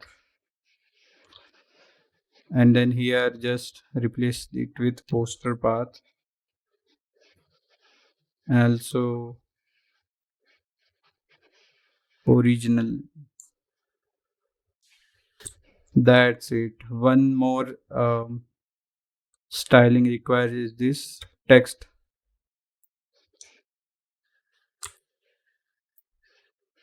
So it will have a text like button text. So now we have to make the styles for bg button and also for button text. So button background will have these properties as align items, center, and some vertical margin. Not margin actually. Yeah, vertical margin.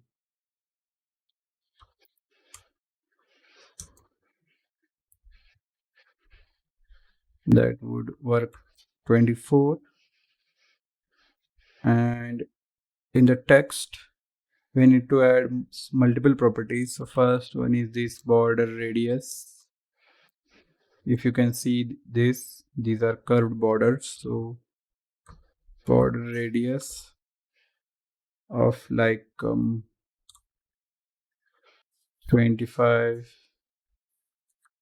into 2. This will work. Padding horizontal. So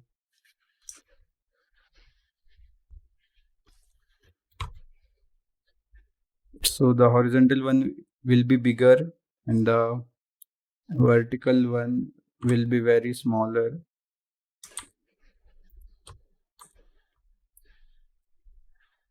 Now we also have to define the background color, which is this one, colors.orange. And now the text property finally. So font family of size, first font family of medium, and then font size of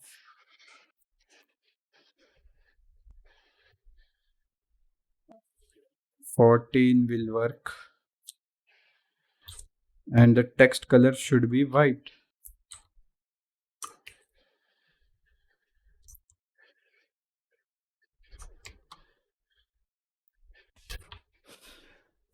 Okay, yeah, now our seat selection screen is visible. So now our movie details screen is over.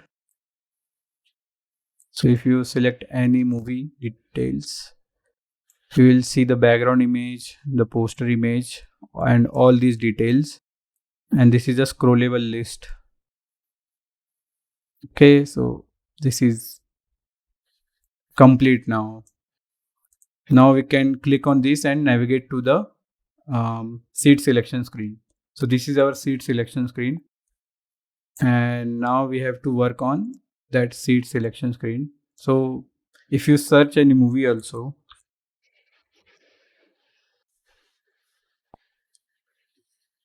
and then click on it, that will also navigate to the movie details screens.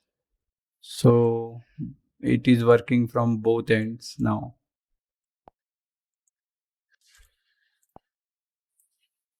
So now we have to build the seat selection screen. So now to build a seat selection screen, first we have to install a package which is encrypted storage. So go to Google Chrome and type encrypted storage React Native. And yeah, this one is our package. So copy this package. And why we are installing this package? So yeah, before that, just disable the project first.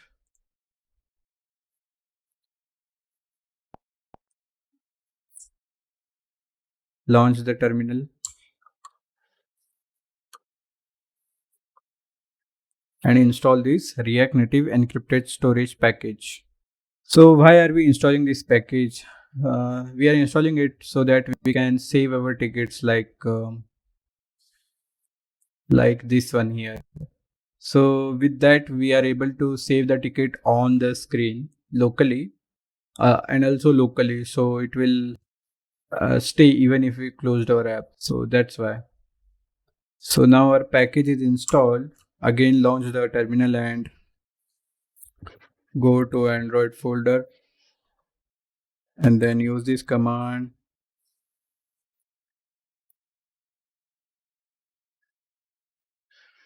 Use this command to clean the project so that you can restart the project. Okay, so our project is clean also. Now again, launch the emulator and go to the root location of the project and then start the project. So this is our target screen here. You can see we're gonna make this screen in for the selection screen. Okay, so now our project is running and yeah, it's running now.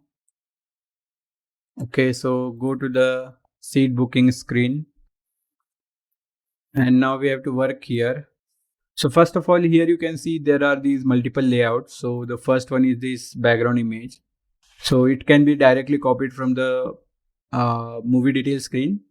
And then this one is this layout, seat layout. You can see here, here you can select the seats, deselect them again, and the arrangement.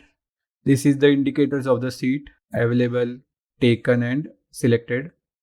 And then these two are the flat lists where the first one is this date, which date of the movie ticket, and then the second one is this time. So what is the timing of that date?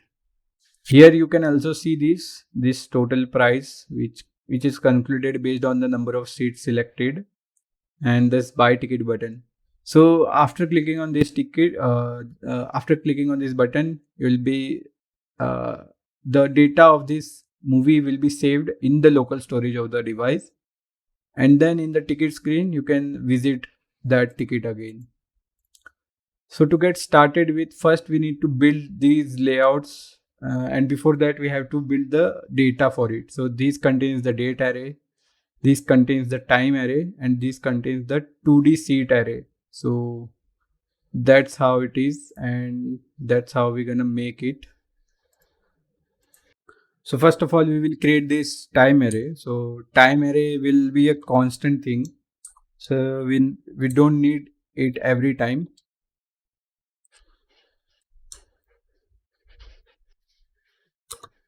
We only gonna need it like once. So that's why I'm making it a constant. And then here we can define the timing as 10:30, and then again 12:30, then again 14:30 will work, then 15 o'clock, and then 19:30, and then 21.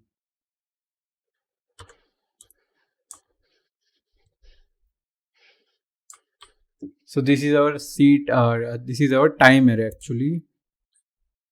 So yeah, this is the array. We're gonna pass it to the flat list and we will render these. Then after that, we're gonna have a date array also. So this will have this date and the day, which day it is. So for that, first we have to define a function outside this seat booking screen.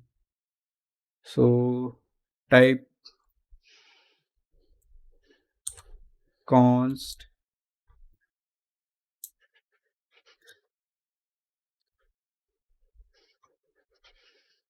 generate this function, and I'll tell you why we are making this a function.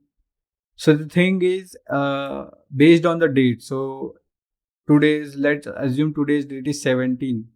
Then the array will be generated based on this 17 current date. Let's assume today's date is 21. So the first element will be 21, 22, 23, 24, like that in a continuous manner. So that's why we need this function, and we don't want to make it hard coded. So first take the new date from the function, this function, and let's also make a array of weeks. So type weekday and just set it as Sunday, Monday, Tuesday,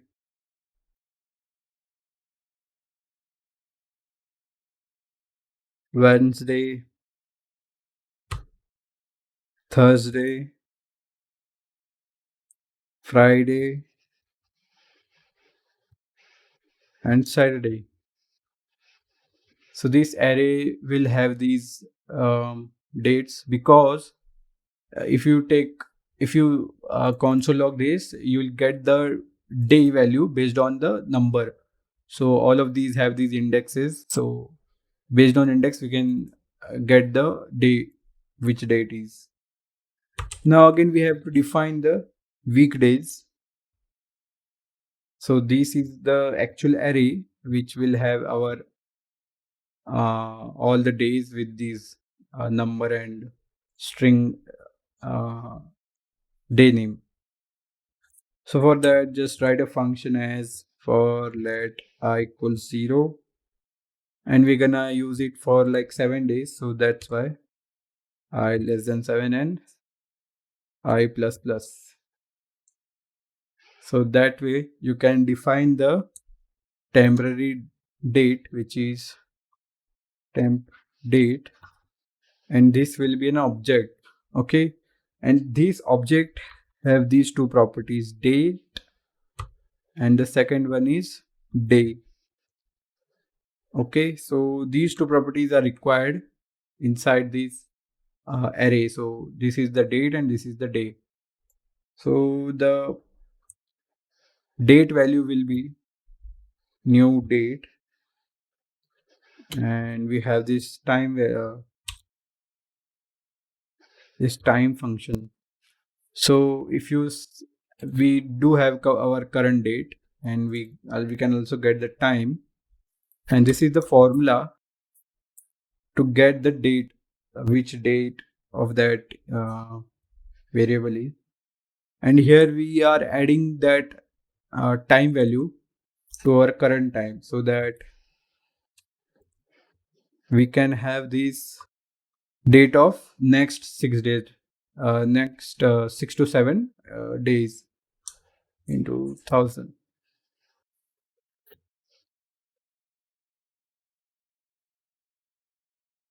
And then here we also need to get that date function, so this will return the date value.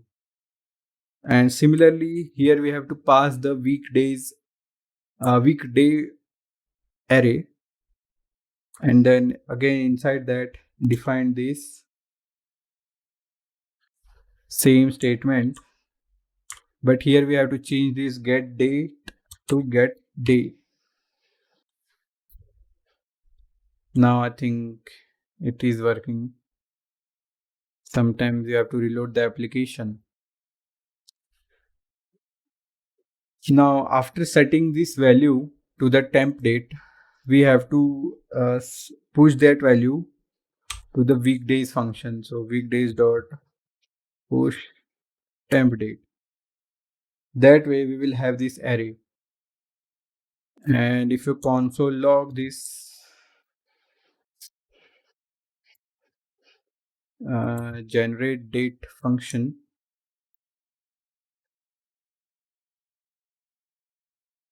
I think we need to call this inside this method undefined.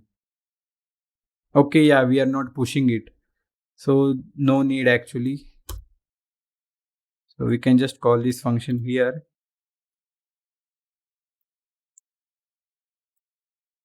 and then we can just console log our data here.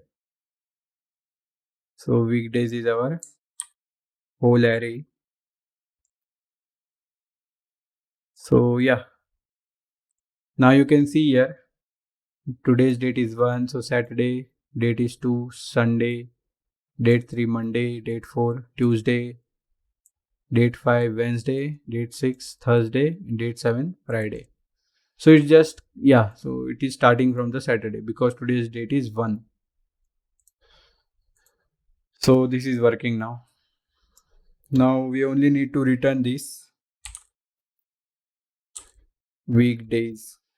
That's it. Now let's just see what is inside this seat booking screen. So our container, let's just first focus on the state variables. So first remove this one, and just for safety import the use state. Okay, now we're gonna need some variables. So first we're gonna need the date array,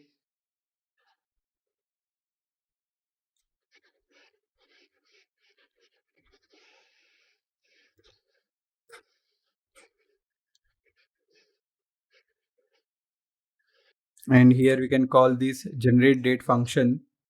So it doesn't have any asynchronous functionality, so that we can directly set that to the date array function. Now we also need to get this, you can see this, the orange layout. So for that we need the selected date. So we need another variable, selected date index set selected date index use state, and for now this will be like empty, and here define this one. And here also this is a like string array, so you can just do like string array, and similarly define this here also.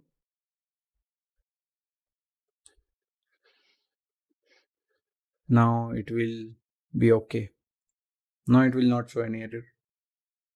Now we also need these price variables.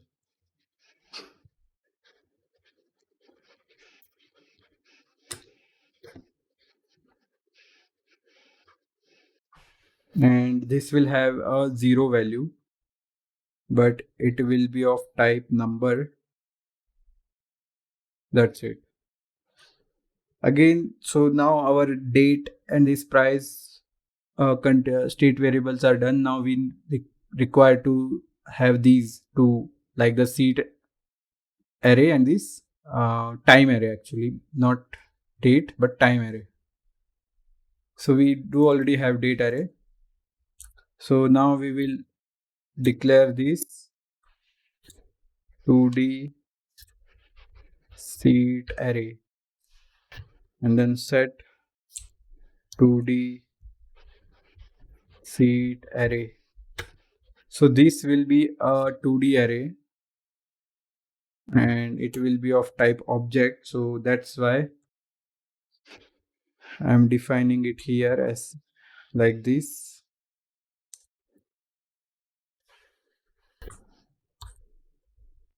Okay, and also we also have to create a function that build this seat array. So first we will make this function const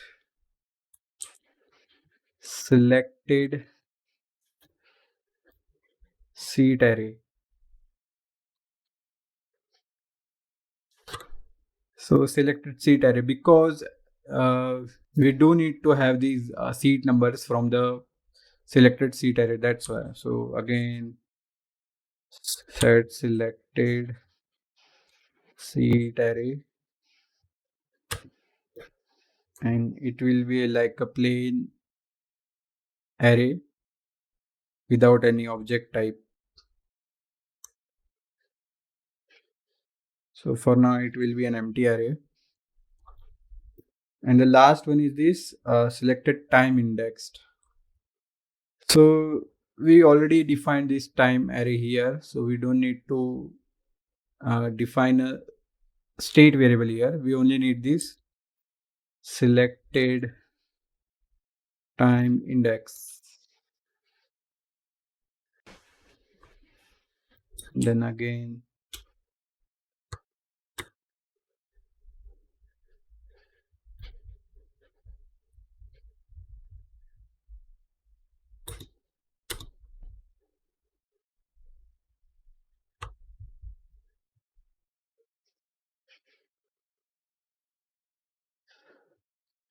so we need these almost 6 state variables, and now we will have to focus on this 2D seat array. So we didn't build this seat array actually, that's why. So our function name is set seats, or you can you can name it as generate seats. So this function will generate the seats for us. So build this function and it will take nothing.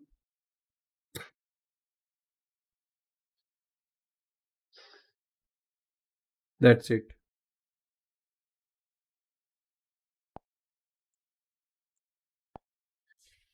Okay, so for now we don't have to do anything on the screen, but first we have to focus on this seat. So here you can see there are these rows and columns. So if you can see first, second, third row, fourth row, fifth row, you can see here fifth, sixth, seven, eight, nine, 10. Total 10 rows are there.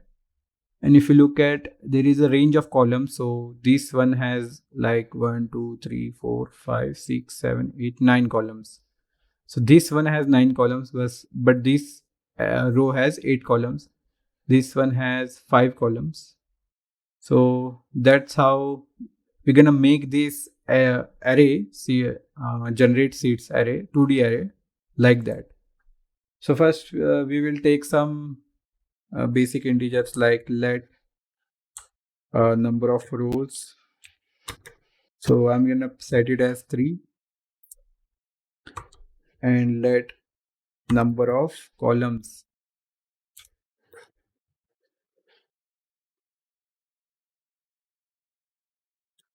this will be 3.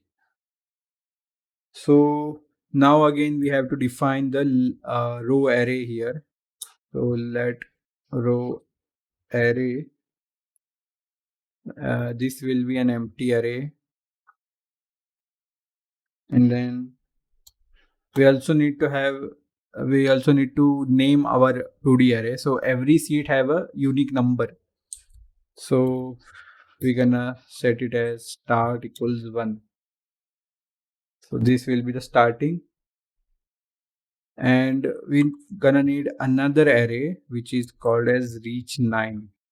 So not array, a variable which will tell that have we reached to value 9, because after some time we're gonna repeat our functionality. So that's why we need this boolean variable. Okay, so now we need to fill this 2D array with nested for loop. So in the outer side, I should be less than number of row, and I should be plus plus. Okay, and now you will understand why there is number of columns are 3, because the row value will keep increasing. Like the first will have 3 rows, like 3 columns actually. The second one will have 5 columns. Similarly, it will keep increasing up to column number 3, and then after that it will go in the decreasing order. So that's why we're gonna need this 2D array. So again, define a column array here,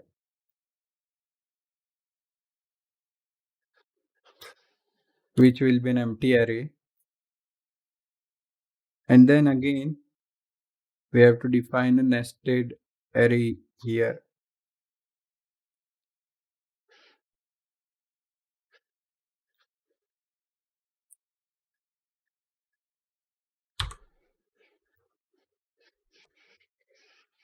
Okay, now here we have to define our array logic. So let's start with seat object. So first we have to create the seat object, and this will contain the number. So the number of the seat, which will be set by the start variable. Then it will have this function as taken.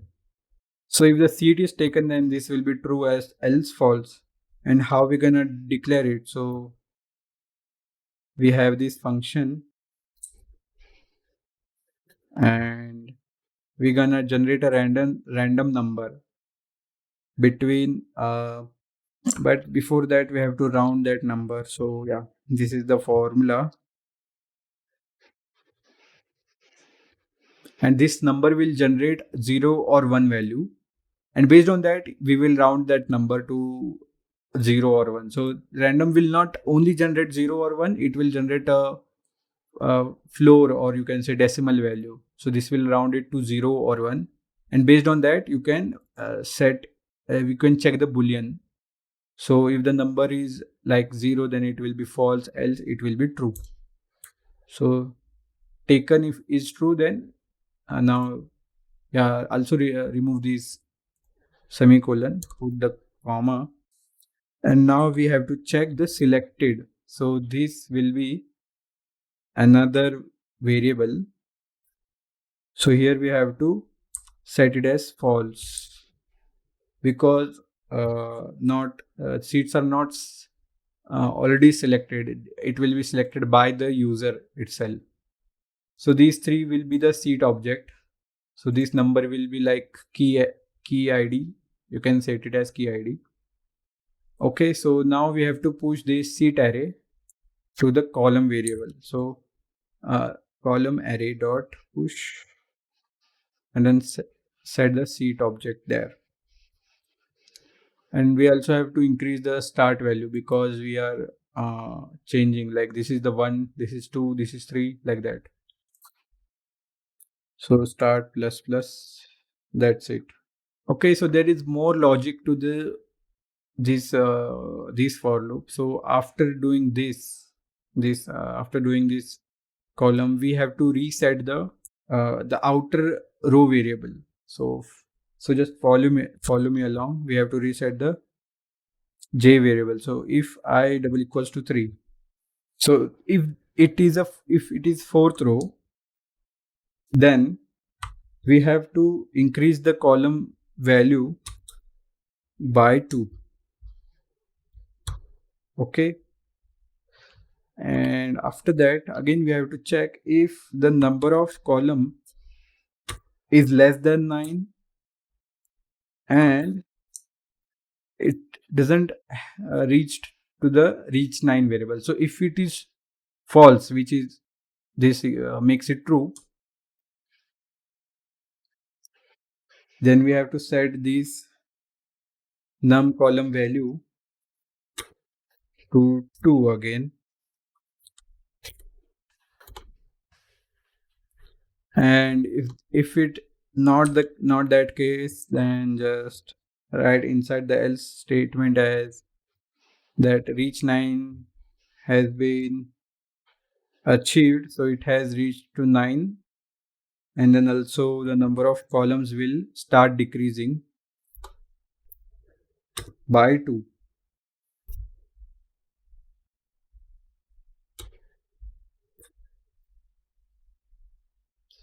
And after doing all of these work, we have to push this to row array. And what we have pushed? This column array.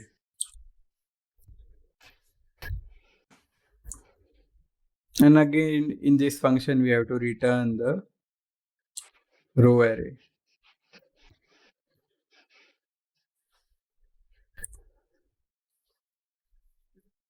So again, if you want to look what is inside this 2D seat array,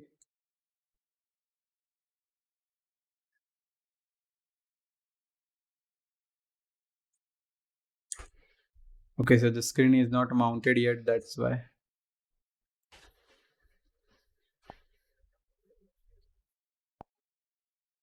Okay, so this is our object value.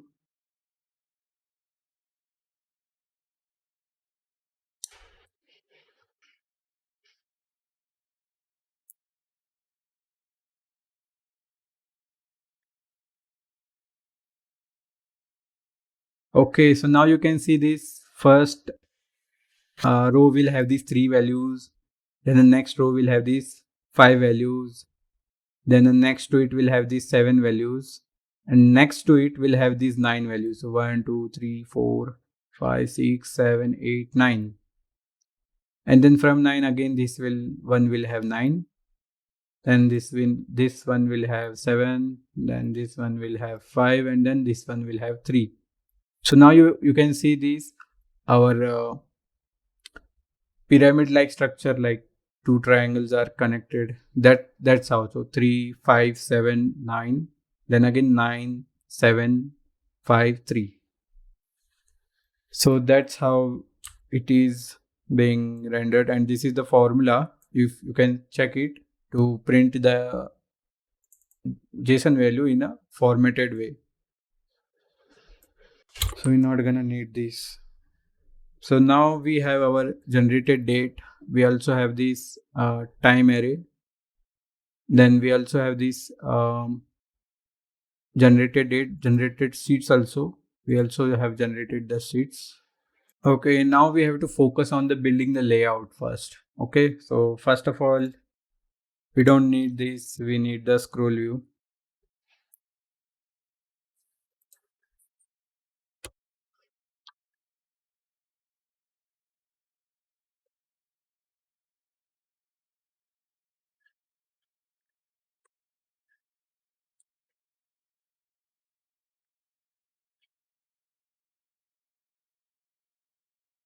Okay, so now we have built the scroll view and the set the status bar as hidden. So this container will have this display flex property, so which is similar across the design.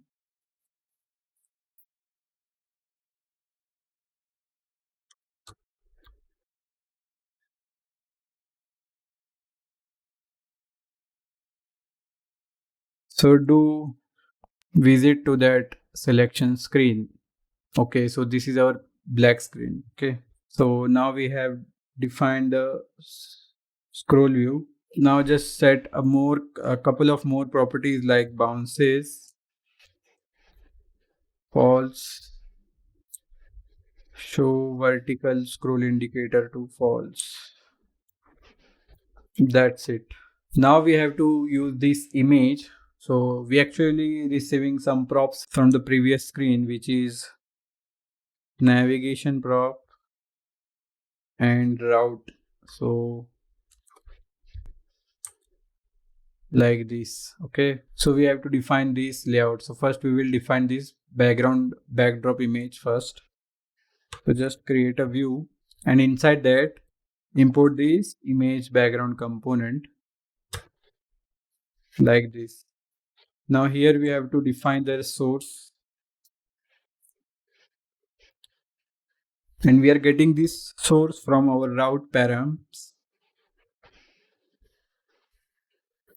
which was this bg image, I think.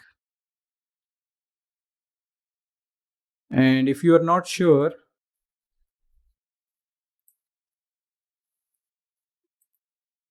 just open the screen and check bg image. So can set this as bigger b. This will be the right convention. And now it's fine.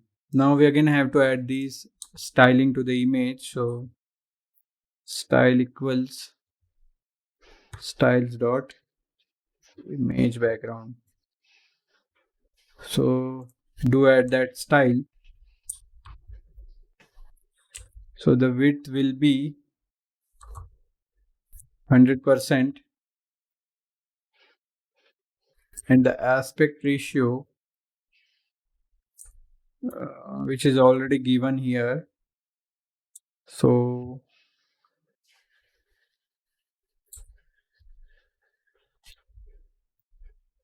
this is the aspect ratio. Okay, so remove this one. This is causing some error.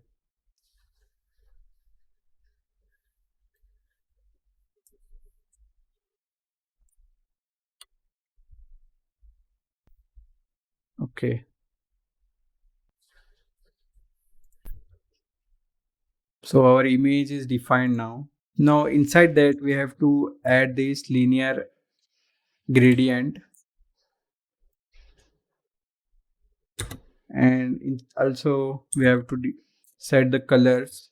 So this is an array. So colors dot black RGB of 10 and colors dot black. So this will be transparent and this will be the fully opaque one. And some more styles to the linear gradient actually. So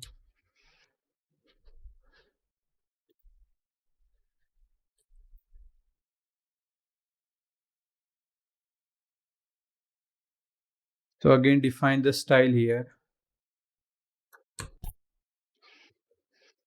And it's just height value. So height should be 100%.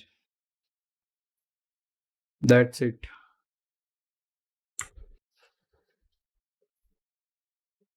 Also remember, if we have this app header, so we do need to add that app header here. And you can just copy it from here because it's the same thing. Literally there is no difference there. And do remember to import that header.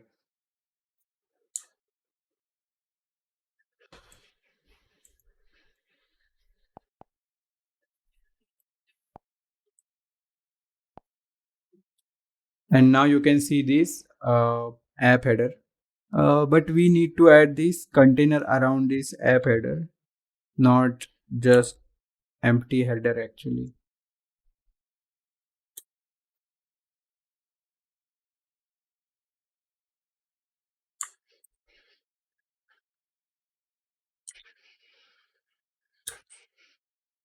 And here we need to add some styles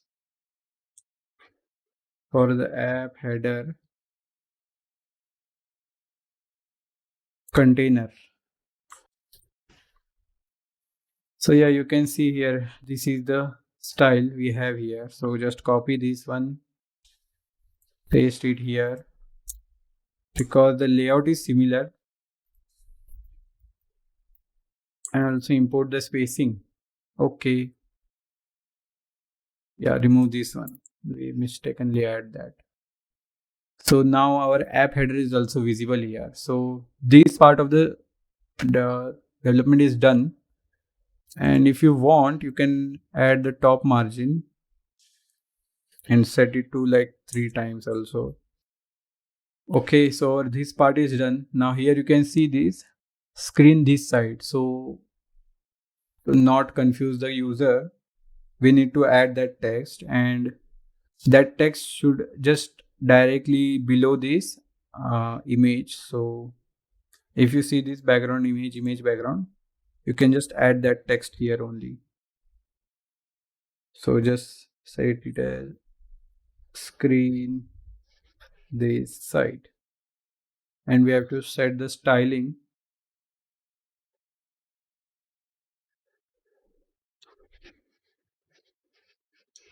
screen text, and this will also work. And this will have this text line property first, center, and then font family. So this will have some regular text, so this one. Then font size of size 10 will work because it is very small text. And the last one is this color property. So this will have very light white color, so this 15. Okay, so now this is visible, and screen this side also. So now it is working. And just set this status bar just after the scroll view. So this is our view here. Okay, so our this part is done, and now we have to design this seed container. So again, this is a 2D array. So for that, we don't have to use the flat list because it is an array. We only have to use our mapping method. So first just create an empty view, set some styling to it, styles dot seed container,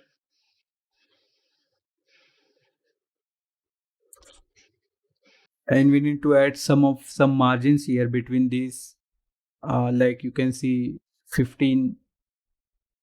So it's not 15 actually. We need margin of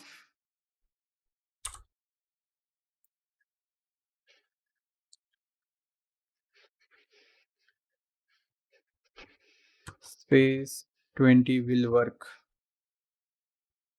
And now it's not visible actually. So again, inside that we will have again another view component. This will have style,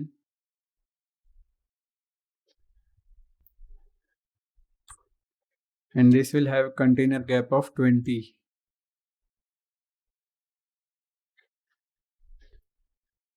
But I will not define it. I will define it later. But for now, we have to focus on the 2D array. So this is our map method, 2D seat array dot map,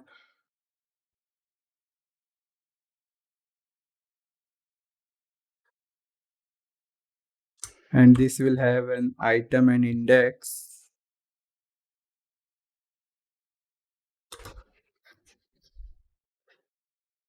and it will return another function. But before that, it will return a component, and that component will have another view. So generally we don't do this, but this is how I come up with. So again, this will have some like key of number, or it could be an index, so I'm setting it as index, and then also some style, so I'm gonna name it as seat row. That's it. And between these um yes, styles dot seat row, okay, and there is a component between these two, so it is a again map component. So again we have these uh, item as an array, so we again have to uh, map through it. So map, and again here we need this sub item and index. So those two are required, and again we're gonna return the component here, and this will be a touchable opacity first, because these seats are clickable, so that's why. And again after that, here we have this icon actually, so just type custom icon here and set the name as seat. Okay, each child in a list should have a unique key. Okay, so we didn't add this unique key, so again we can add it as, so we have this number inside our sub item, so sub item dot number, and that error will be gone. Now we have to set some styles, on the custom icon. So the styles are a little complicated. Here we need an array,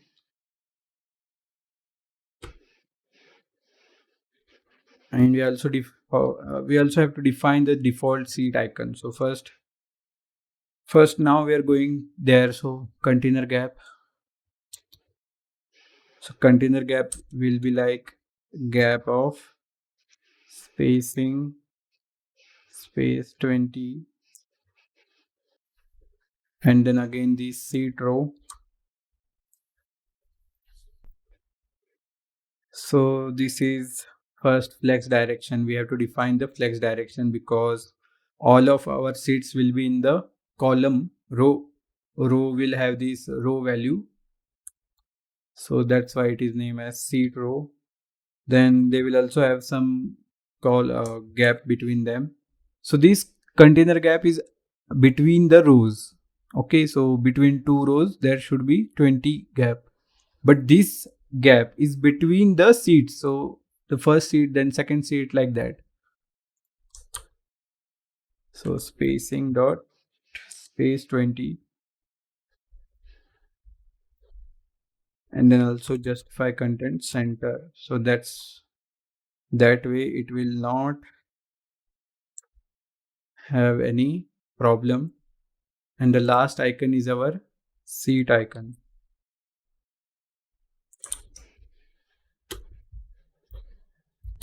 and it will nothing have much complex, only font size of size 24 will work.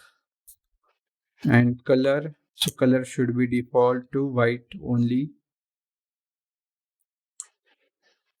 and later we're gonna decide. Yeah, now you can see this is our seat, but if you really look at, there are some gray parts also. So for that only we have defined this array, and now here we will conditionally define our seat colors. So first we have to check whether the sub item dot taken, so is it true or false. So if it is true, then set the color as, if it is taken, then set the color as gray. this one. So if you save it, now you can see here the gray seats. So those are taken seats. So this is the first condition. Then there is another condition as sub item dot selected. So this is also like this one, same, but the color will be orange. So if the seat is selected, then you have to set that color as orange. And for now, we don't have any uh, selected seats. Okay. So this is our seat array. Although they are clickable because this is a touchable opacity. So for that, we have to create a function and pass these values to it. So now in the touchable opacity, create this function as onPress, and this will have this seat selection function. So seat select function, and this will accept an index, a sub index, which we have from here.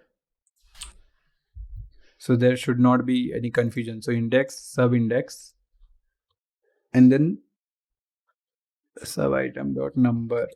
So we need this because we have to set the selected array also. That's why we need this sub item number, this function. So yeah, these function accepts 3 parameters. So again, here only define const, not selected seat array, but here I think we defined it wrong. So select seat, that was our function name.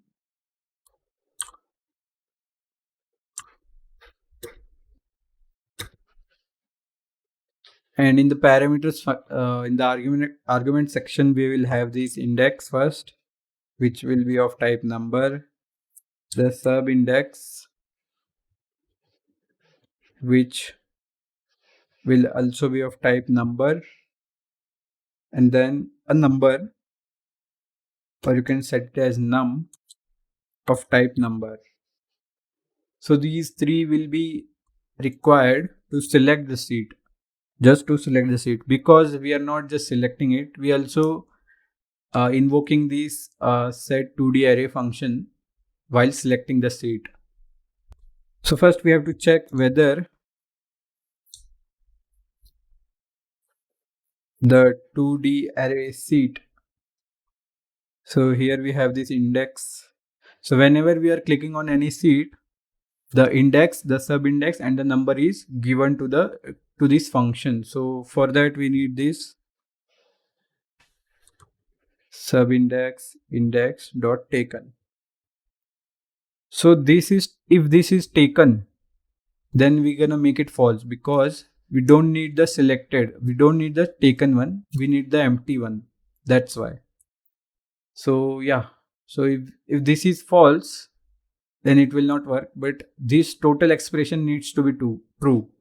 So it should the seat should not be taken.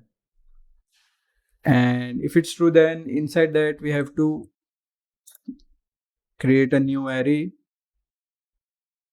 of type any, and it will have the contents of the selected seats first.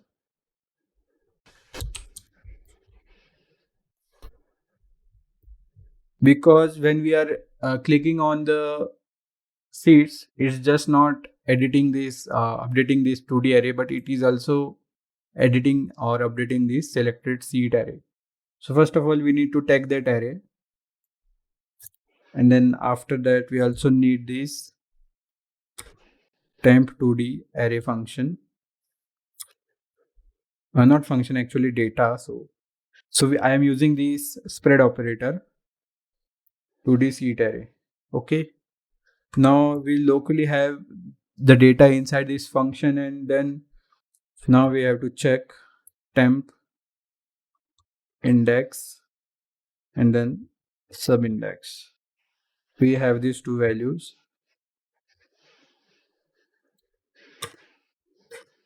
Okay, so we have to set this value, but how we gonna do that? Because sometimes we should be able to deselect the selected seat. So whatever the older value is, change it to its opposite value. So if it's true, make it false. If it's already false, then make it true, like that. So this is our new temp array. Okay, and now inside that we have to check if the array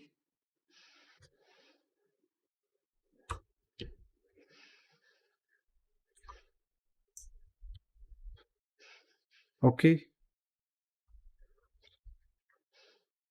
So this is our normal array which has the selected seat array.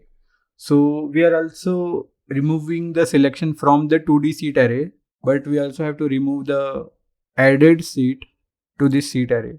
So in the beginning we don't have any selected seat array, but as we select them, we also able to remove it from the selected seat array. So that's why we are doing this.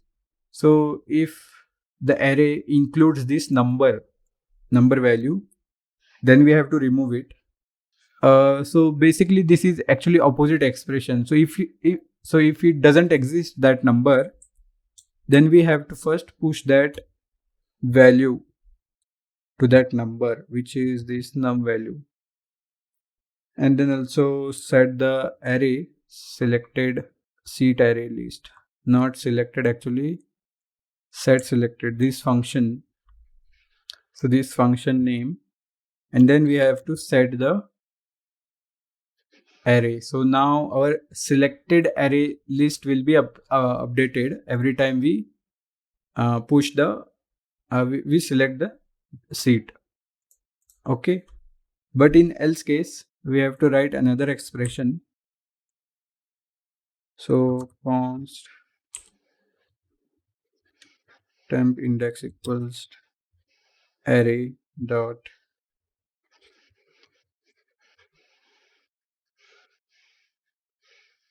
So what we are doing here, we are getting the index of the number. So if this expression concluded to false, then else will executed, means the array the seat exists in the selected array list.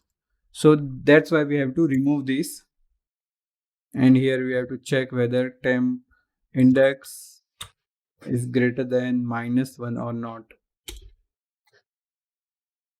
And if it is greater than -1, then we have to remove that item. So we're gonna use this splice method, where it will take the temp index and the next variable. So from there we need only one, and then again set selected seat array,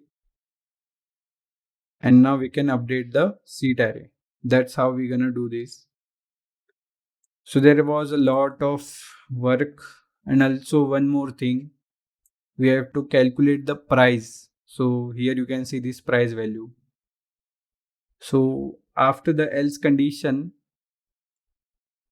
here we have to check, or we have to set the price, which can be done based on the array length. So whatever was the array length before, or whenever it got updated, because we have defined it here, we can use it here also. So whatever that length was, we have to multiply it to $5 something, 5, or whatever the rate you want, just set it here only. And the main thing is set 2D array. So set 2D array, this should be also set it. Okay, so this functionality is completely done. Sometimes you need to re-invoke the node server. Okay, select screen. Now you can see this, and when you click on it, you will see they are getting selected. And now if you click on any gray seats, you will not be able to select them. Also, if you want to deselect them, you can do that too. Okay, so this is our the seat selection functioning is completely working. Okay, now we need another component, which is this. You can see this. So these are the indicators of the seat. Although we know these are unselected or selected, but we have to tell the user that you can do that. So first of all, this is the outer container. So set its styles as seat radio container, and then after that again define another view with style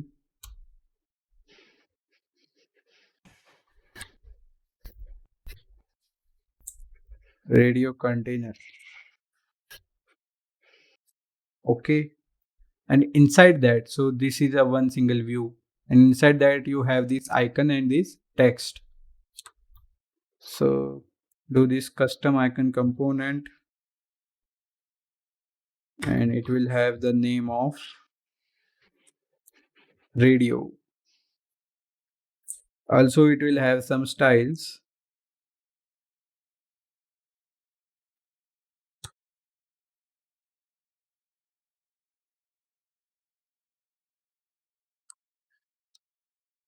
Like radio icon, and the text is simple text, which will be like this available text, and it will have this style also,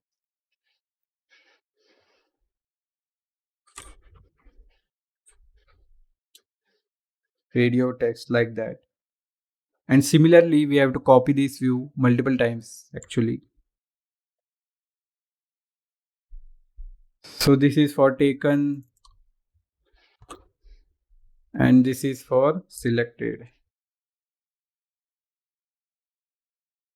And again we have to change the icon color. So for that,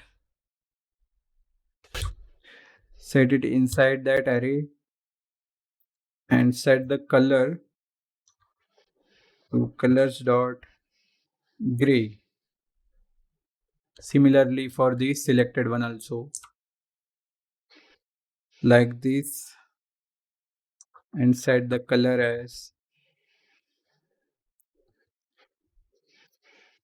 orange. Now if you save, you can see here this one, this one, this one. Okay, now we have to define these styles. So first this seat radio container.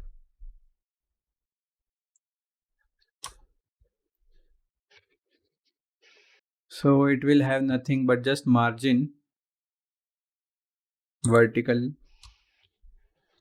which will be of spacing of 20, and actually we need 36. That will work. Then we also need the flex direction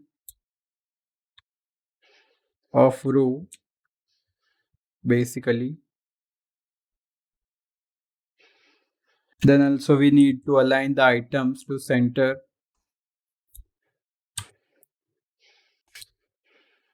and the justify content to space evenly.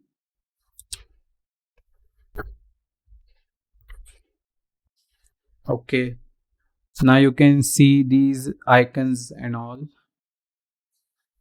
So this one is done. Now this is our radio container.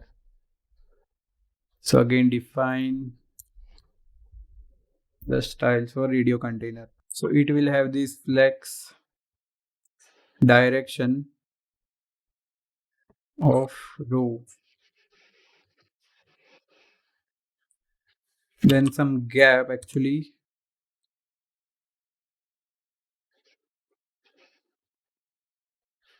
10 will work actually. And then we have to align the items to center.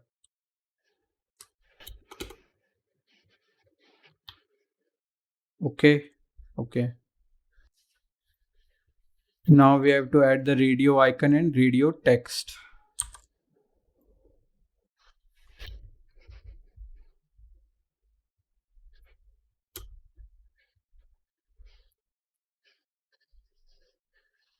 So radio icon will not have much, but the font size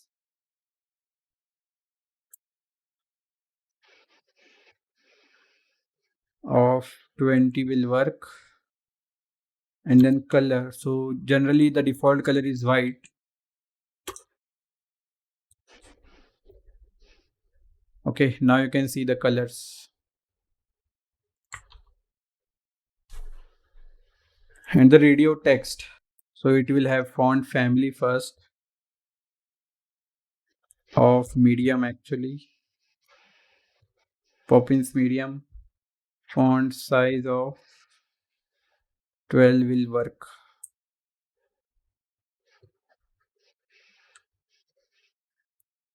And the color.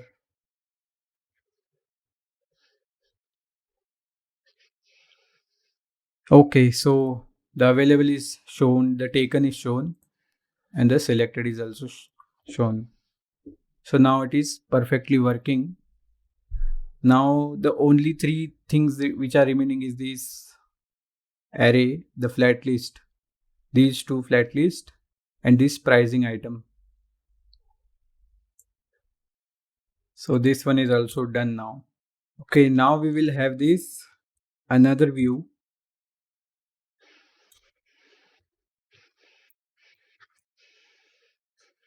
And then here we need to add the flat list. And this will have this data value first. So which will be our date array. So we created this date array. Then another property as key extractor.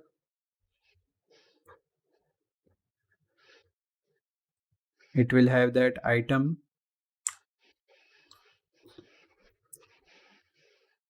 And you will get item.date. So date is actually unique in its nature. So that's why.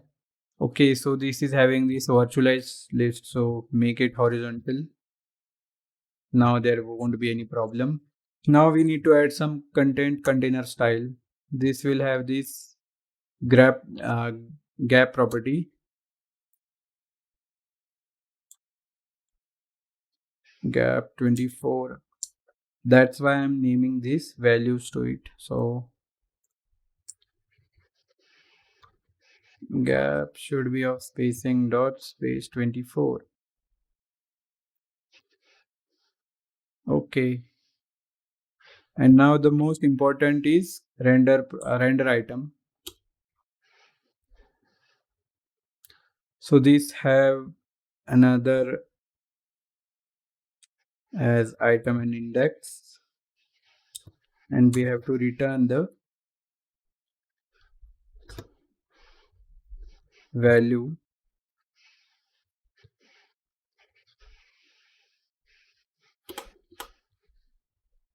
Okay, so we have to wrap our value in the touchable opacity first.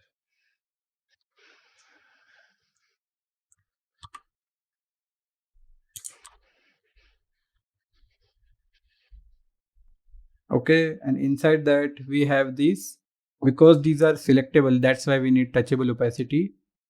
And then again we need to have this layout. So first this will have some styles. And one more thing, when we click when we press on this, we have to invoke a function which would be set selected date index, and we have to pass the index actually which we have selected. So index is coming from this one, and this one will have some styles of view.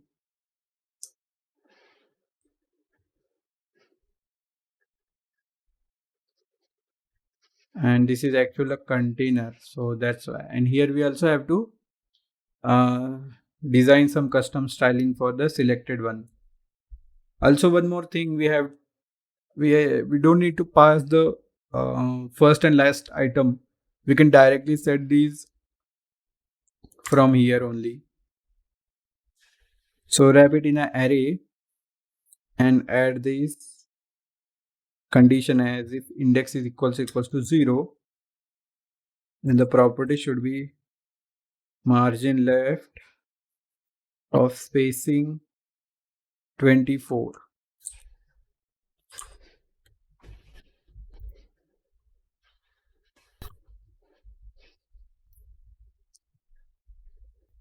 This is the condition for this one. And if the index is not equal to that, then check if index is equals to date array dot length -1. This is our another condition. This will render 2 items. So here you can say if it's the case, then margin right and then spacing dot space 24, like this one. So this is our selected this is not selected, actually this is our layout condition, and the selected condition is this one. So our index is equal to the selected date, actually selected date index. So both of their index matches. Then we have this condition where we set the background color to our colors.orange. So the items are not rendered yet because we haven't defined the view. Okay. And we also haven't defined the container yet. So just copy it and add the styles. So the width should be of spacing space into 7, like around 70 will work. So not 70 but 7. Height should be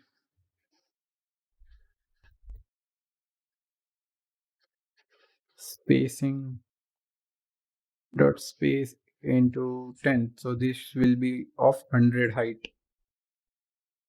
Now we have to give some border color. Not border color, actually border radius.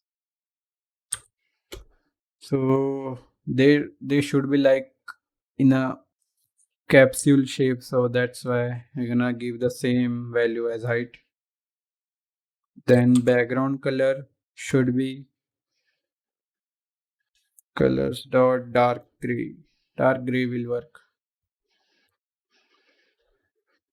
Align items to center and then justify content to center. Okay, now you can see these. So this is our array. You can also set the bounces to false, and now they will not bounce. Okay, so this is done, and now if you click on anyone, their color will change. Okay, so now here we just have to define two text components. So the first one is this item dot date, and the second one is item dot day. So yeah, you can see this, but now you have to customize the styles. So the style is this style dot date text, and another one is this one, which is style equals to styles dot day text. So again, go and just set the styles. This is the day text, and the another one is date text. So first, date text will have font family of medium, then font size of font size. So this will be bigger one because it's a bigger text and the color is white actually.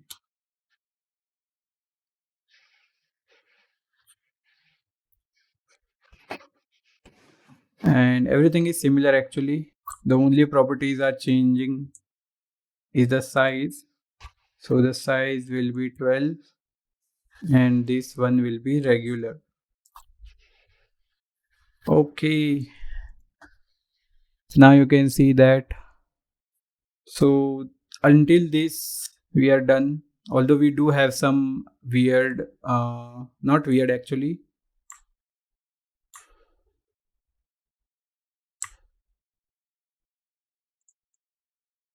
So we have this seat radio container. So we have vertical margin actually. So here we can decrease it to like something else because it is taking a lot of space. So can we make it 20? Okay, so now it's closer to that. And okay, so what we're gonna do, we're gonna set it as 36, but for the top one, and the margin bottom will have spacing of 20. Okay, now it is better. So this part is also done. Now we have to focus on the timing part. Okay, so 10 will work fine here. And now again, we don't need to build this from scratch for the time array. Just copy this view because it's exactly same. Only thing is we have to replace some data part. So this has this time and then it will only have the string. So set it as item as item. It will also have this container grep of 24. Also have this render item. But here the set selected method will change. And here it will be time index method. But we're gonna pass the index only. Okay, so this one also works. And here we need to change some styling a little bit and also rename them. So first of all, we don't need these two text components, only one is fine. And there is no object, so that's why. So we're gonna name it as time text. And here as time container. So we have to define these two styles.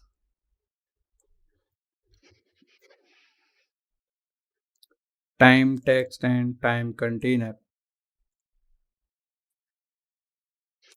So time container, this is the outer container actually. So here we have some vertical padding.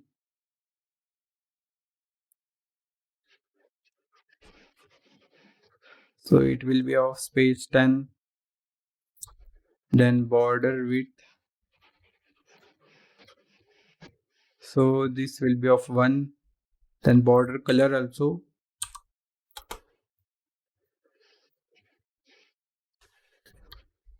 It will have this white color but 50%. Then also padding horizontal will be required, but this will be much larger. So it will at least twice. Then also border radius.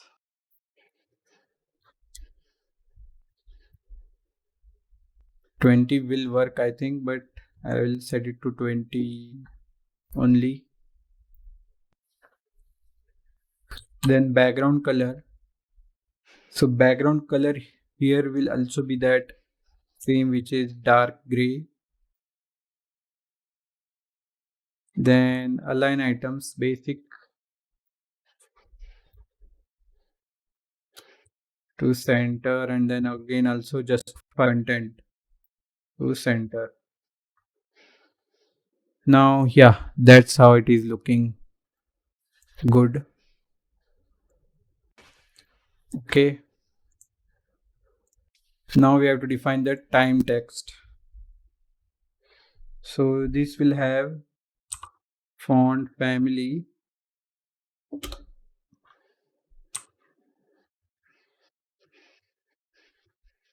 of regular. Then font size of size 14 will work.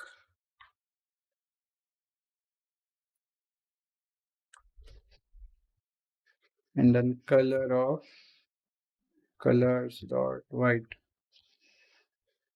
Okay. Here we have to change the radius actually. So we will make it 25. Okay. Now they are more circular. Okay. So now you can see they are like stick to one another. So for that we can add another property here or another style. Styles dot outer container will work.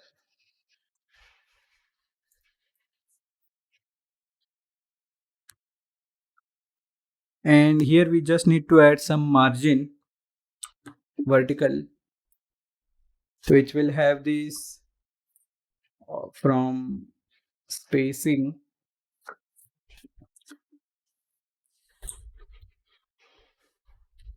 24 will work fine. Okay. So now you can see, okay, so I think we haven't selected the right function, selected time index. Okay, so we are not using this value. So this is because here we are setting the time here, but we are not selecting the time actually. So here we have to use this select time index. So if the index matches, then only it will change its color. So yeah, now you can change it here, and that way you can change the time also, both time and date, also the seats. Okay, so we are almost there. We also build the seat array, the background image, both these array. We only need to add these two touchable opacity buttons, one button and two text components. So for that, add another view here. In that it will have one view in a column and another will be a touchable opacity button. And inside this will have a text which will say buy tickets, and the above one will have two text components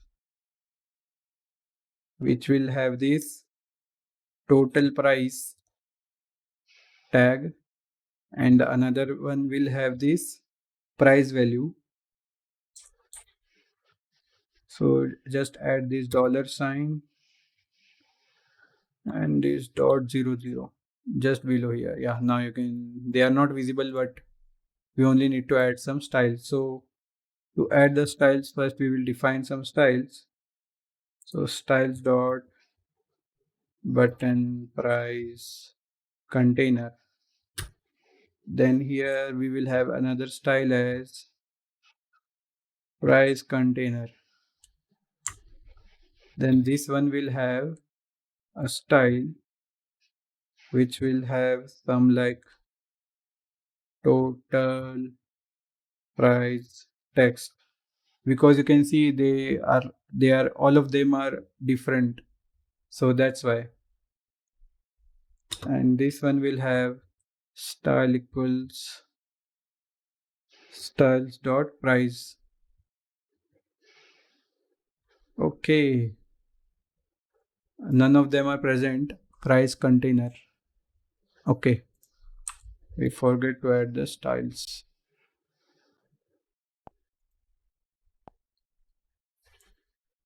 Okay, now this touchable opacity, this will have a function that we yet to define yet. This will be an empty arrow function, and this will have a text, not text actually, styles dot button text. Okay, so now we will copy these and define them right here. So there will be flex direction first of type row, and the justify content will be space between, and then after that we have to align the items to center.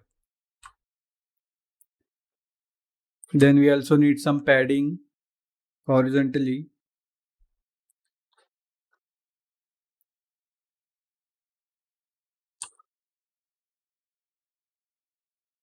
with space 24, and padding bottom as also space 24.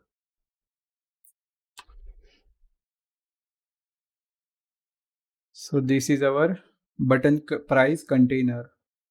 Now the next one is our price container.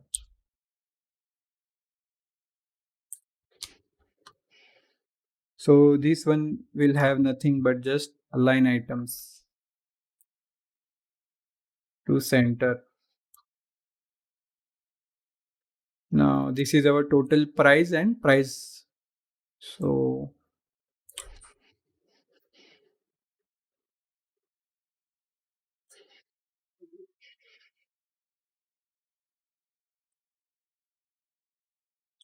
here we need this font family.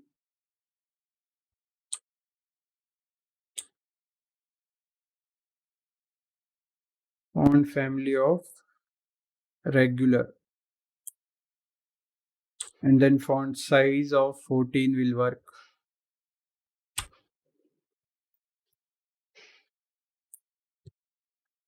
And then again color. So color here it will be a little different.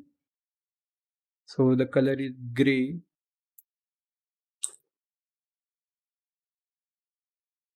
Okay, yeah, now you can see your total price. And all of them will have these same properties, but the values will be a little different. So first we need this medium, Poppins medium. Then size will a lot bigger, and the text should be white. Okay, so it should be 24. Yeah, now it is looking good. And the last one is this button text.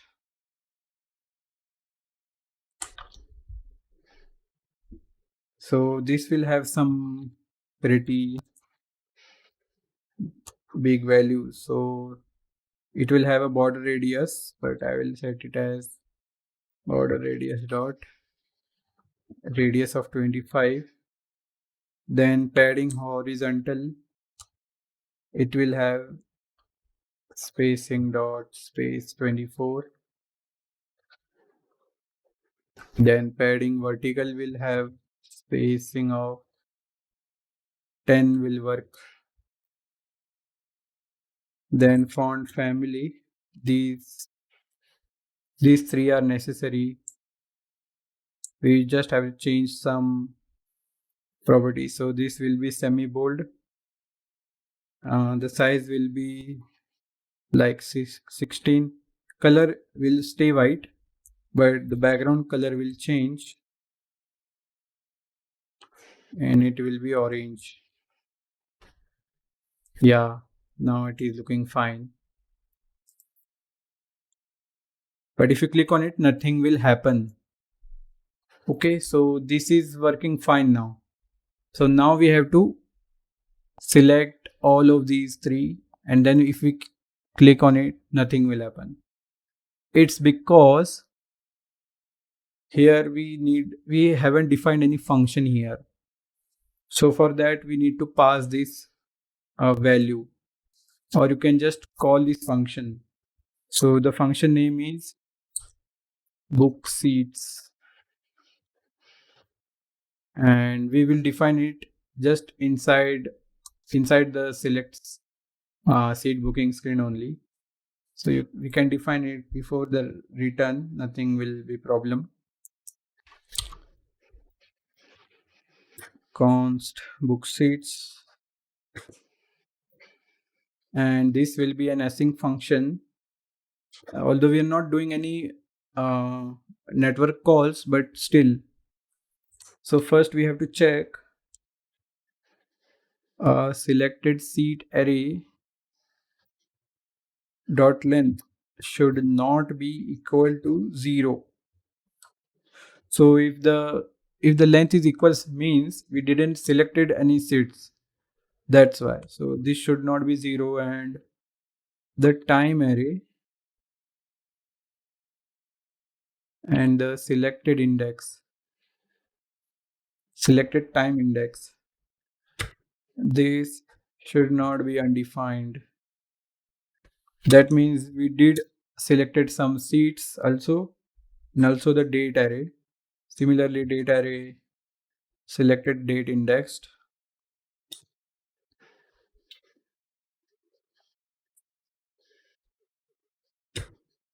This should not equal to undefined, like that.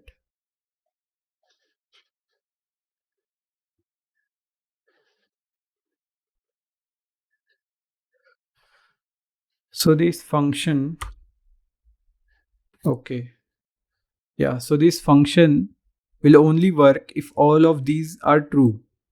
So this is not undefined, this is not undefined, date and time. So this statement means there is some data. So if the selected time is undefined, then this whole expression becomes undefined. So this should not be equal to undefined, and this should not equal to 0. So if this condition satisfies, then what we will do is we will try to save that value.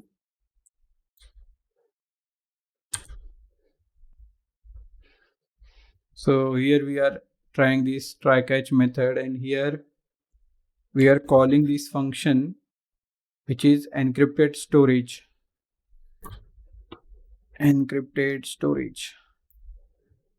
And the import is not this big actually. So here we just have to remove this, and that's it. So this is our encrypted storage, and this is our function. So here we have to set the item. So this is a function which accepts first so this is a key value storage. So here it is accepting a key, which is ticket, and here we will send the value. So this is our function, and here we have to set it as stringify, because it cannot accept a value, it only accepts a string, that's why. So here we are setting these variable. So first is seat array. Here we are getting this seat array from selected seat array. Then we are getting the time. So time array, then selected time array.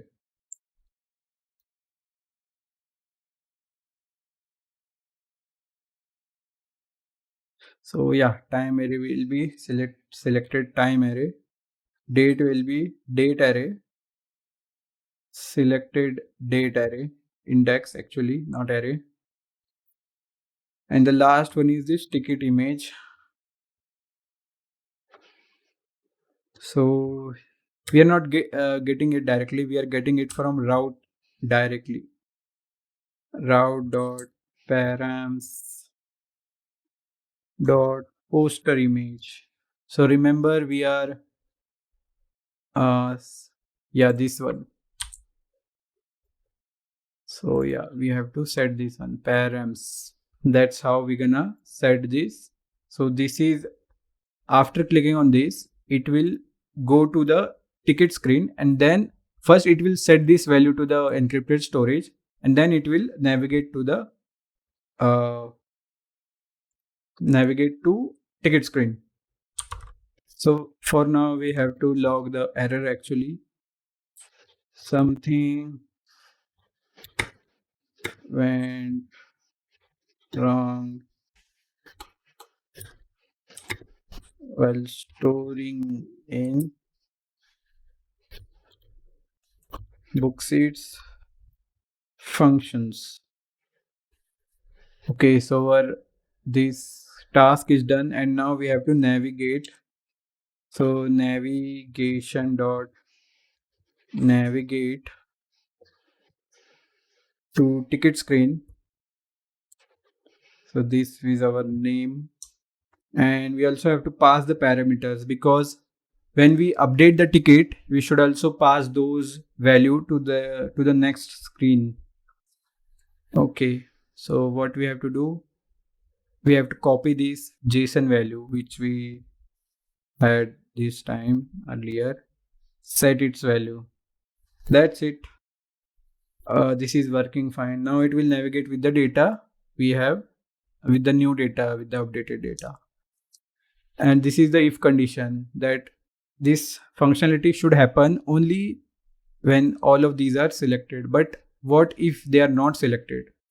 So in that case, we will write to the else case, where we need this toast Android function. So first of all, we need to import it, which is from this one, toast Android. And then we will define our function. So toast Android dot show with gravity. So this accepts two things, which is, first thing is this message, which is please select seats, date and time of the show. The second thing is it accepts those dot time. So this is for very short time, and also the location. So toast Android dot bottom. So this is our function toast Android. So now whenever, okay, so for now we will just restart the application.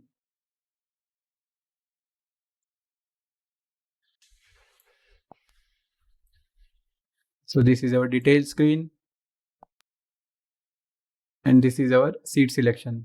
So if you didn't select any one of these and directly click on it, it will say please select seats, date and time of the show. Now if you select only seats, then it will say again. Then if you select the date, still again you have to select all three, the date, the time, whatever. Then, and now you can also see the price is also concluded.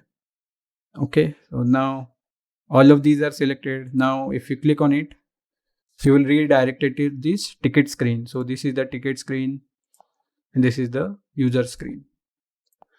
So until now we completed this home screen, which is this one.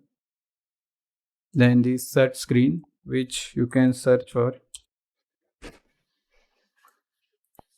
and this also works with the rest of the data like in a similar way. So here it will have this seat selection screen. You can also select seats, and now when you click on it, you will able to buy, you will get to see the tickets here. So this is the ticket screen, and the next one is this user screen. So now we have completed three screens. So if you see here, these are the three screens.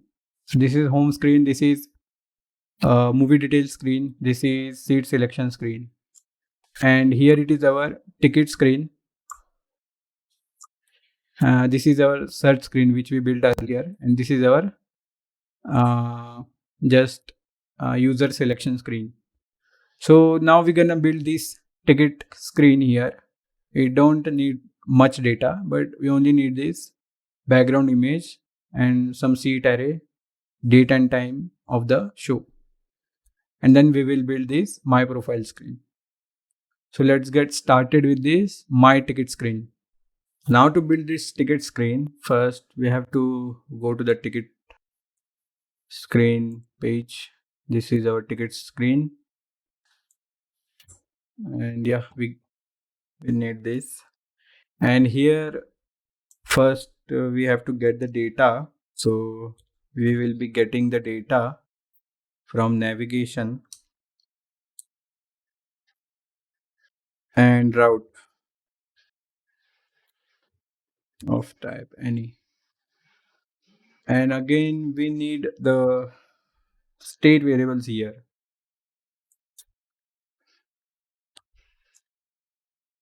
So just do const ticket data and then set ticket data by using the use state variable, and it will have this route dot param. Yeah, it will be of type any. Okay, so this route dot params we will get this from route. So whenever someone books the ticket, we will get this data. So whenever the screen renders, the data will be stored at the first render, you can say.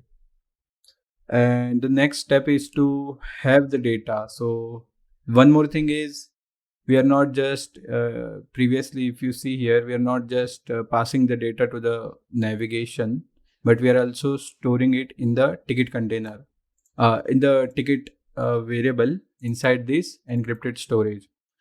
So for that, we have to import that data also uh, from the encrypted storage. So use effect.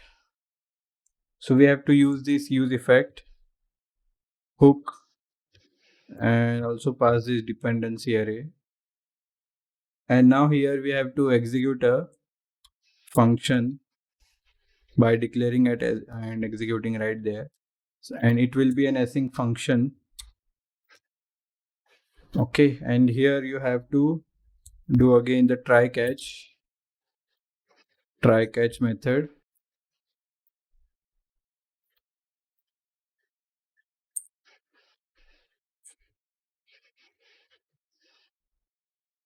And here we need some data, so just do ticket, and we have to wait for encrypted storage again, and just remove this extra encrypted storage. And we have to get the item, so use this function and pass the value key parameter. That's it. So this will have data in the ticket variable. But now first we have to check here. So if ticket is not equal to undefined, any of the cases, not undefined, it's ticket not equal to null. So if it's neither undefined and null, means there is a ticket that exists. So then we will just set that data. So this is the parse function which will parse this value. So remember, we stored the ticket as a string here, you remember this, and so now that's why we are using this parse method here, because in the ticket the data is available in the string format. So now we are setting that ticket to set ticket data function, state function.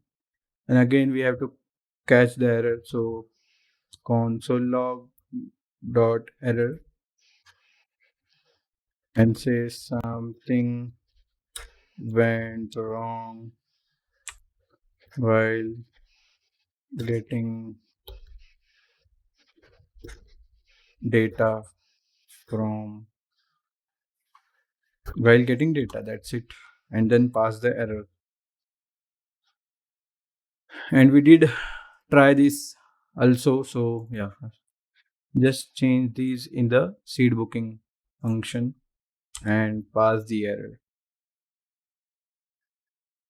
Oh no, okay, so there is already comma, that's why. Okay, something went wrong while getting data, that's it. So our functional part is completely done. Here we don't have to do anything, it's just a viewing screen. So apart from these, we don't need any kind of function. And if you reload, but before reloading, just console log here ticket and then comma ticket data. Okay, so if you see here, we have this date value, date 1, day Saturday. Seat array is this one, 3, 2, 4, 12, and this is the ticket image. So yeah, we have this data with us. That so we don't need to worry about anything else. Now other thing is that first remove this console log. First we have to work on the screen. If just in case if there is no data available, so the ticket data will be undefined. So if it's true, undefined or ticket data is equals to null. In any of these cases, um, we have to render a component. So first return the component as view. So here we don't need view because there is only a single component. So it will have this style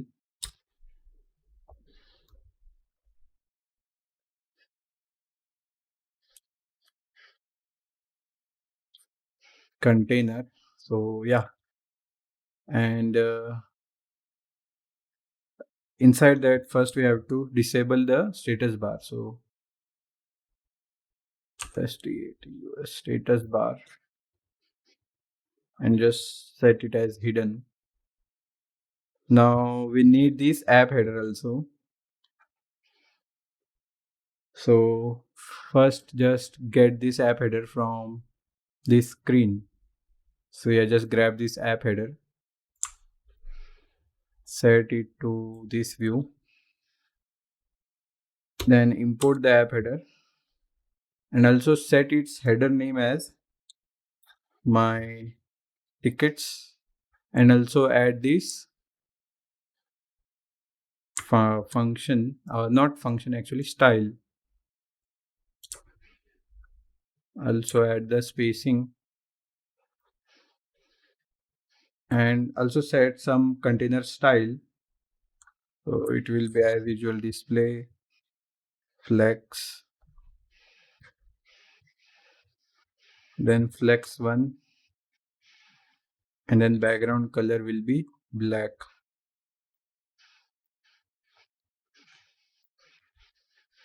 Yeah, this is our container.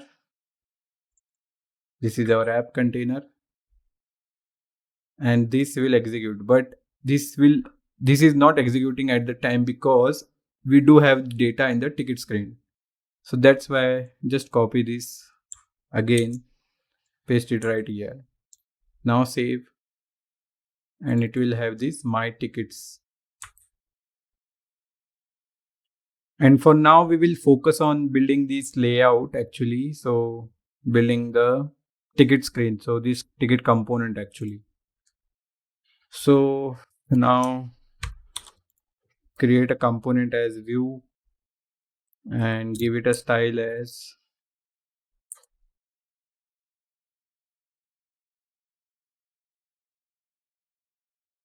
ticket container.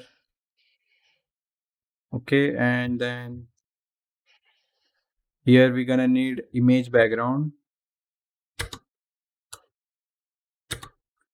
and the source should be URI and it will have this we will have this data from ticket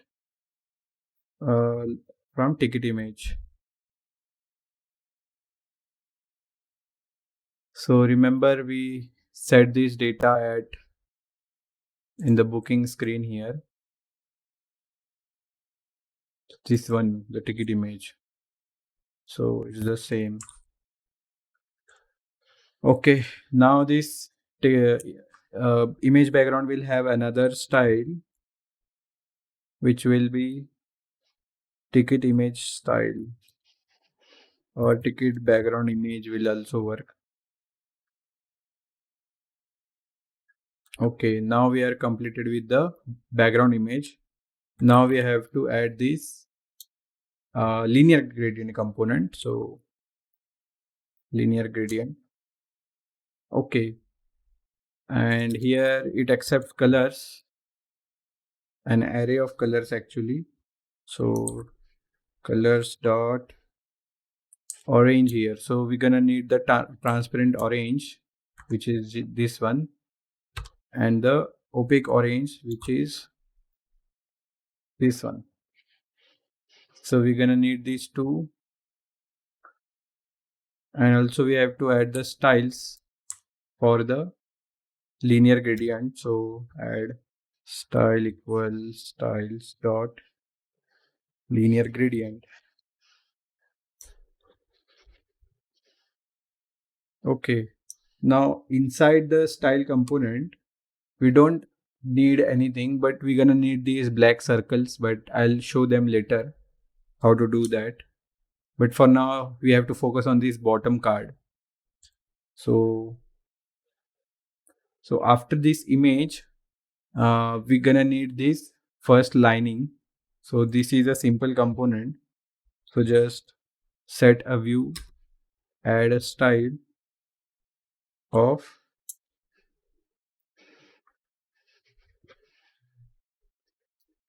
liner, so it will work. That's it.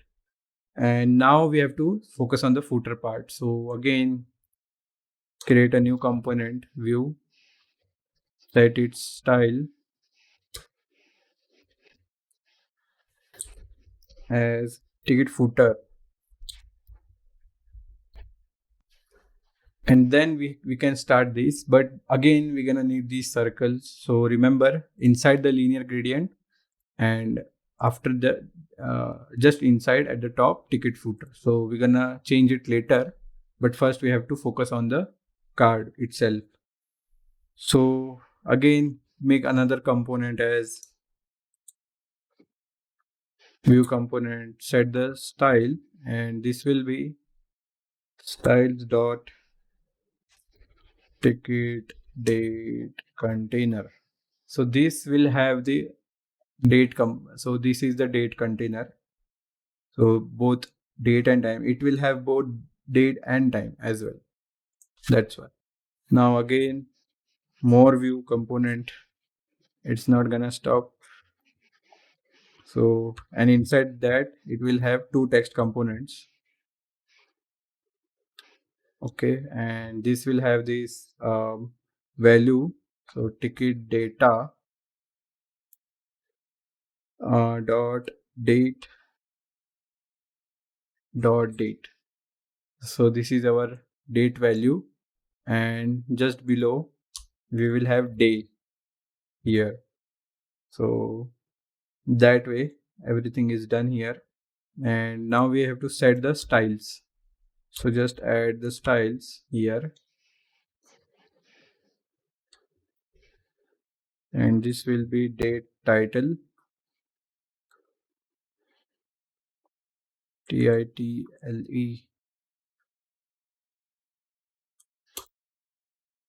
and this will have another style, styles dot subtitle. So yeah, now we're gonna need one more view, but it's similar to this one only. You can save it. Okay, but this will have a custom a text component, not text actually, a custom icon component. and it will have name as clock, and it will also have style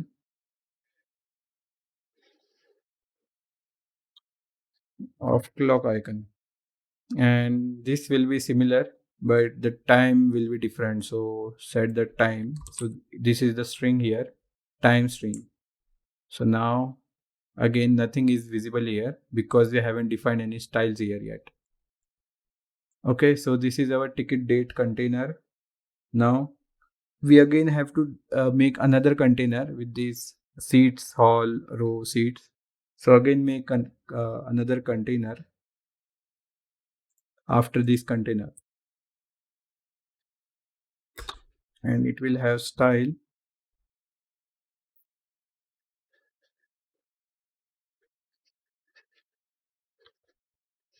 ticket seat container. Okay, so now this will have these uh, three views again similar to this. So you can just copy it like here, but here again you have to decide the first you have to give some styles here to this component. So yeah, styles dot subtitle container,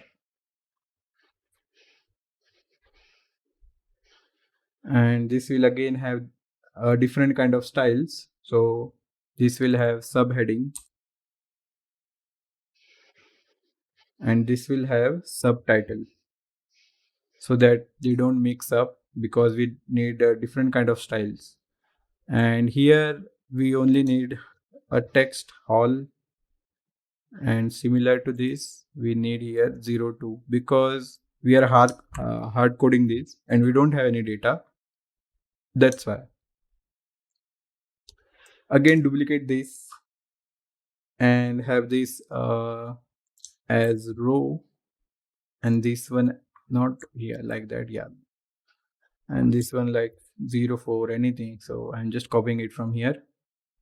Then again we're gonna duplicate this, but here we will have this as seats, and in this subtitle we're gonna map the array because we are getting an seat array. So that's why. So just press enter and then type ticket data dot seat array, and here we first have to slice the data first because we're only gonna put 3 data because let's just someone add like 15 seats, then this UI will break. So that's why I'm adding this like this, and here we have to map it. So again item of type any, also index of type number, and we are also gonna get the array part. So ARR will work of type any. So these three are required here, and we're gonna pass a function, not function actually, we're gonna return a string. So here first we have to return the item. Okay, just wait, let me check. Okay, so we haven't defined the curly braces, that's why. And now here we will return the value. So item dot, not dot actually, we have to add like this. So every item will have this comma, but not all, only the last one. So we have to check whether it is the last one or not. Based on that we have to add. So index and then array dot length. So if -1, so if both of them are equal, then we have to pass an empty string. Okay, else we have to pass another string with comma and space like that. So that way we are able to set these seats and this array. Again, this is the text component we completely built. This is the subtitle container. So this is our ticket seat container, which is completed now. And now we will have an image here. So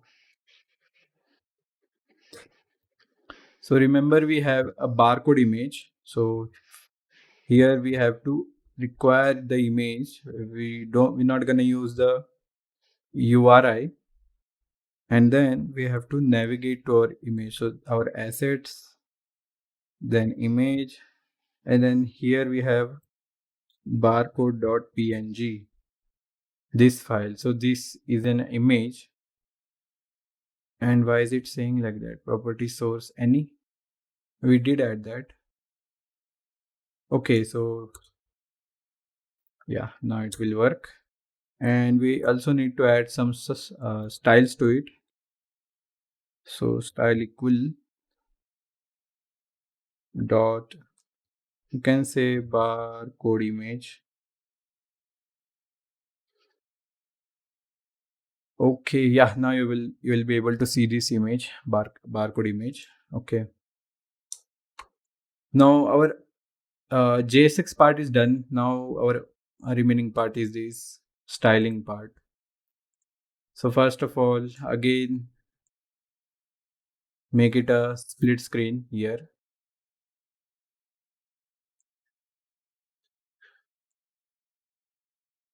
And we're gonna build the style. So just we're gonna need the names here.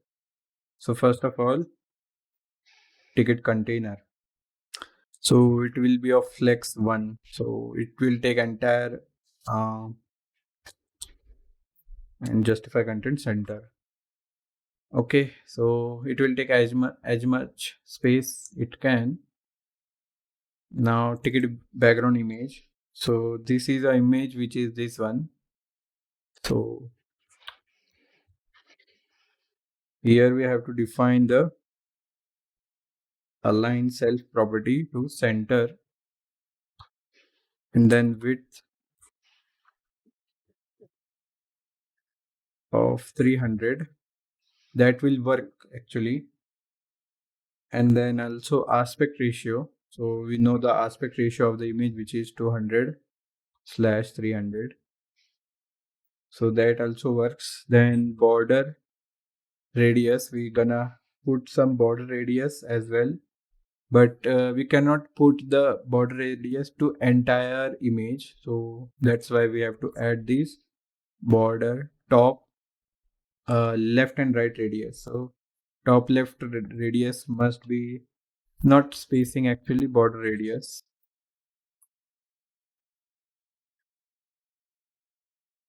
Dot 25 will work, I think. Yeah. And similarly border top right radius. So again this will work. So you can just copy paste it here. And now you will not be able to see the image because we have to set this property overflow as hidden, so that anything outside that will not be visible. And then justify content to flex end. Okay, now you'll be able to see the image that we stored back then. So this is visible now, and this is our barcode image. Okay, now our linear gradient. So this linear gradient will have some value, but probably it will have this height value. So height will be 70%. Okay, so remember we did this justify content. So if I do this at start, so this will happen. So that is why we are setting this flex end as this justify content property as flex end, so that it will come down, and this will have, then we'll have this fading effect. Okay, so now again we have to define this linear property. So it is nothing but just a black line. So border top color. So this has this colors property with black. Then border, top radius, not radius, actually width, top width.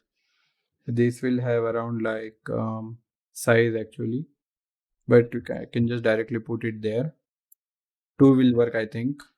And then border, not border, so we have to add the width.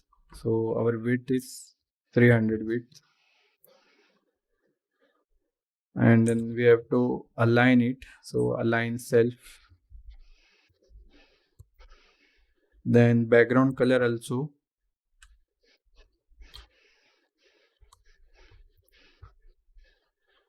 it will have some background color. And border style, which is the most important, border style. So this should be dashed that way. Yeah, now you can see some border effect here, down here, like that. I'll-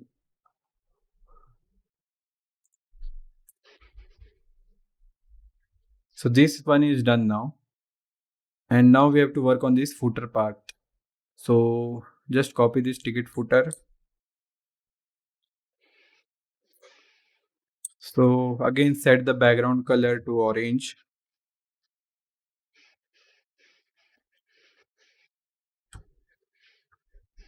Again, width to 300.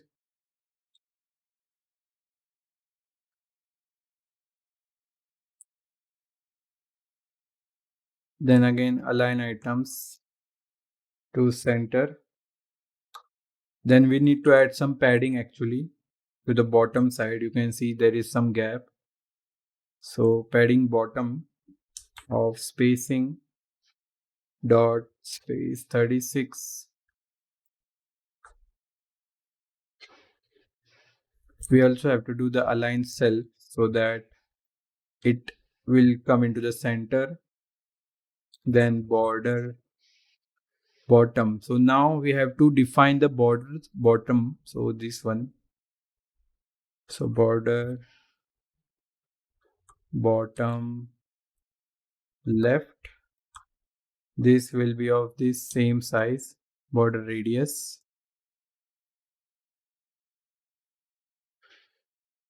And border bottom right, same. Yeah, now you can see this have this ticket effect, kind of ticket effect. So, and if I do this like 3, yeah, now it is more visible. So this one looks good. Now we have to set the data for this screen. So not screen, this part. So all those data. So again, we're gonna need some styles. So add this ticket date container first here, and set the flex direction to row. Then set gap property like spacing dot space 36. This will work. Then align items to center. Then justify content to center as well. And vertical margin. So we need some vertical margin also. So that will be of spacing of space around 10. Okay, so now they are in this. So similarly, we have to add this date title as well. So date title. So it will have this font family.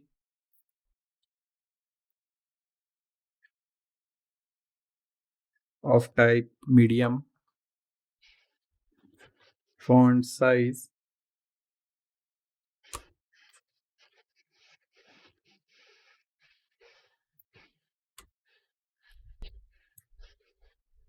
Uh, 24 will work because it's a big text. And color will be white.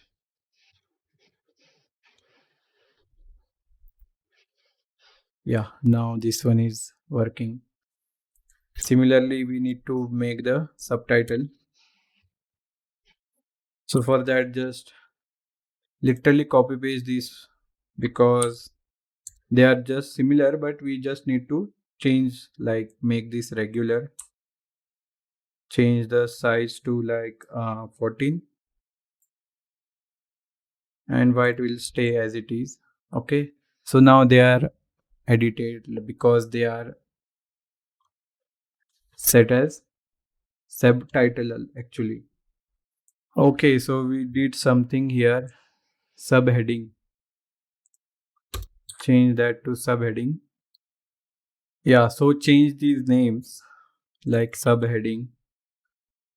I do change, check for the spelling mistakes again, and now set the subheading style. So it will also have these same styles, almost same like medium, but the size will be different. So set it as 18. Okay, so now they're a little different.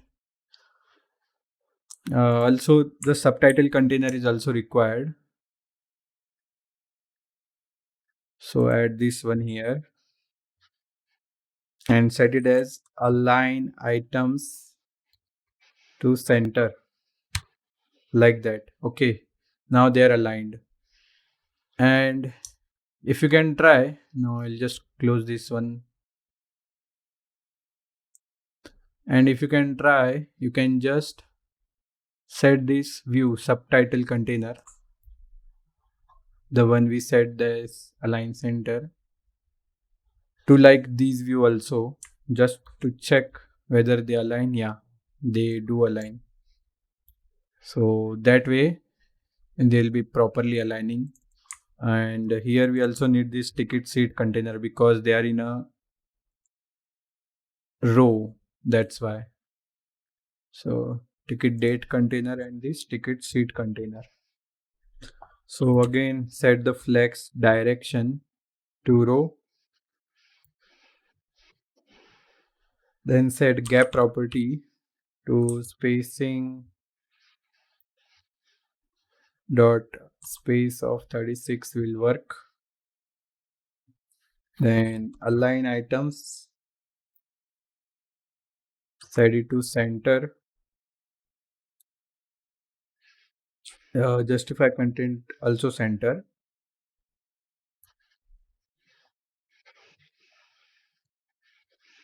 And the last one is this margin vertical. So we're gonna need some spacing here actually. So space 10 will work. Okay, so now they are perfectly aligned. And here you can see there is this clock icon. So this one is remaining and this one as well. So these two have to be done using clock icon. So it will have this font size of 24 and color will be white.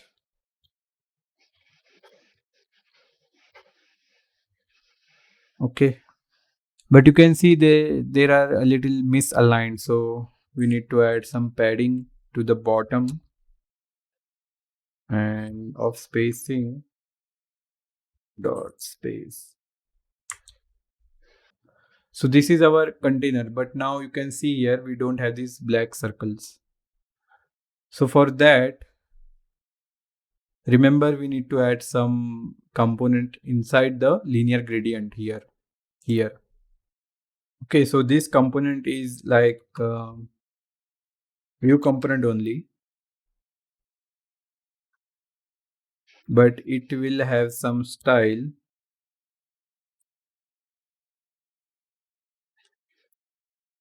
of like black circle,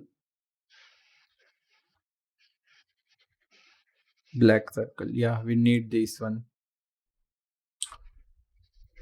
So it will have height of around 80, width will be of around 80,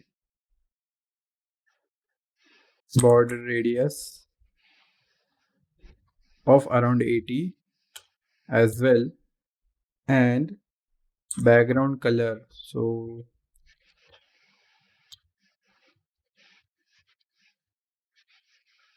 yeah, now you can see this color because our linear gradient is starts from here. That's why it is located here, and we need this at this corner. So the trick is not a trick. Okay, so we haven't defined the barcode else.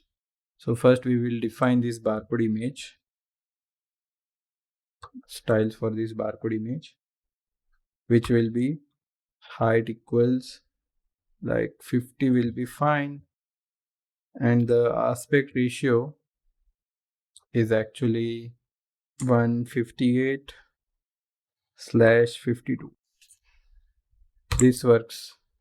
So yeah, it's shrunk down, but that's okay.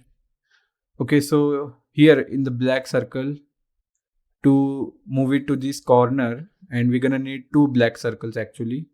So go to this and duplicate it, but before duplicating it, we need to wrap it around a array. And now we have to add another properties here. So first set the position to absolute,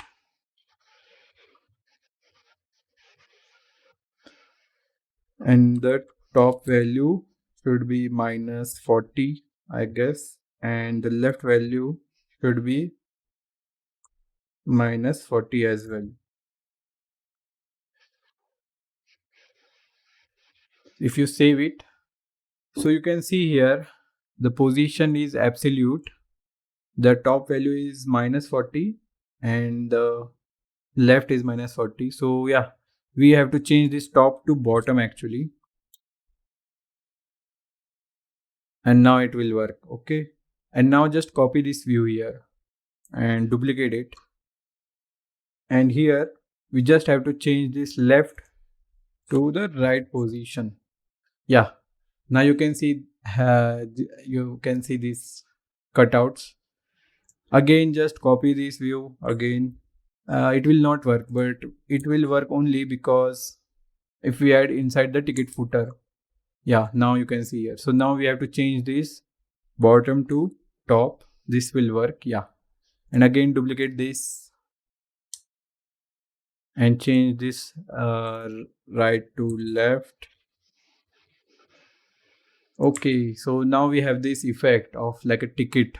Okay, so now this is perfectly working. And after all of this, I wanted to show you one thing, which first we have to reload the app. And if you directly go to the ticket, you will be able to see the ticket. But now if I try to update the ticket,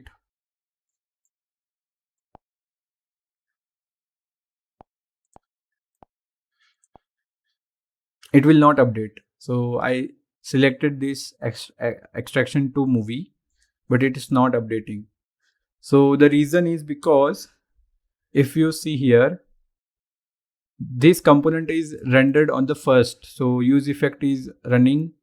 It sets the ticket value after getting it from the encrypted storage, but it's not updating it. Okay.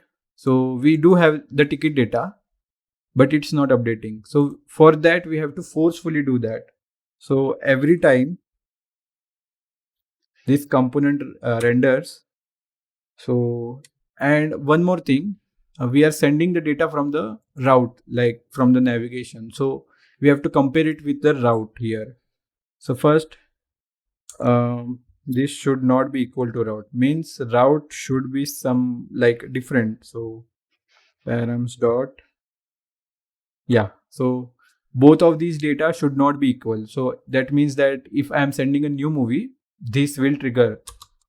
And also, let's just say route dot params should not be undefined, because one more thing, in the beginning, if I am going to this ticket screen, this will does execute, and it will have this undefined value here because we are not getting anything, and this will have this value. So to update this, we just have to use our set ticket function here, this function. But rather than updating it with the encrypted storage value, we have to update it with route.params. Okay. Yeah, now you can see the extraction to movie. Okay, so if I go again, set this movie, select the seat, and buy the ticket. Now you can see, because this is rendering here, you are getting this value. So the old value and the new value are not same. Also, this is not undefined because I'm not directly going. So even if I close this application, start the application,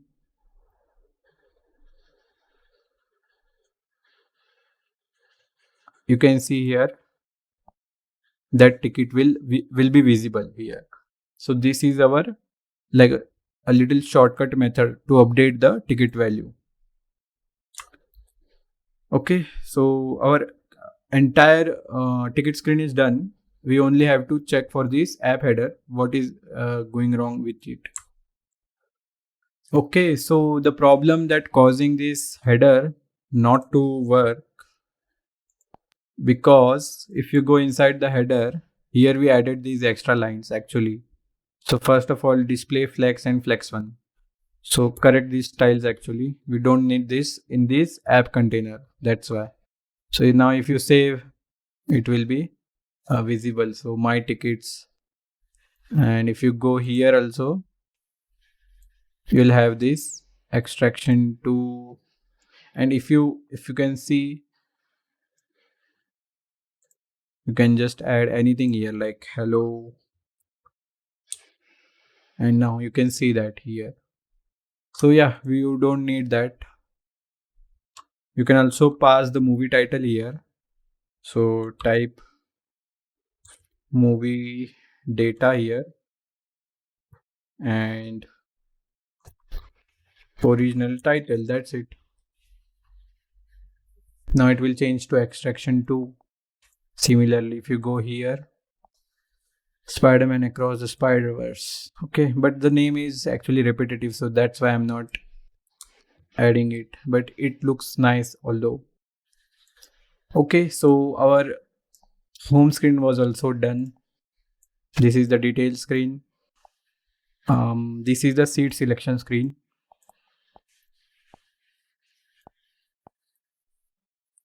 You can buy the tickets. You will have these tickets here.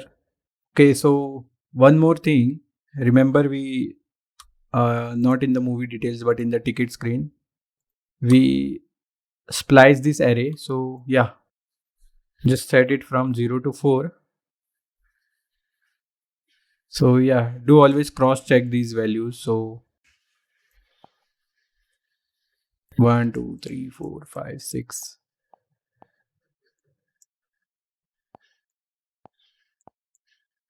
And then buy the tickets. It will have these 4 values. Okay. So 0 to 4, rather than having it 0 to 4, set it as 0 to 3. Okay. So now this slice method will work properly. And this is our ticket screen. It is looking exactly same, nothing different.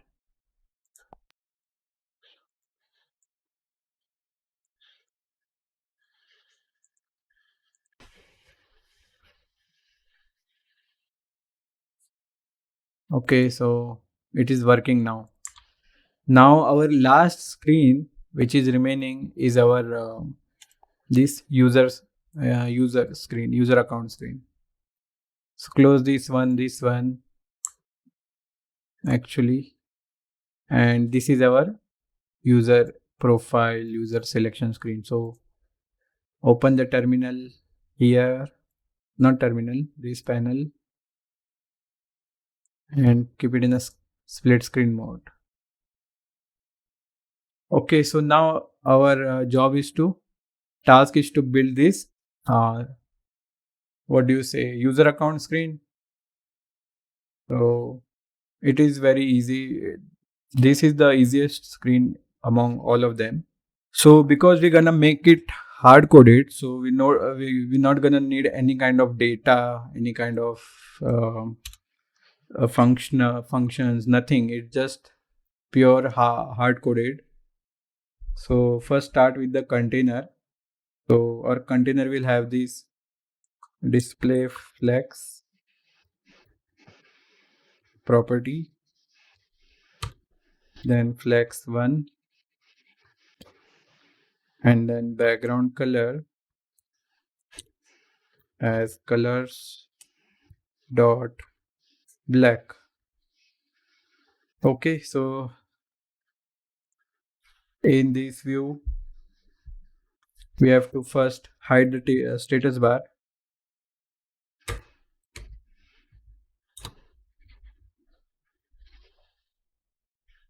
and then after that we have to add our app header. So if you can go to this ticket screen, you can just copy it from there,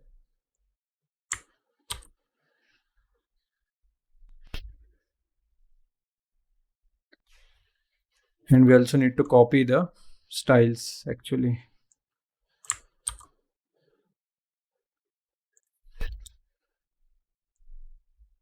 the header as well, the navigation from here of any, and spacing. Okay, spacing doesn't exist. Okay, so this is our and it says my profile, so change the name my profile. Okay, now our next thing is to build this image and this text.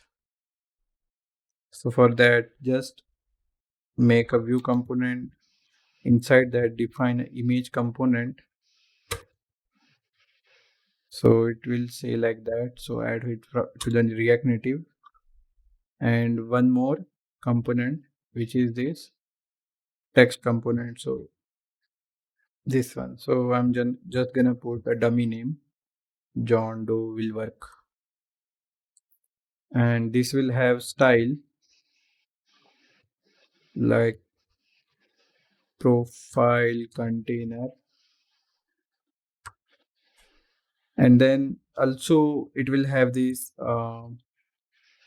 source path, so it will require the path, and it should be like asset slash image slash, so our name is image name is avatar dot png and not source.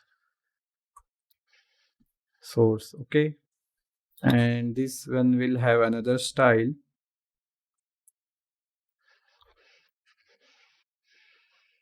and it will have like avatar text.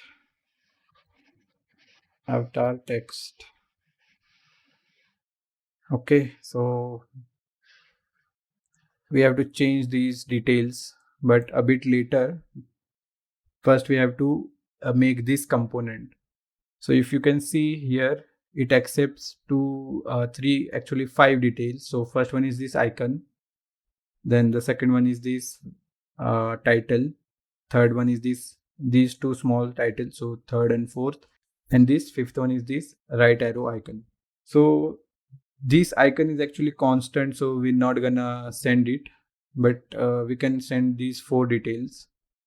So first of all, we have to make this a component actually, and then we can send those details. So yeah, make a view component and just add their styles. So styles equals profile container. So it will be like same style,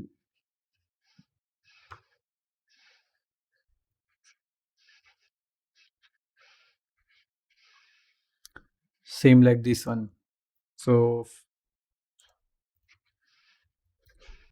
profile container will have these align items to center and the padding of around spacing. So it will be a large padding, so space 36 is required. Okay, now you can see them. And now we can also add these avatar text. We also need to define the styles for the image.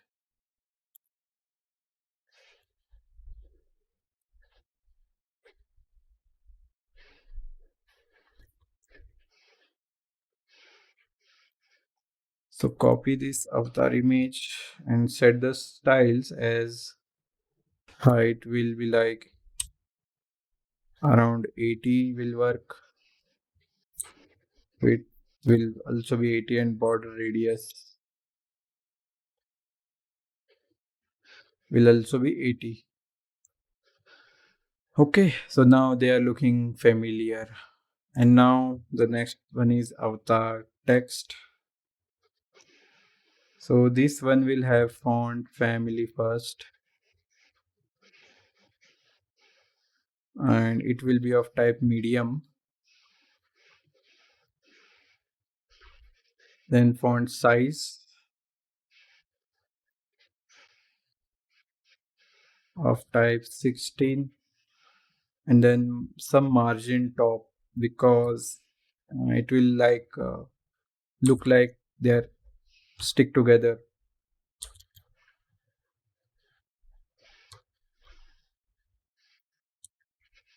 And color will be as usual white.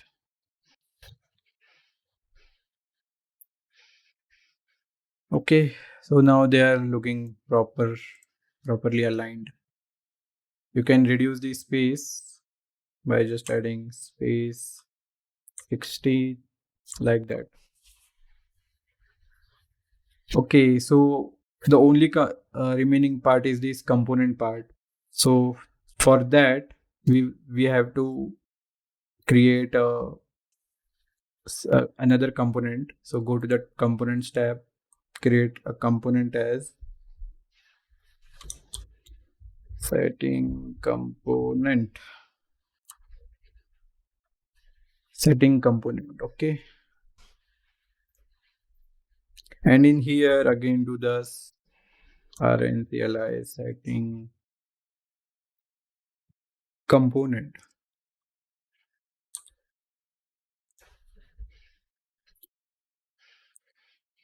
Okay, so first of all we have to build these components. Not build the component. First we have to send the styles actually.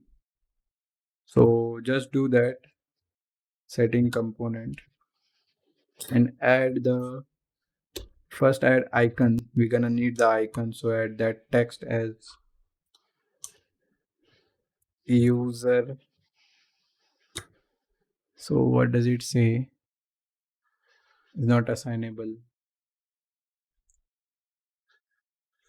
Okay, so wait for some time. We haven't defined it yet, that's why. Heading will be like account, then subheading,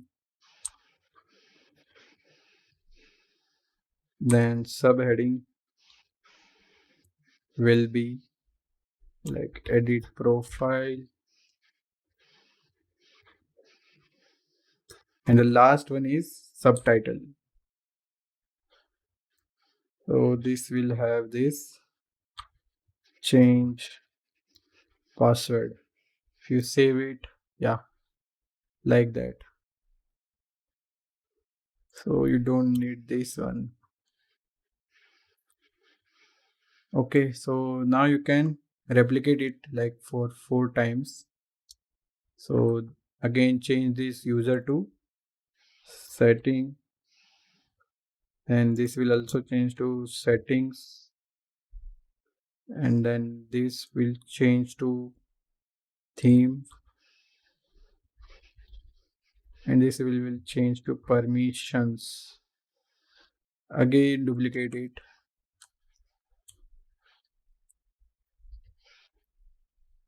So change it to dollar. This has offers and referrals. This will have offer and this one will have referral.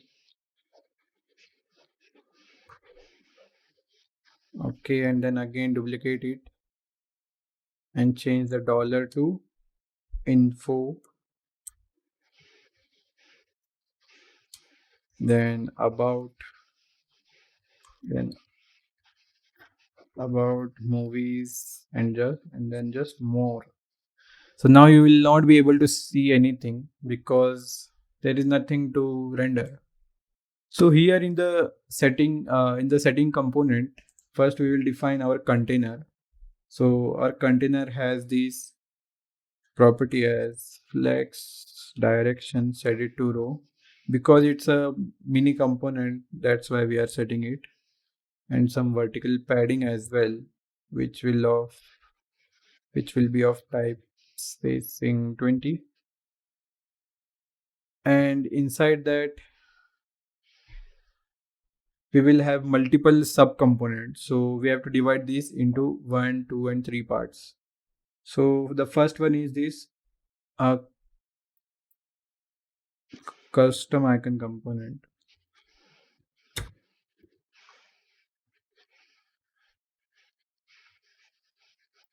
Okay, and this accepts a name, and here we haven't imported the data, so for that just add props dot, not dot, like any. And then here we have to pass the props dot icon value. That way it will be okay, and it will have some styles dot, you can say icon style.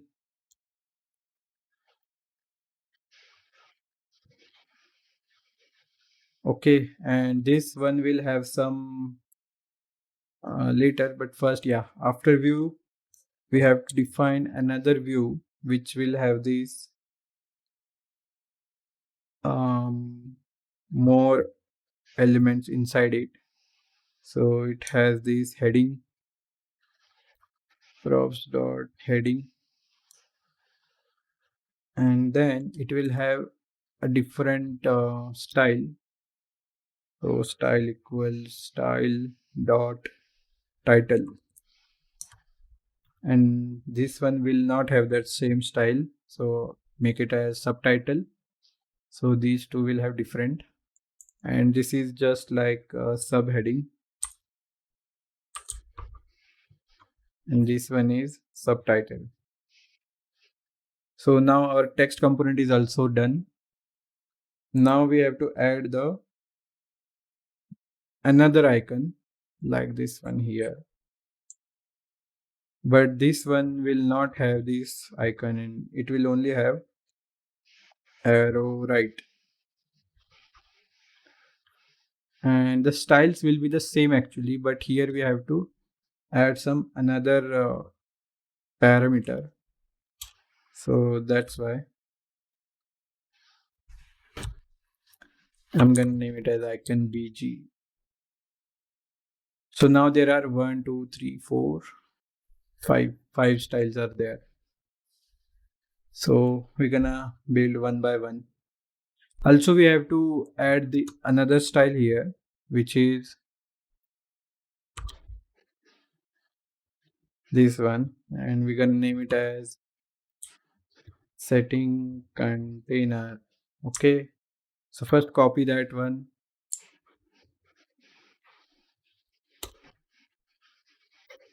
and then set that to flex 1, and then again we have to add this title value, and this one will have, but before that we have to add this icon style. So icon style, so just do color equal to colors dot white, then font size will be font size of 24, and then padding horizontal, and there we will have this spacing of 20 will be fine. So what is accept? Okay, now. So this icon style is also done. Title is remaining. So for title, again we need this font family. Font family. It will be of type medium. Then font size of font size 14.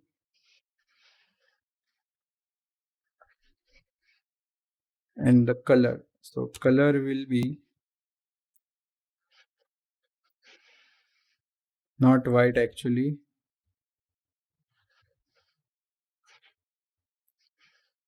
Yeah, actually it's white, but not from there. Okay, yeah, now it's visible. Here, it's not saying this icon is recognizable.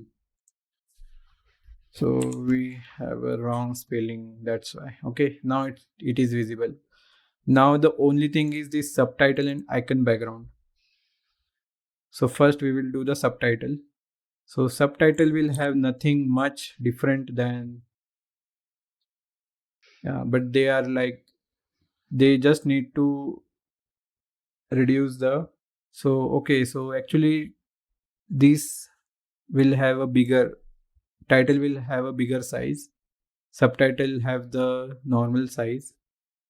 We can also look for the other, so regular is also fine, and here we have to give the RGBA version, so the lightest one, like that. So now it is looking like a setting component. If you change it to 50, no, so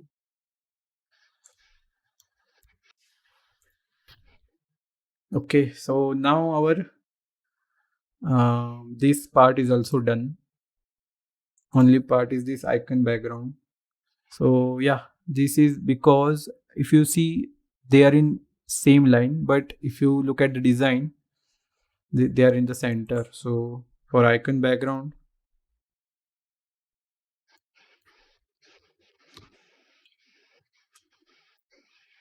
just add align items. Not actually, just add justify content. Yeah, now they are moved to down to the center. So okay, so this is our user profile screen. So yeah, so this is our home screen, which is completely done. And if you go to any, yeah, so and this is our movie details screen, which is also completed. And if you select the seats, okay, so now you can these yeah, so this seat arrangement is generated at random. So if you can see here, 1 2 3, and then this, if I close it and then again click on it, this time it will be different. So every time it will generate a random seats, then you can set. And also if you try to break the app, not app but design, it will not break because we are using the slice method. And if you buy the tickets, yeah, it is, the ticket is updated, the date is also there. These are like sliced down version. This is like a barcode, you can also replace it with QR code. And most of these are 4 screens, and this one is our last profile screen, user profile screen. So yes, we have completed our React Native application. So we have completed our movie ticket booking application using React Native. Okay, so this is working fine. You can also export the APK. You can also put it in your GitHub. Follow me on GitHub, follow me on Twitter. So thanks for watching this video. Like this video, share this video. If you want to support my work, then you can support me using Patreon and buy me a coffee. And also subscribe to the channel for more applications. So I'm gonna build more applications, so subscribe for that. And I'm also open to freelancing projects also. So if you have any idea, or if you have any client that wanted a React Native developer, then you can recommend me. So thank you. Thanks for watching this video. Subscribe to the channel, and we will meet in the next one.